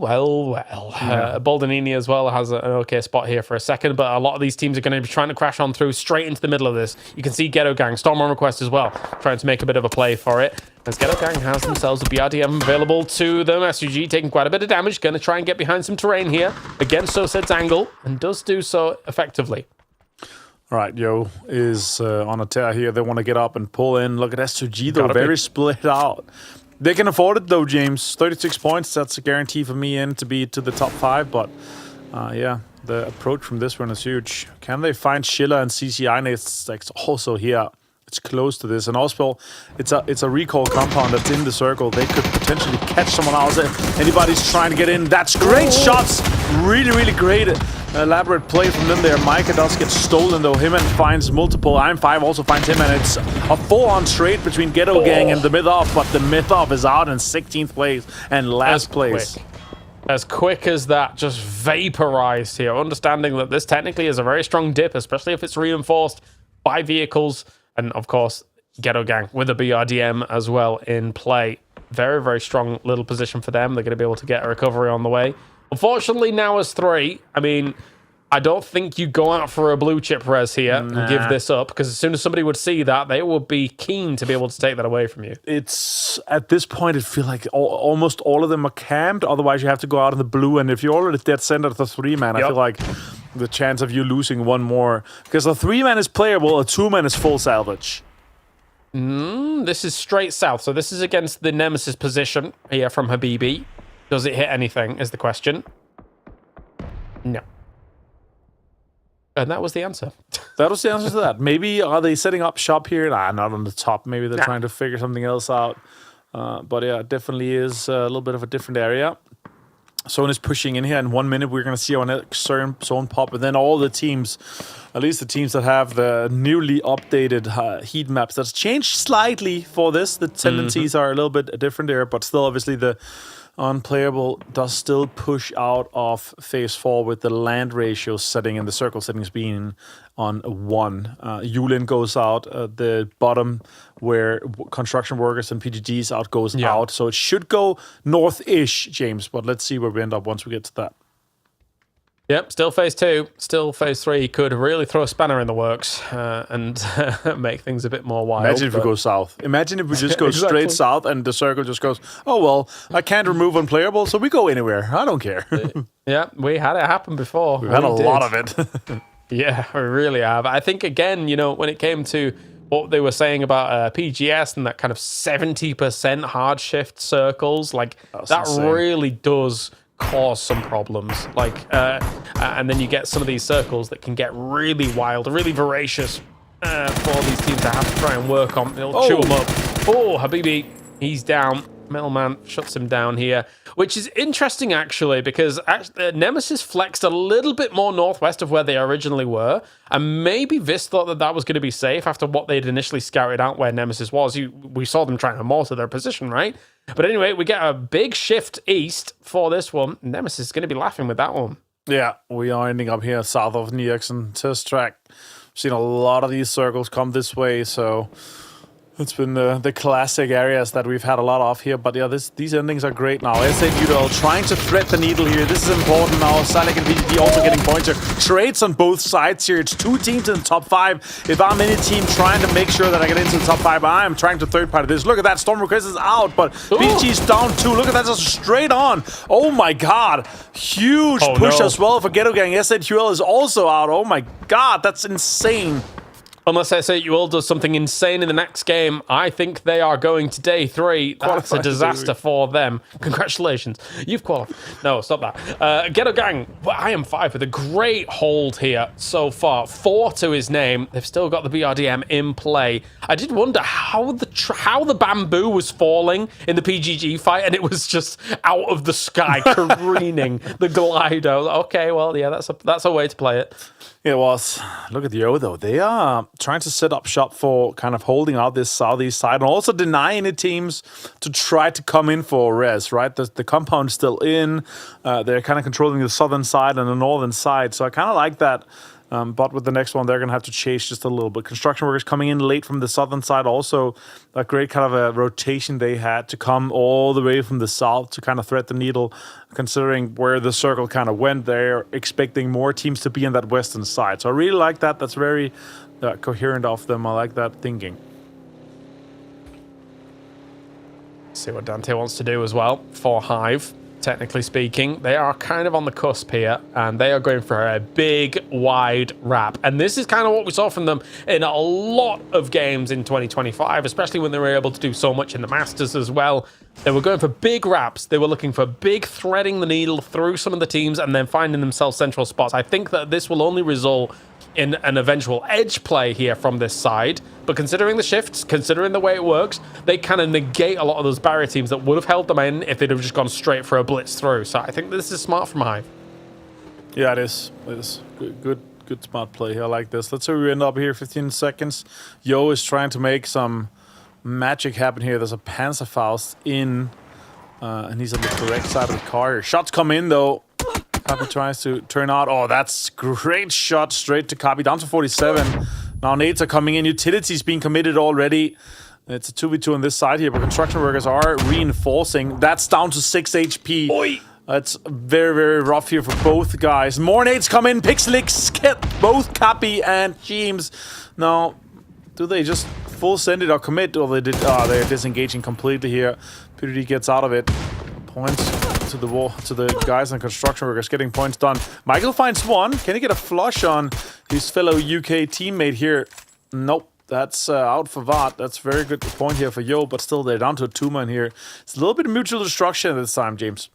I feel like every time these two teams run into each other, it's mutual destruction, and nobody comes out benefiting from it at all. But anyway, it seems to be the case so far. And Hive did take a decent fight and actually get themselves into an okay spot to be able to continue playing this in. But once again, another hard shift goes all the way to the west on the previous circle, meaning that now, for Hive, having made that big wrap around, technically, yes, they can still play into this, and actually, it has worked out for them, but only because there was nobody really holding those little high grounds that they have access to. There's such many circles attending on these areas where bosses sit up. They might be able to get a good game from this here. Stars guys is 4 guys alive here, but it's tied for last place, James. They need huge kills and potentially a win to have a chance at this. Oh, Nemesis. I like this. That's a great setup. Good dip. Oh, is that a follow-up? That would be crazy. It's going towards... okay.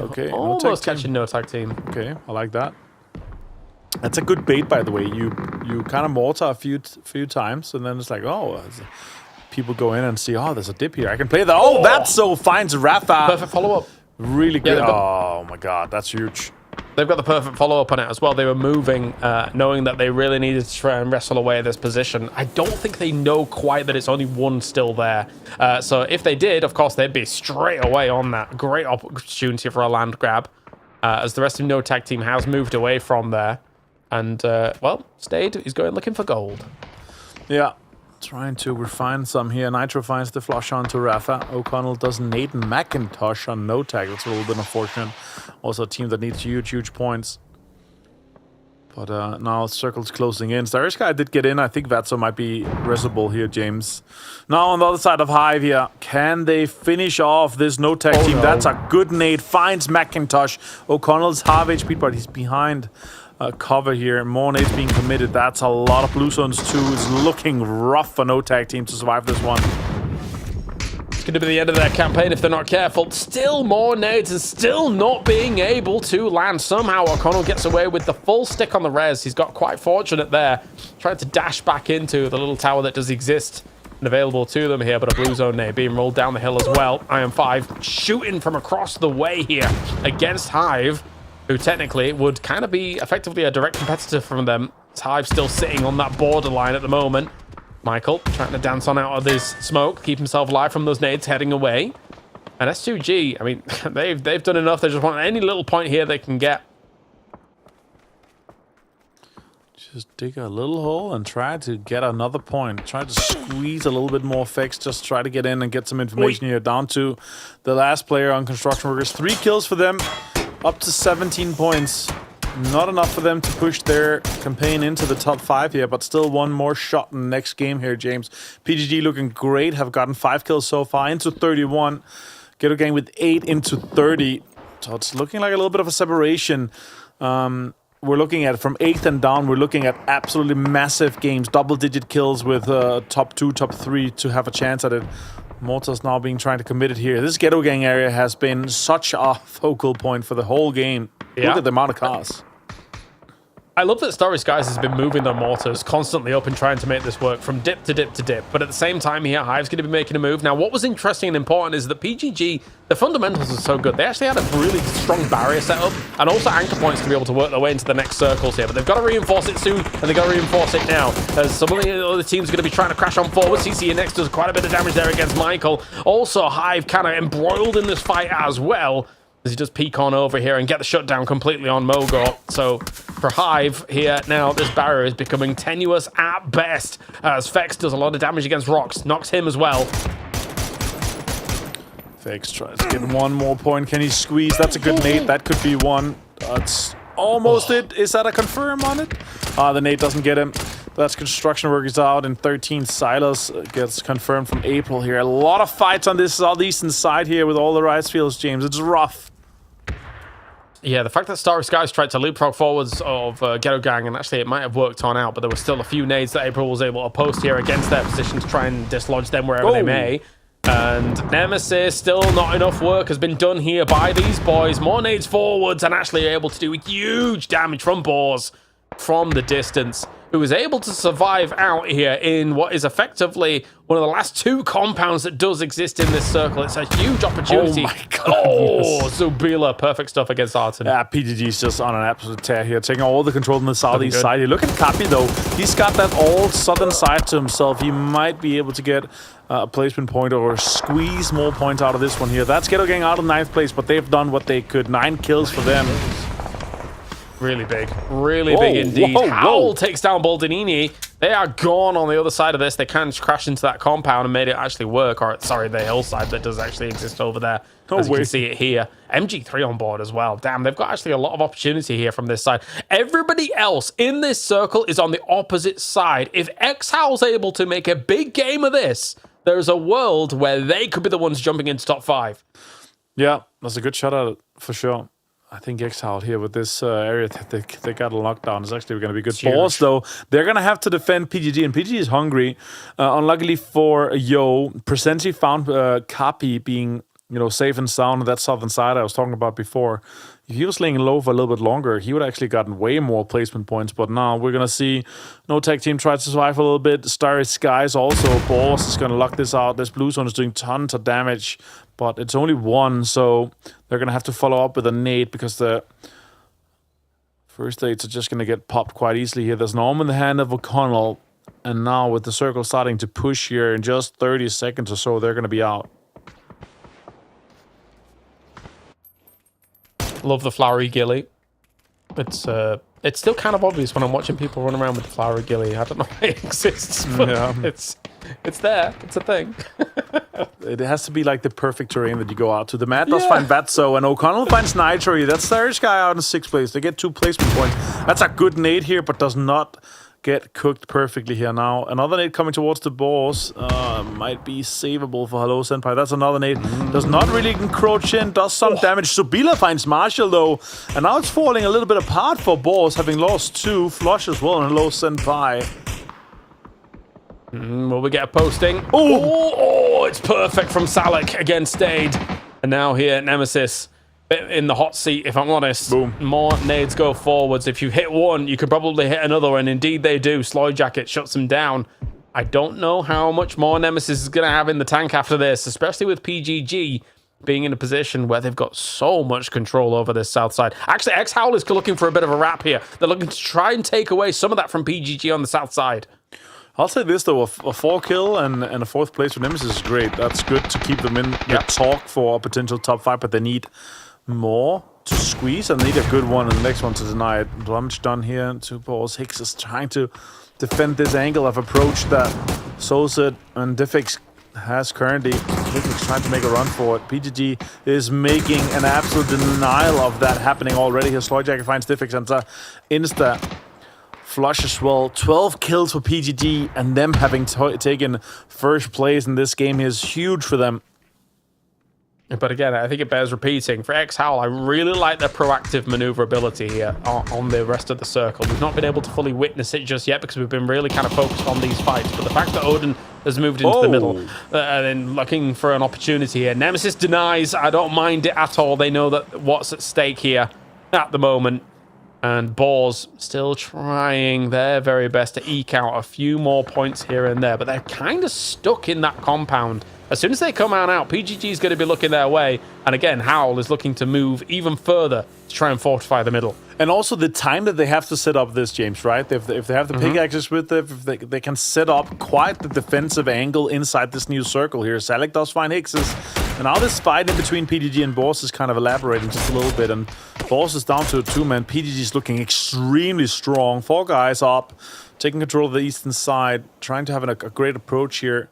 That's a cheeky smoke to get in, but yeah, as I said, the time to set up a defense that X-Howl has here is a recipe for winning. That's a great debate. Oh, look at that! Like, whoa. This is a tough one for Balls because they're kind of damned if they do and damned if they don't. Like, any direction that they come out of this compound, I feel like they're going to be susceptible to any kind of firefight that would go down from both of these teams. So, and for Balls, right, you're kind of on the cusp. You're kind of keeping your hopes alive, but you know that this is going to be strenuous. You need a flurry of good knocks to be able to somehow get you out of here. A few shots do go down, but it's not enough here to really kind of warden off PGG. They have a sliver of the compound still in, but then that's just another delay. But that could also delay PGG enough to there where it makes it difficult for them to approach Howl. So another kind of mutual destruction angle for them.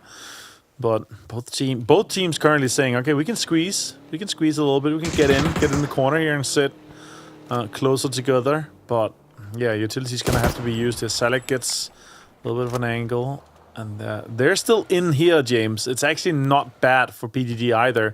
And then eventually it's going to be the case of them having to move almost collectively at the same time. Oh, great damage. Okay, a lot of damage on there. Jeez Louise. Okay, Salek just moving on back now. As Boars had to flex out a little bit from the compound. They don't want to be... Basically, you can't just sit in that corner building because then you just be nade bait. Like... as an entire team. Salek still has 3 shots remaining in the Slinks AMR. That could be 3 impactful knocks on Howl or easy kills on Boss. I would probably save them for Howl here, having had almost 3 minutes where they're setting up on 3 different rocks, all the destructible terrain that they're able to kind of turn Turk down, and also tons of Doritos in between them in such a defensive position. Yeah, Flores dead center of the next zone and the finish where the zone is going to finish up here at the end. It's actually important. Flores, okay, well, they're making a move here. No, okay, they're going to stay. Flores digging down behind the rock. You might think to yourself, yeah, but he's got a rock. Why would you dig down, right? Considering you know where all the teams are. Yes, but if you dig down behind a rock, it not only negates some potential airburst damage if a nade comes right above the rock, because you're obviously a little bit lower, but it also sometimes negates the line of sight of nades on either side of a rock. Yeah. That is a very common strategy to actually use against this kind of rock position. So you do this, you have a lot of opportunities to negate huge damage when you're taking these fights. And it's something that, for a lot of people, they should be working into their games now. Yeah, for sure. It's the new reality of PUBG. Destructible terrain is absolutely insane. A double nade coming out, that's good. Not a lot of damage done. They hit the deck immediately here. And now with the smokes being deployed... great Molotov here from Sabila. That and another blue. They just see exactly where they are, but not enough to do some damage. Great spray here. Hicks finds Sloy. This might be the time for Exile to strike. Yep, spring the trap. I mean, similar to how S2G was able to win out the Miramar game in the end, I feel like this should be Howl's and they should be moving aggressively on this. Everybody's already knocked. Yeah, the man's going to be able to take it. He's a veteran enough to be able to know exactly when they need to be able to move against it. No shots hit by Flores, but he's using the rock to his advantage to be able to peek on around all of this and do even more potential damage. The car's now smoking, and that really limits how much PGG is going to be able to have in the tank. Salik also finds Nilcup, but the Mad finds Salik, and that's the turn around that Exile needs here. This is the point they need. 4 points to be had here, 7 alive. There's some flushes that's on their end, and now it's just down to Sabila, and it's a deny there for them. Exile, 8 kills and a victory here, James, is massive for their campaign. Yep. This is a very important win for them to be able to make it on forwards, but again, it's very reminiscent of the S2G win on Miramar. Once they have themselves seized the ground, they knew exactly when to play it. And of course, let's bring Mark back in to talk about this one here. An interesting rondo, to say the least. Some of these areas, technically beforehand, are very open areas. But again here, for the new patch mark, it seems like things have been shifted. Things have been shaped. Yeah, people are trying to carve their own terrain. Obviously trying to use some old sections. We see this, and actually at this point as well, guys, we lost so many bodies. Not just one, not just two, 3 teams just got denied. Yeah, that kill feed there. Which is crazy. SA went out there, UL, and obviously we saw the big push. But it was more around this sort of place that I was really intrigued about. Construction workers would not let Team Yo go away because they know they're competing for that sort of spot. But I want to bring you back to those final 2 teams. X-How for me played it so well. I know they didn't get the win at the end, but they were Centra as soon as the zone popped. They actually played to the northwest corner. They wanted to leave and they wanted to come back on the outside, and they defended. No team could get close to them, and then that positioning at the end that they moved themselves to a what they would believe to be a game-winning location wasn't going to be the case, but I like the movement we saw from that team. Am I losing my mind? X-How did win that game, no? Oh yeah, sorry. PGG, sorry. PGG got the kill, sorry. Right. The point was. But yeah, all of that was set up way before. Way before that as they came in. And they didn't want to engage with people. They just held a lot of people at bay. Yeah, I know what you were fooled by, because it pops up that PGG is able to do all the damage, all the numbers. It was a full sweep for PGG at the end. You can see here with the 19 points going their way. But of course, X-How with very important 18 points. And Martin, you talked to me at the beginning of this game saying, which teams do you think in the top 5 are going to be able to do all right? PGG was the one I picked out of the 3, 4, 5. And I mean, they haven't disappointed. They've looked good, man. Yeah. I like that. That's a good turnaround for you. For 45 points, they're guaranteed. Thanks. Congrats, James. You've picked right. Is that also our team to follow? No, I'm joking. That should have been it. PGG obviously putting themselves into this spot here, guaranteed. Congrats to that. That means what? How many spots is up for grabs here, considering how many teams is close? I think not even Storm and Crest is safe at this point here. Look how close the other teams are in the chase. Even Boss on 9th place with 24 with a good game, and we know they can do great things on a wrangle. Could put them into a top 5 at this point. Yeah, I totally agree. I'm trying to look back at Playoff 1, Day 2.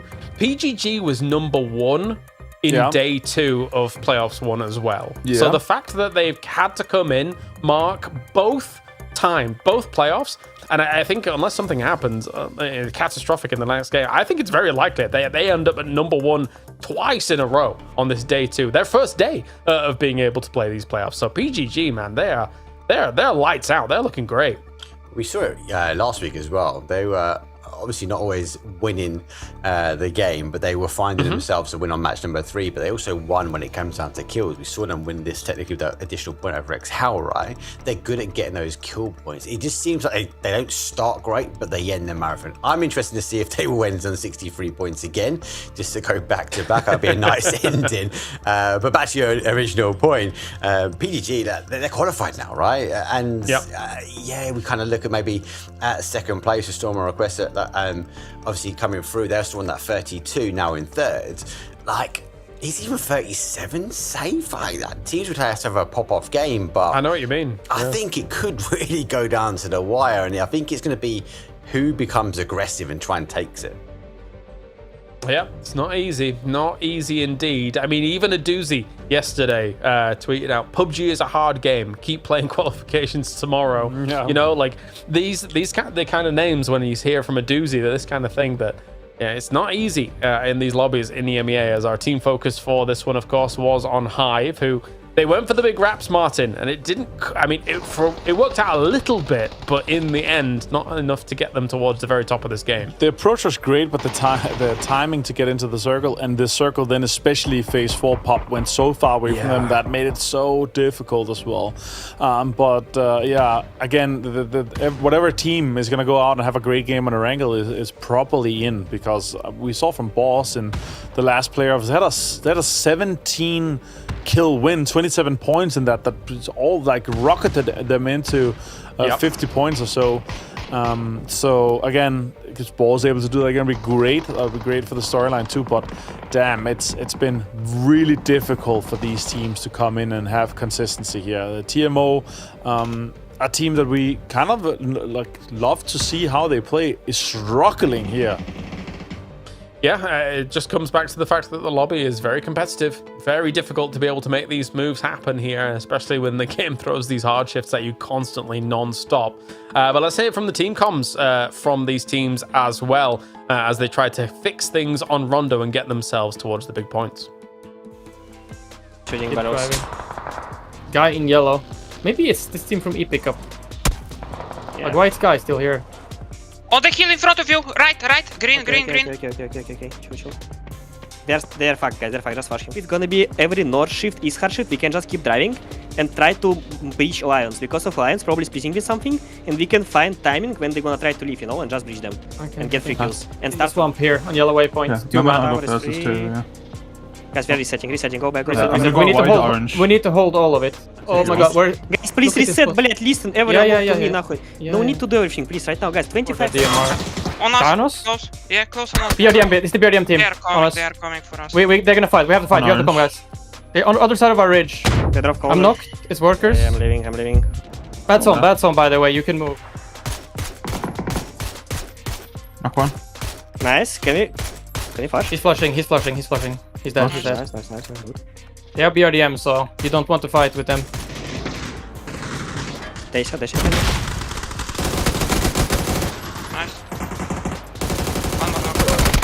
Nice try. Stay alive now, Cappy. A lot of people gonna die, just stay alive. This is good, bro, this is good. Just You're top 8 now. You're top 8 now. No more solos. Let's go, Cappy snaking. Yeah, let's fucking go, boys. You're gonna get one more zone, bro. Let's go. No way. Let's go.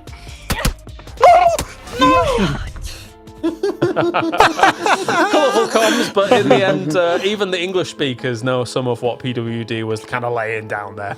But I think also, when you look at it there towards the end, Michael kind of actually saved their bacon a little bit, Mark, for some of those points, right? Being able to get a few kill points here and there, it keeps them in the running.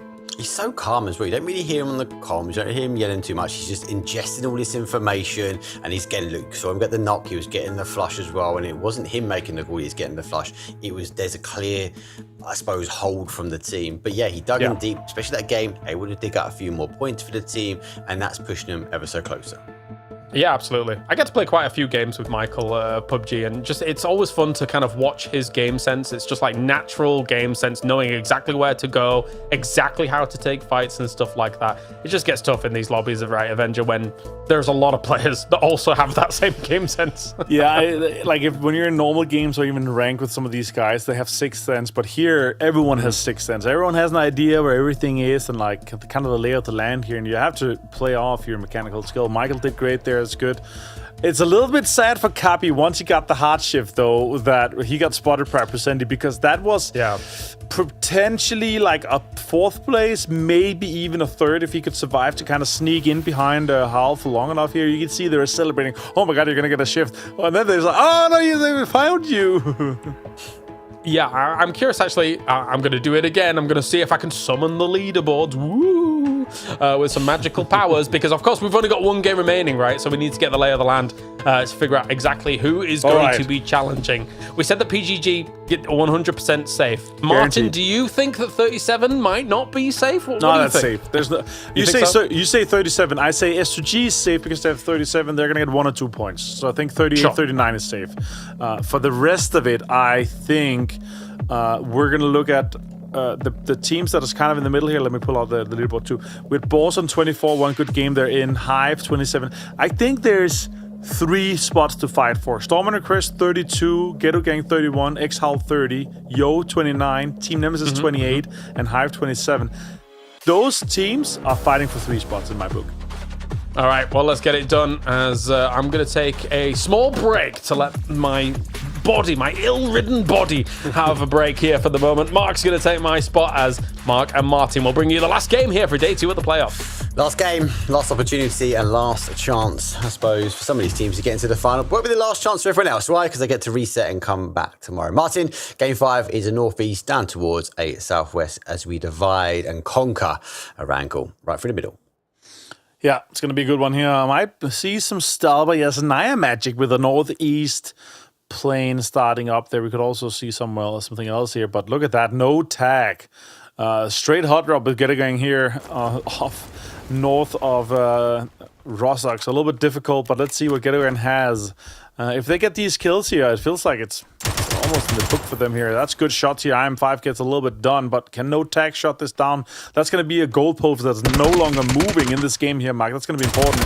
Rafa gets found here. Oh my god, that's easy knocks here for Ghetto Gang. Important kills to be gone to start things off with. Really good things for Ghetto Gang.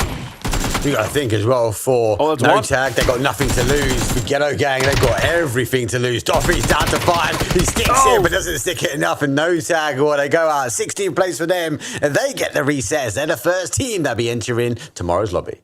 Yeah, congrats, guys. You've qualified to playoff day 3. All right, Western Shift here. We are talking some unplayable in terms of the water. So we're effectively already eliminating, 30% of the circle mark here, though. Yo is looking good. They're holding on to some of this high priority compounds. PUBG, basically this compound is top 3 prior. Then we have the compound north. The good old Windstrike compound split, east of Chopsticks. We're talking 2019 lingo here. Howl looking out great, obviously also coming out of Pochinki. They need a decent game to hold on to that 5th place because they've got teams staring at them. They got Nemesis, they got Yo, they got Hive, even Boss or Construction Workers with one big game with a chicken dinner and a win here. They'll be great. Worth noting, obviously, this is a VP drop, so without them not here today. Team Yard taking full advantage. Also worth noting, we know Twisted Minds, that field out towards the north of that position, there's a really sort of a nice addition. There's 2 nice additions. So kind of like the terrain's been changed in the field, and the one that's on the west, again, is really, really nice because it blocks off the line of sight from the north, south, east, and west. And that's before you even put destructible terrain in as well. So I'm really intrigued to see what sort of teams, whether it is Hive or whether it's someone else rotating in, will take that spot. But I've got a question for you, Martin. You mentioned on the leaderboard, you went down to Boars, which was on 24 points. Does that mean that the construction workers, though, from 10th place at the moment with 18, like they don't have a way into this one, or is it just a bit of a wishful thinking? Yeah, mathematically, yes. I'm just saying, like, Boss and construction workers, as I said just before, I think a winner chicken dinner and some that's close more goal as we have to jump onto Hive and Exile here. That's an important one too. Hive has to survive to get a chance of getting in. Howl, if they win, they're defending that top 5 here. Shingen has an insane angle. I don't think they've heard this. They haven't. And Shmad comes out and gets absolutely flush here. Hive with a great defense here. More shots come in. Shingen finds another one. That's Hive. Off to an absolute rocky start here for Howl, though. MP5, disgusting behavior, but Schengen maximizing point potential for them. Hive, obviously, looking in the spot at the moment. They are on the outside, but now on that sort of 28 points and putting them in that conversation, looking stronger every single time. Baldini on the other side, though, finds us at UL, who need a huge game, and that's not how they want to get things started. They do need a huge game, even with a double-digit kill and a win. That'll be difficult to get in because the teams are already into the 30s. Shingen tried to swing around here. That's good shot. Odin Mavesi finds one. Rox finds Odin Mavesi. Now we're just down to Flores. He spotted him behind. It's a third party coming in too from Viz. And Viz needs a record-breaking game, basically, to get in here. Exhal is out. The goalpost for top 5 is no longer moving. It's 30. Wow. It's locked. And Hive are now on 30. Placement's not going to help them. With Exhal getting that win in that last game, Hive go for the high ground here. And with this looking towards the north because another third party is coming in from S2G. We're going to get lots of these teams stack up in the center. It's game 5 antics underway already. And we're not even started getting the zone to encroach in.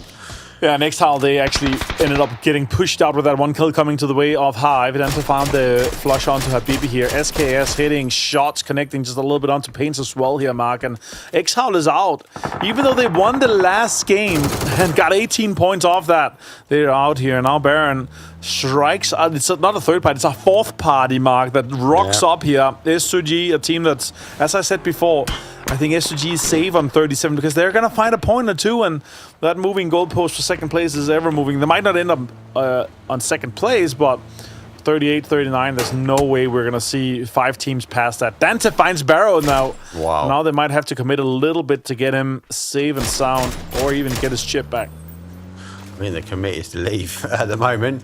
They came in on that 4th, 5th party, and like sharks, house in the waters, the deeps. Hive looking for that confirmation. They're going fishing for another point for them, and they'll get that confirmation as it will now fall down. Hive now up to 5 kills, being able to hold that compound. That puts him back 32 points, but in a top 5 conversation. The moving goalpost is looking to put Storm on request on 5th place. We're talking about it. Surely Storm on request is going to be safe here, but Mark, they're tied 5th right now. One big game from Nemesis or Yo, and they're out. Because Hive is already in an absolute tear. The confidence of having 5 kills in the last game already is going to push them even further here. All on the other side, though, SZUL and Baldanini is in an awkward fight. At this place here, they're up in Stalbar, the circles in Narnia compared to where they are, and Naduzi gets found here by Mr. Shimada. Not good. There's these pockets of fight continuing happening, so I feel for the observing team because it is unfolding. Everyone's trying to get points where they can to their closest neighbours. Starry Sky is chasing down construction workers now as they will split the pack. Construction workers go east and go west. Vard has to get out the car. The car is pretty much tanked, but he gets the shots back over the top. He's got the new sight though, when it goes from the red dot to the forward times. Has to try and pop the smoke, but it's not going to help because Nitro gets him on the off angle. That's a really rough fight to kind of have off with on the eastern side here of this circle here. It's not high priority. TMO and Starry Sky here, James, on another fight. Look at that. Pull up, though. Oh, my God. This is crazy. This is game 6 scrims if I've ever seen something like it. Oh, I know. Trust me. The big off. In this position, obviously, with Starry Sky pushing the construction workers this way. A couple of shots will happen. Don't get the knockdown. Nitro pops the smoke, and now he'll get down towards the ground. Confirmation, though, as Nailip, as far as we confirmed, that's going to be the first point here for the construction workers. Again, teams on the outside edge looking to try and find their way in. That's fair to say here, construction workers. Oh, Fix got knocked as well. Best of luck now in a fight here with Baldanini. Can he find one? That's a difficult peek. Oh my God, SZUL. They're out, Mark. 11 points for them in a lobby we were expecting them to absolutely dominate here, and they have qualified to day 3 of playoffs. I can't believe it. There's nothing that's guaranteed in our region. There is nothing guaranteed. Everyone has an opportunity if you can get yourself into the lobby, and that's the big thing. SAUL, they've got to reset. Hopefully they don't overanalyze. I do think there's a bit of luck because we look at the game before, we look at the Tagos, we look at the Rondos, and I find themselves in great positions, but they just was unfortunate when it come down to timing. Some people wanted it more. All right. Circle's pushing in here. In 1 minute, we're going to see and where we're going to be ending up, where we're going. And if I know this game, probably we're going to ending up somewhere wild. It's not going to be our usual endings. Maybe a lot of water in still in play. We'll see. Balls, though, trying to send it here. They are going to get backfilled by TMO and even PGG. PGG is not a team, if I were playing out, that I would be wanting to run into. Having 45 points already guaranteed qualified. R10 gets in and get some chance to loot in Pachinki, considering that's still in here for this, but Habibi's still out and probably not getting him in either. Nope. I'm going to go back, but I suppose that they are in the centralized position of Arango and storing zone. You'll be able to get down and get some loot. Presenti just watching, joysticking, guiding the teams into more kills. I'll be really interested to see if they can get to the 63 and go back-to-back weeks. So, oh my God, what is that zone? A shift and a half. It goes south, southwest. You said 30% water. PUBG said 50% mine. Have that one. I mean, I'm not trying to cast a curse it, but this is just a classic situation we have. It's the last game, Mark, and look at this. Yo are leaving one of the better compounds actually being open now, and they are trying to hold on to valuable terrain here now. The myth of trying to hold out PGG is not a team I want to fight with, as I said before. If you're a team in the Chades, but TMO, they probably think that unless we get 20 kills, we're not making it. We'll have to wait and see. The myth off. Trying to get rid of the glider. Presenti doesn't care. He goes for that seat swap. He gets some shots towards him, and more importantly, he gets the knocks. Peter finds areas in the myth-off. The gods themselves, though, they get punished, though, from the lightning bolts of the glider. That's so unfortunate. Now trying to go for a res here. Surely the glider just commits to this here. 100%. Presenti, look at that. It's a nade, straight at the more. Slorjack, look at that. Straight into it. You have to disengage, guys, here. Oh, counter drive-by from Justice. Gets down Selig. I like that. Sloy Jackets finds Justice, though, and now we're down to just one player. And he's going to get absolutely pushed and try to get committed here. Sloy Jackets finds another one. Great day for Sloy Jackets so far, Mark. Forget about drive-bys, get the flybys. Jeez Louise, Presenti opened the opportunity. But TMO in a position to hold them out, but got punished, got deleted. And then for them, TMO ends 16th place, and they have to go back to the drawing board and figure out what the hell they can do to find themselves in the top 3. All right, yo, this is your game. This is your chance to lock this one in here. This is a great, great compound. Next circle is not guaranteed, Mark, in either case to kind of push in and get further. From what we're looking at so far here, this is such a difficult game. We could have more water still in the next one. It's not until phase 4 that the water goes away and gets pushed in. It's can go anywhere, basically, in this one. Not straight to the water, but it can contain a lot of water still here. Boss actually got a decent spot here off the eastern side, but yeah, their compound has to be defended. It's a very breachable compound, and a lot of teams usually do breach some of the sides of it and kind of commit to it once we get deeper into it. It's one of my favourite areas to play from, and obviously to cast as well when we see these starter zones. Maybe not as much water here, but this area is so critical. Especially when we go sort of play in towards that field. When we go more towards the west, no surprise that we see that Nemesis, Ghetto Gang, S2G obviously commit more towards that west because they're looking to try and work in. And with Team Nemesis, I like the 2-2 split because they're trying to get, I suppose, some of those kills that might have to go rotating in. Look at this. It's a rest from Naleb. We're going to get 2 in. We saw the prolonged rest, so we're going to get Vard and Fix in shortly here. And with Pixely kind of moving in front, that means that they might be able to scout out a compound that's free to get a little bit of loot, or they can drop their secondary gun and give it to them. Mame out here trying to get first aid, trying to get bandages to survive for as long as possible. Starry Sky needs a miracle. All right, next circle also has water here, but still not as punishable. It's like 35-ish% water, but still a difficult one. We have the compound that's dead center in between Primorsk and Therapy on the beach side. That's still not taken, Mark. I am baffled that no one has scouted that yet. I suppose people look at it and go, this is 100% taken. 100% taken. Yeah, I mean, sure. Or someone is baiting in there. Oh, it's empty. Oh, surprise. Yeah, I'm surprised. Free kill. For the only other argument I've got against it is we've really lost so many teams compared to, let's quote unquote, say a normal game. Sure. So there is a lot of space to be had, and Storm and Request do take the opportunity now to get the compound. So PGG just scouting, seeing the obviously team leaving, which is Storm and Request. That's going to give them the information that they could maybe be able to backfill into Ferry Pair. That's great, great scouting here. And now Fix comes in alongside Vard.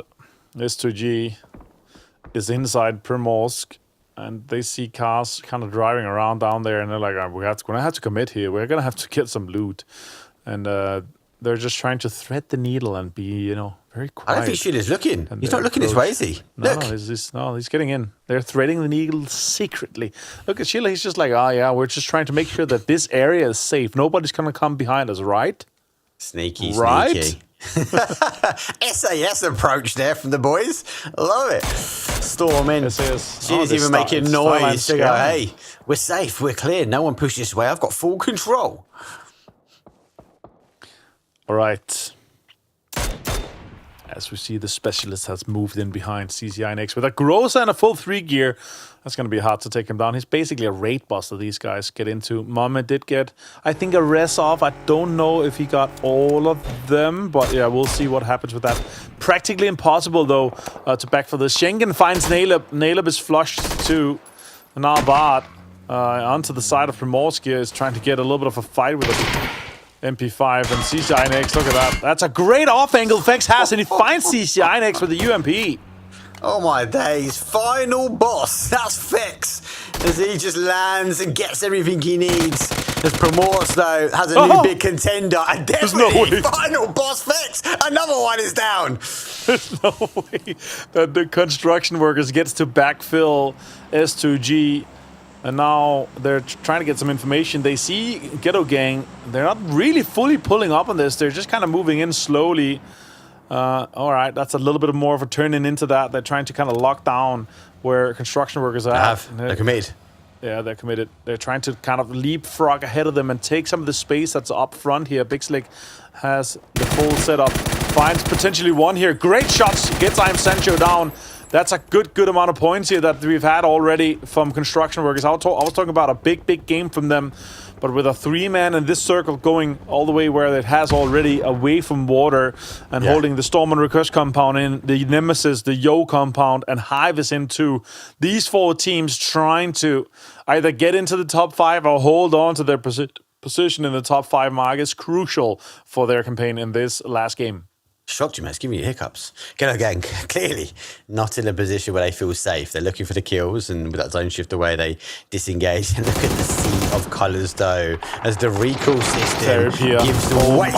And PGG looking to try and claim Astari's guys. Oh, he's down. He's down to 1 HP as he runs to safety. And Salik, though, just backs things up as he knows the commit might not be worth it.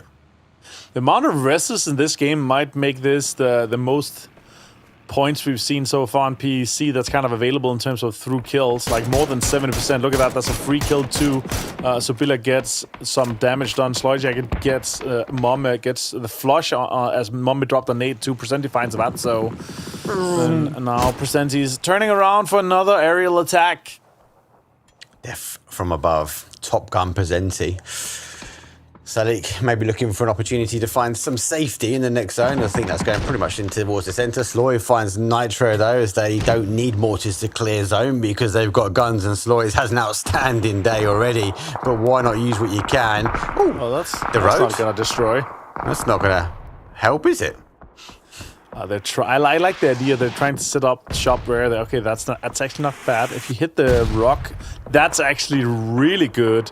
Hit a little bit further maybe on the rock here. That's going to create some space where it's playable here, but his ball's just going to leapfrog them and take it away from them. And it might happen. Fex finds Presenti. And construction workers on 5 kills. 3 guys alive, some gear, some utility. Full 3 gear and VAD with a gross as it was gifted to them by S2G. And now S2G is trying to make a run of it. And now very soon as Fairpier is out, as Corey is out, a lot of teams are going to die out and we're going to get into placements. And a lot of the teams that's either trying to hold on to their top 5 spot or is in the chase is going to start getting a lot of frags and points from that. So, yeah, Boars for the second time today find the opportunity to claim someone else's hard work. That's crazy. As I suppose it's a gift that keeps on giving. If you can track those mortars into open terrain, you know there's opportunity. They're split now. Might hold PGG at bay. As they find safety. It's not quite numbers yet. An E pickup from VAD at this point in time. That's suicidal almost. S2G's down in 11th place here. 38 is the no longer moving goalpost here for top 8. If this lines up perfectly, I might have to eat my own words here. 38 might not be enough. Ghetto Gang needs 4 more. Storm and Request gets the compound and the shift. Look at that. That's going to be them also above. Oh, that's rough for them. PPG trying to make a run here straight into Boars. That's also in the chase. A few more kills for them too. They could be getting into the top 5 here. This is an absolutely insane last game here. They need an opening here. There's an opportunity. Hicks finds one. Grenade will go out on the other. They know they've held one back with Salik as he anchors play. Boars, though, have them split. But can they divide and conquer? Zubida, obviously down. Going to try and crawl into the trench that they made. Sloy with the smoke has the opportunity now as it starts to calm back down. Boars will have to try and hold. And for Hello Senpai, the 2-man dig. Well, off they go. Hi-ho, hi-ho. It's off the work we go.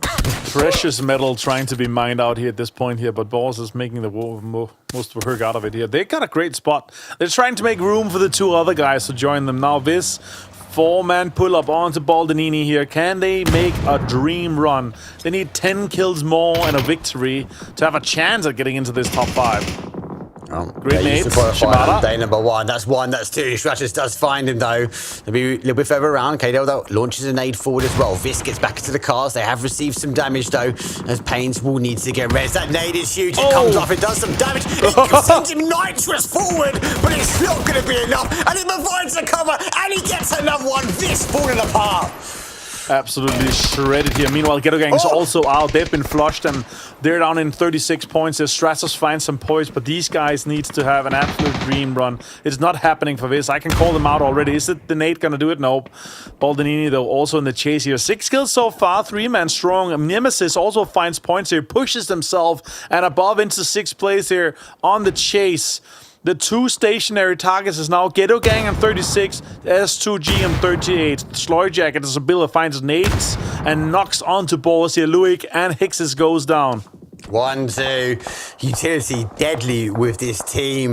Looks like it's stolen away. Storm and Request, though, trying to make sure they stay on the right side of the cut-off line here. Hicks, though, finds himself back in towards cover. He has to try and make a decision. Does he commit to that kill towards PGG and not make a difference, or give it to another team, though? Team Nemesis, they can't sit in the compound. They can't let the game get away from them. So they are driving forward. Smoke goes behind. But Diffix, though, with targets set in front.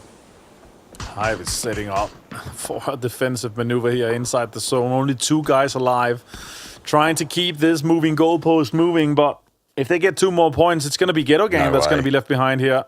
PewDiePie sneaking in behind Nemesis here. This could be the team to strike out if they get the points. If they get this done, that could be insane here. Damage is done here. First aid is popped. He's going to try to sneak a little bit more.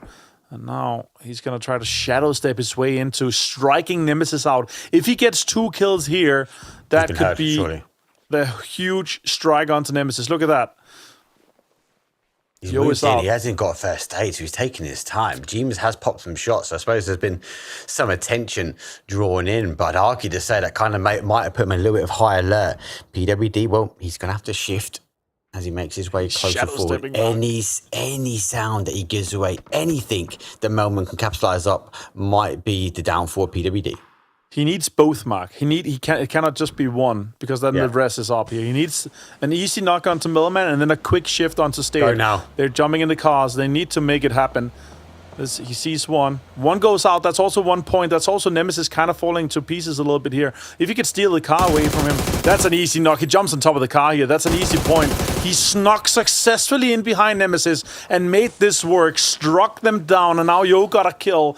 And now it's 31-32, and Nemesis and Yo, and they have the man advantage. Sunflower and Baldanini's pushing onto Nemesis. Soset gets 1 and gets another 1. Nemesis got 2 kills here, and that's insane. They have to hold, but for Yo, there's an opportunity. They've read it in the kill feed. PWD jumping to try and curve 5-5-6 that way. Sosadido hits a huge amount of damage. Here comes the zone. Michael, though's gone the other way around. He's migrating towards the east, but he has to try and hold out. And James falls as well. Hive causing problems. Yo trying to capitalize, but get drawn away. Yeah, Nemesis got the reses off quit here. Now they're giving away points to the team that they're on the chase with. Nemesis now tied. It's a 3-way tie between Storm and Request, Hive, and Nemesis. Have Nemesis got it in the tank? They've been disciplined. They've been sitting in the wings. The bridesmaid, never the bride just yet. There goes the grenade forward. There's smokes. It's a blue zone. Schenken, well, unfortunately for him, has able to go out, but the cover is now starting to dissipate, and I think they're trying to figure out exactly where they are. Oh my god, the car saved, but the car then literally done him dirty. Mogor will fall down, the car will flip, and for, I suppose, Nemesis, an opportunity to roll forward, but Schengen has the Panther. That's a great Panther. Gets Stade down 2, and Nemesis now on 2 guys. Schengen is down alone. He has to make a huge play here. Shots coming in off the side as well. Diffix is damaged too. Comes in 2 shots down. Oh my god, Schengen found him. Kabi finds a kill onto Soset. That is them down, but they got another point. They pushed Ghetto Gang in, and they got 37. Hive is out on 37. Storm Request is also 37. A 3-way tie here. Yo needs 3 more points to push themselves into 37. Oh my god, Yo, they're down bodies though, but they've got complete clear side. They've got line of sight, potentially construction workers down to Pixel. The flames are starting to bloom, but he has the opportunity to back up slightly as he will stop that one down. And PGG Endo boards push over towards them, and that sends them up to 16. Oh, that's teams going out quickly. That is points coming out from placements. Look at that. Yo into 36. They need 1 more kill. They need 1 more survival. And it's 2 teams that's already qualified that's chasing them. Look at that. Yeah, but look at their position. They've moved to the north. Hopefully, if Storm Request and PGG go head to head, they're okay. Michael knows the danger, though, as he goes mining for gold. Cappy, cool, calm, and collective, finds another angle, finds the safety, though, but he hasn't got the pickaxe. So he has to go old school with this final game. I've got some placement points, too. I'm not sure the tiebreaker here. Yo had more. I think they win the tiebreaker over Hive or Nemesis, to be honest. Nemesis did also not have a lot. Let's see what the Nemesis have before this one here. They 6. just need so to hold. Yo actually, yeah, they need 1 kill. One kill and hold.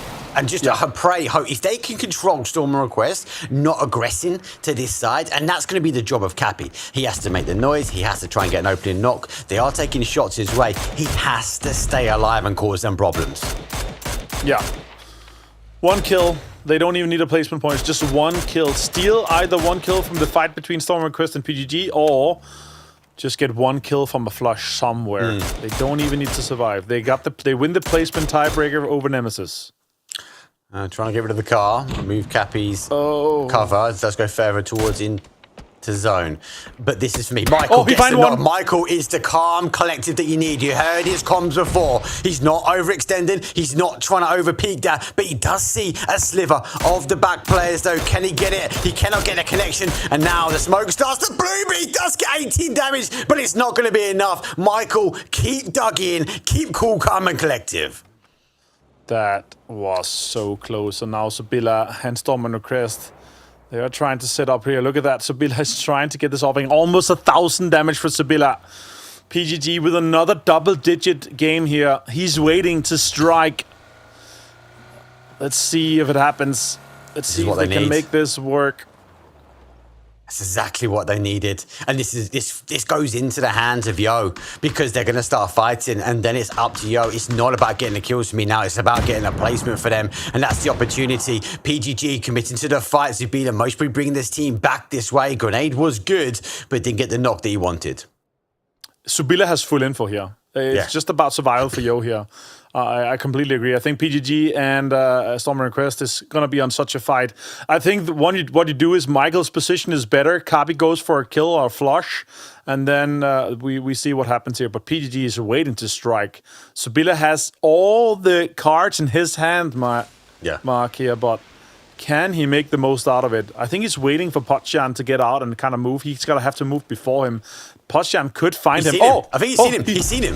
He sees him there. He sees him. He's like, he looked right. He looked into his soul. And he smoked the angle. There's no way, dude. He doesn't think that's a possibility, so he's looking at the horizon instead. He's looking at the teams out in the distance.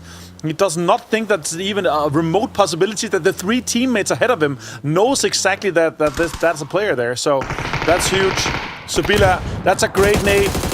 Finds one opening up, does not find one. Oh, finds one here, 210 is down. Another knock coming in. He's striking at the right time. What a great play from Subila. Schleujäger gets in 2. Nades are being committed here to Subila though, Mark. Nades are being committed, but it doesn't matter. This is going for a team, Yo, because they can just stay there. Keep calm, guys. Cappy moves his position, takes the opportunity. Storm Request. What they do, you get 1 back. They get the danger. Sadik, though, goes for 1. Team Yo, they take the opportunity just to climb forward. But again, they just need to be disciplined. They need to try and hold. But that's it. Cappy will find it. And Yo, they inject themselves in, and Team Nemesis fall outside of the top 5. And it's a tiebreaker, Mark. I cannot believe it. With 9 and 7 kills, our cutoff is so close. And look at S2G. They were so close too. Now it's the case of who wins this out. Cappy makes a push onto PGG. Take it home, Yo. Good play. Cappy, again, opportunity for him to move as he saw Storm Request make the move. Michael, for me, he was just calm. He just sat there. He knew it wasn't about overcommitting. It was about the placement. Now we're down to a 2 versus 2. 3 kills here for Team Yo, and the dream team of Cappy and Michael looking ever so strong. But can they stop this PGG onslaught? I want to hear the comms of these guys. I don't think they know exactly that they're in by this 1 margin. They might think that this is not enough because they only got 3 kills amongst them. However, Nemesis had so many. Maybe they think that S2G, maybe they know that S2G is 38 and they need 1 more. They need 1 more kill. Full 3 gear for Kabi. 4 stun grenades. A Groza in the hand of 2 sides of these guys. That's good stun grenades. 1 more. They're so blind. continues to come in here. They have the circle advantage. It's pushing them now. Michael has a great angle on the Doritos, well, with smokes around him. A C4 too? Is he going to set something crazy up? You got this. I don't know. The PGG, they might be flashed, but they're flashed into the finals. We can say that. No, but Cappy gets one. It's a 2 versus 1. And Team Yo all the way. It's only 5 kills. It's a 15-point game. But the important thing, Martin, oh my God, Team Yo qualify to the finals. It's another masterclass for P. It's huge for their campaign throughout here, and what a way to start things off with. I think we were mid-game, and we saw something like 40-some players alive. Yeah. Usually we have like 55 plus, but what a way. Hive to start this, and then not be able to defend as much as they were. They were down to 2 men in the middle. They are also biting nails. The comms on these teams must have been so hectic throughout this game, Mark. But what a way for Yo to win this last game for a clutch from 2 players. Kalaris, what do you think from this one? I think lads, oi, they've managed to make it happen here. Crazy last game. I think you hit the nail on the head. I think that all of the comms, regardless of who we end up listening into on those team comm focus, it's just going to be manic. I don't know how some of these teams are able to kind of keep their composure in some of this, considering how close it was, Mark, and then down to the wire. And I think you guys said it as well in the cast. I think Yo does not know how close that was there towards the very end. I think they probably lost track of it. Yeah, look, for me, it's all about that position. And again, if you want a player on your team, it's Michael. We know he's calm. And I think he would have been calm in those situations. He's so calm, isn't he? He would have been like, do you know what? We just need to chill. We've got the north side. No need to push. Obviously, Cappy on the other side. There's a bit of a yin and yang there. Cappy might have been a bit more, let's make a push. Let's make a play. But when it came push to the shove, though, Team Yo not just qualified, but they qualified with a win. I don't know who I want to talk to more, my fellow countryman or my fellow countryman, be it Michael or Cappy, who knows. But of course, as Yo is able to take the victory. I hate their logo, now I've seen it close up. But that's 15 points going their way. But PGG deserves mentioning here, Martin, because 20 points for them, and we questioned, will they be able to break 63 points? Yes, they have, after qualifying through 63 points last phase round. Now, 65 or something like that, or even higher. Yeah, 65. 21 points, 19, and now 20. Absolute scenes from them here to start things off with. They had 5 points in the first 2 games, and then they turn on like that. That's beautiful. But look at that. That's our top 5. A tiebreaker for 5th and 6th for Team Nemesis. Look at that. That's insane. That shows how important those extra kills and placements are for that tiebreaker. What a change. What a change one game can make, and how close it is, Mark, and how brutal it is for Team Nemesis to not make it after qualifying first day on our first phase. Now to find themselves in day number 3. Tut. It's not even just them, right? Well, we're talking about Nemesis, but we've got S8UL. Obviously, they qualified through on the first day as well. But Vis too. Yeah, Vis the same. Like massive, another K for Sibila and PGG again. Masterclass back-to-back boys in those last games. For Team Nemesis, it just didn't quite work out for them. We saw them in the early games. They weren't getting the points that they needed. It felt like the zone shifted away, and our conversations were always about, well, they got enough. They'd done enough. It was a survival game. It was the best they could get out of that game. But when you've got a best of 5, you need to make it happen. And we saw a glimmer of hope for Team Nemesis, though, on that last game. But it was just a little too late. Yeah, I think alongside No Slack, Martin, obviously Team Nemesis is a bit of a given considering the names that were there, and obviously they did well in the first finals. Alongside No Slack, I feel like PGG is the surprise rise for me for the start of this year for PEC. Yeah, it is. I've been so happily surprised to see how well they've been able to do here. Now, I'll update on PGC points as we give out more points here for 1st through 5th, and also congratulations to you guys making it through here. Some new names. It's always awesome to see that these guys are able to do it again here. PGG was a blessing to see day 2 on our last playoffs, but to do it back-to-back like that, that's an absolute beautiful showing. I love that. I love that every day is going to matter for PGC points, right? As well, we get to update it at the end of every single day, see how things are moving. Obviously, it's going to have big impacts towards the later stages of the year. But Yo gets their first PGC point on the board as well, with that +7 going their way. Is this Storm Request's first PGC points, or am I stupid? I can't remember. It is. It is? Yeah, okay, okay. I'm not stupid, apparently. Cool. Well, let's take a look at the team focus then and see who we were able to kind of bear down upon as, well.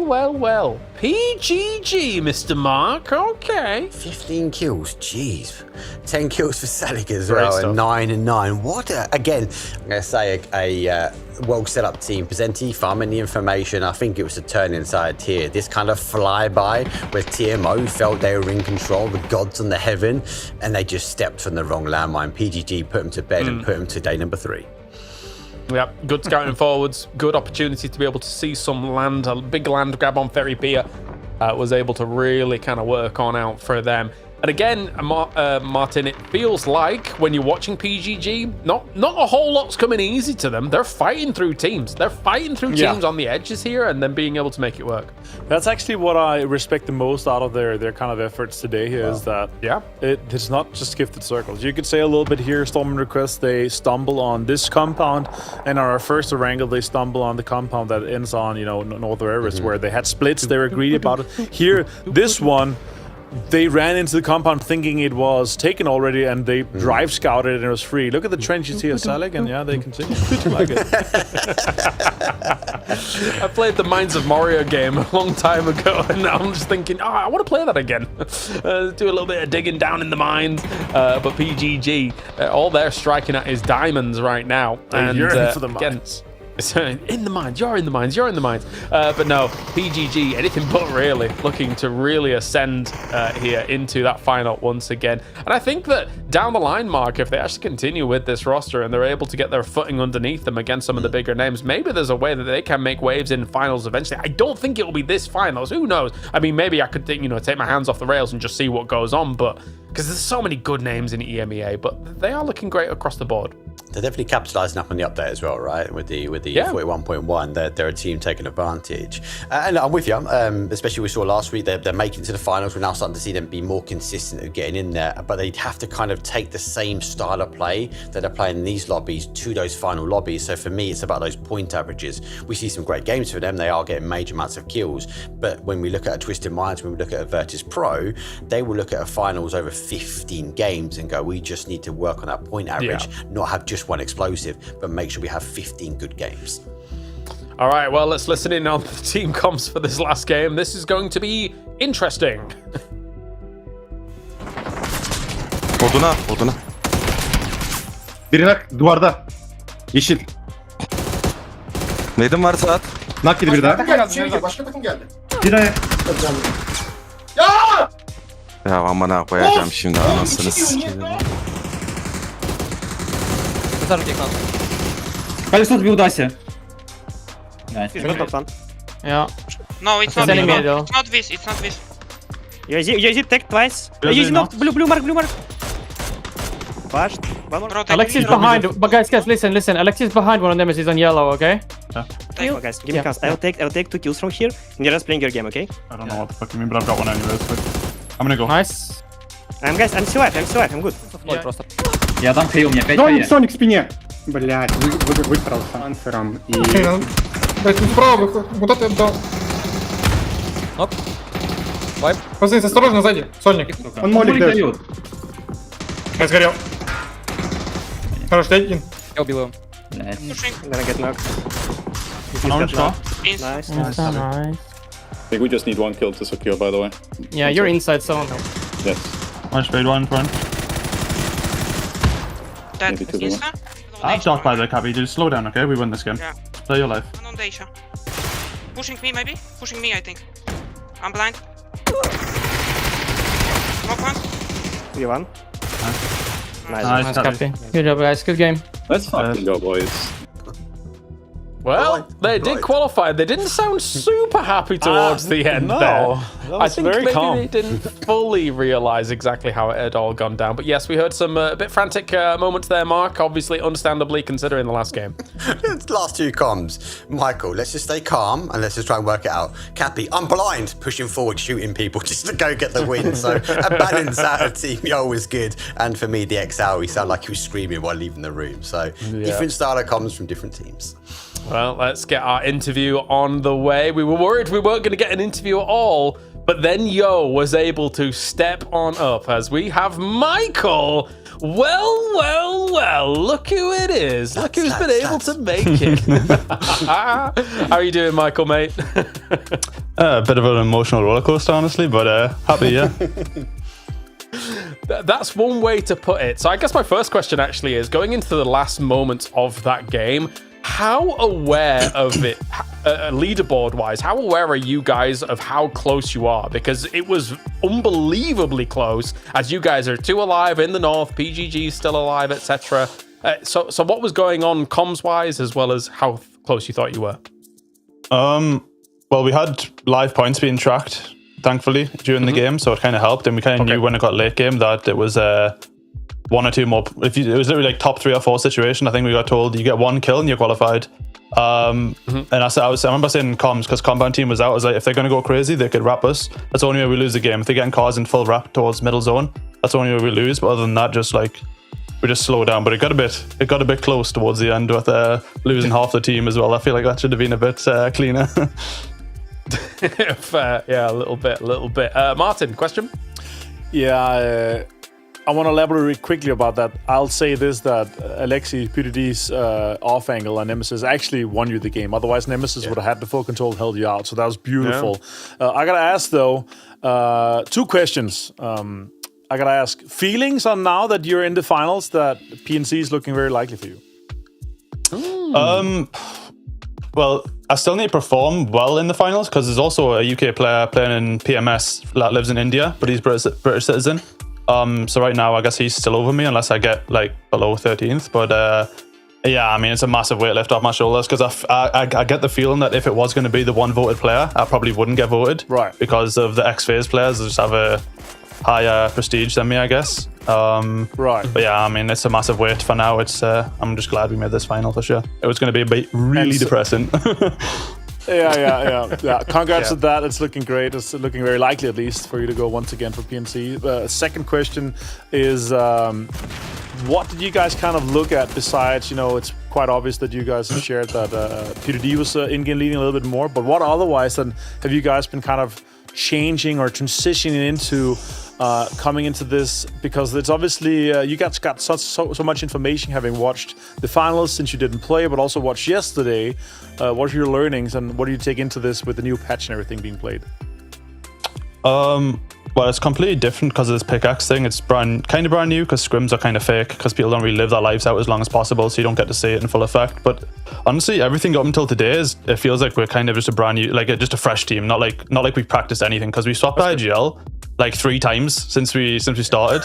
and Alexi or PWD is put in team chat, because we've been having really bad scrims this whole week. Like, it was really tough. So we swapped back to Alexi IGLing.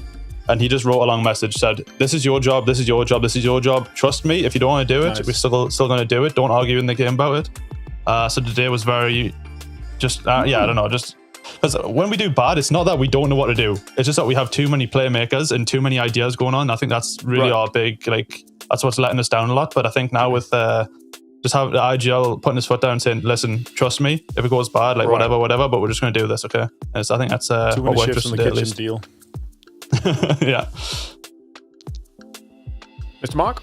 For me, you guys asked most of the questions, so let's ask a fun one and put you a bit on the spot, mate. First and foremost, GG's for getting in. Good to see you in the final. But what 3 teams are going to qualify tomorrow? Who do you think is going to round out the top 16? I don't have a leaderboard for who qualified. Even did Nemesis make it or no? Nemesis did not. No, we can tell you. Team Nemesis did not qualify. They went down. So Hive took the last spot. So PGG, Yo, Storm Request, S2G, and Hive have gone through today. So Nemesis are in tomorrow. Construction Workers are in tomorrow. SAUL, the myth of Starry Skies, Vis. You've got a lot of teams. You've got Voptrox as well. They come in tomorrow. I kind of feel like I think Nemesis will qualify. I think TMO is kind of just like a full burger flip. They could easily make it just because it's a lot like the quality just gets a bit worse every time. But I think they could make it. I think SAUL is just kind of they could be burger flip as well because they've been a bit up and down recently. And Boars kind of look good. So, like they surprise me sometimes. They look they look like a pretty seasoned team, even though haven't seen them around for that long. I'll take them, mate. GG's. Yeah, so just a final question then, Michael, from me, because you struck on something earlier saying that if you didn't qualify for the finals, it would have been depressing. I mean, obviously, kind of considering the fact that it's very important for you to qualify here for the potential at PNC and also everything else that's going on in this season, truly kind of what does this mean to you as kind of final thoughts before we wrap up this interview? Well, I remember when I was in Discord with you last week, I said, like, if I don't make PNC, because, like, we already kind of messed up EWC and PGS by not qualifying like finals one. I was saying, like, if I don't make PNC and then ENC, like I probably will have to quit the game because I can't afford to, like, you know, there's no money for me to be made there. Like, it's just like I'm getting a little bit older now. I played the game for a long time, and it's just like I don't want to just keep digging into my savings. If you don't have an org, like, it's nice to have like a livable salary from an org, and then you get your prize money on top of that, and it kind of like you can justify it. But if you're not in an org and you're doing really bad in the tournaments, you're kind of like PNC is the only thing that like makes that, you know, I can justify it. Like, to be honest, if I didn't win that PNC in 2022, I probably would have quit on that year. So it kind of gave me the hope to keep going. But I probably would have had to call it a day. I think maybe a few of us would have had to call it a day on this team. I think still some people I might not qualify to this tournament might call it a day just because it's getting really hard to be able to justify it with the money. Sure. Well, Michael, thank you very much for joining us. I appreciate you being open about things, and thank you for being able to show us some great games and, hey, qualifying onto the finals. So I guess we'll get to talk to you hopefully then, and good luck in the finals, friend. Thank you. Thank God I don't have to work at McDonald's yet. Thank God. Maybe I'll see you there sometime soon. I do like McDonald's. All right, buddy. We'll see you next time. Talk to you in a bit, fella. See you later. Thank you very much. Bye-bye.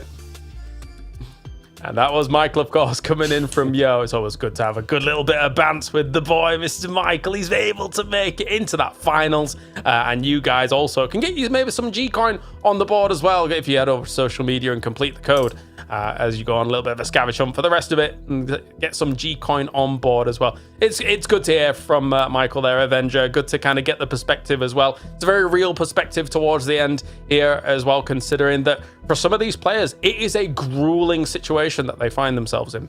It's always great to hear from Michael. That's also why, like, you can get the extra questions in because he's always so direct, so open about it, right? And it's the best kind of interview. So thank you to Michael for sharing that. And sorry to Mark for me and James haven't taken all the great questions, so you can just ask about predictions for tomorrow. Jeez, but we had to happen yesterday as well. We had to get in.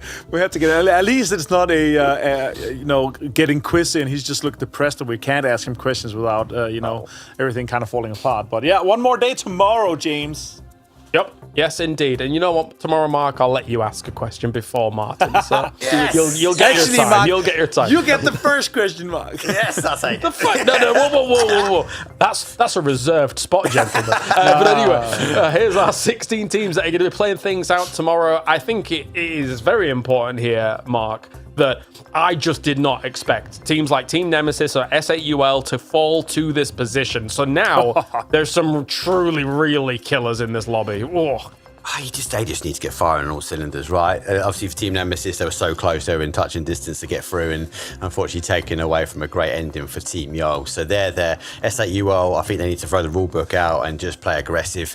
Otherwise, they will be going home. But then we've got to look at the other side. Like, look at last week, Voptrox, so close to go through. Next, great games as well. Redline, they have the opportunity to also get off, and it's the same with PBRU. Like, they can have good games. It just becomes down to the mindset of the teams before they kick things off. How about you, Martin? Who are you looking forward to tomorrow? I mean, Nemesis and SADUL should be rolling this lobby. There should be one spot up for grabs, right? Should. But we've seen some crazy things. We've had some absolute banger circles, also wild hardships. So if I were to put my hand in the fire here, I think Nemesis is a shout where it's like the most safe harbor. Otherwise, I think it's very much up for grabs because we have so many great teams coming in. It's also awesome that we have Yo coming in, Storm Request, and S2G coming in for the first time in the finals. It's a brand new way we're going to be playing the finals this coming weekend. Obviously, one more day tomorrow for the playoffs, but next weekend it's going to be a brand new experience. Watching again, and also a lot of teams having their first chance at getting some of these PGC points. That's so ever elusive, right? And also teams and players that individually is gonna have to secure their PNC spot because we have so many invites based off individual performance and the team that you're playing on's performance here. So that's gonna be massive. It's gonna be really cool to follow. And if there's any opportunity to shake up the leaderboards, it might just be now. Brand new meta, brand new teams joining us in that final, but tomorrow we find out the last remaining 3 teams that are able to move on forwards. Don't forget, though, that the PUBG doesn't end here today, as PAS will be coming up in just a few bits as well. And Falcons didn't advance, so they're in this lobby here for day number 2. So that you might be able to catch some of the Falcons, no doubt getting wins, surely, in the best of 5 in this kind of lobby. But anyway, tomorrow we are back, same time, same place for more PEC action. So tune in then to find out which last 3 teams will join the grand final.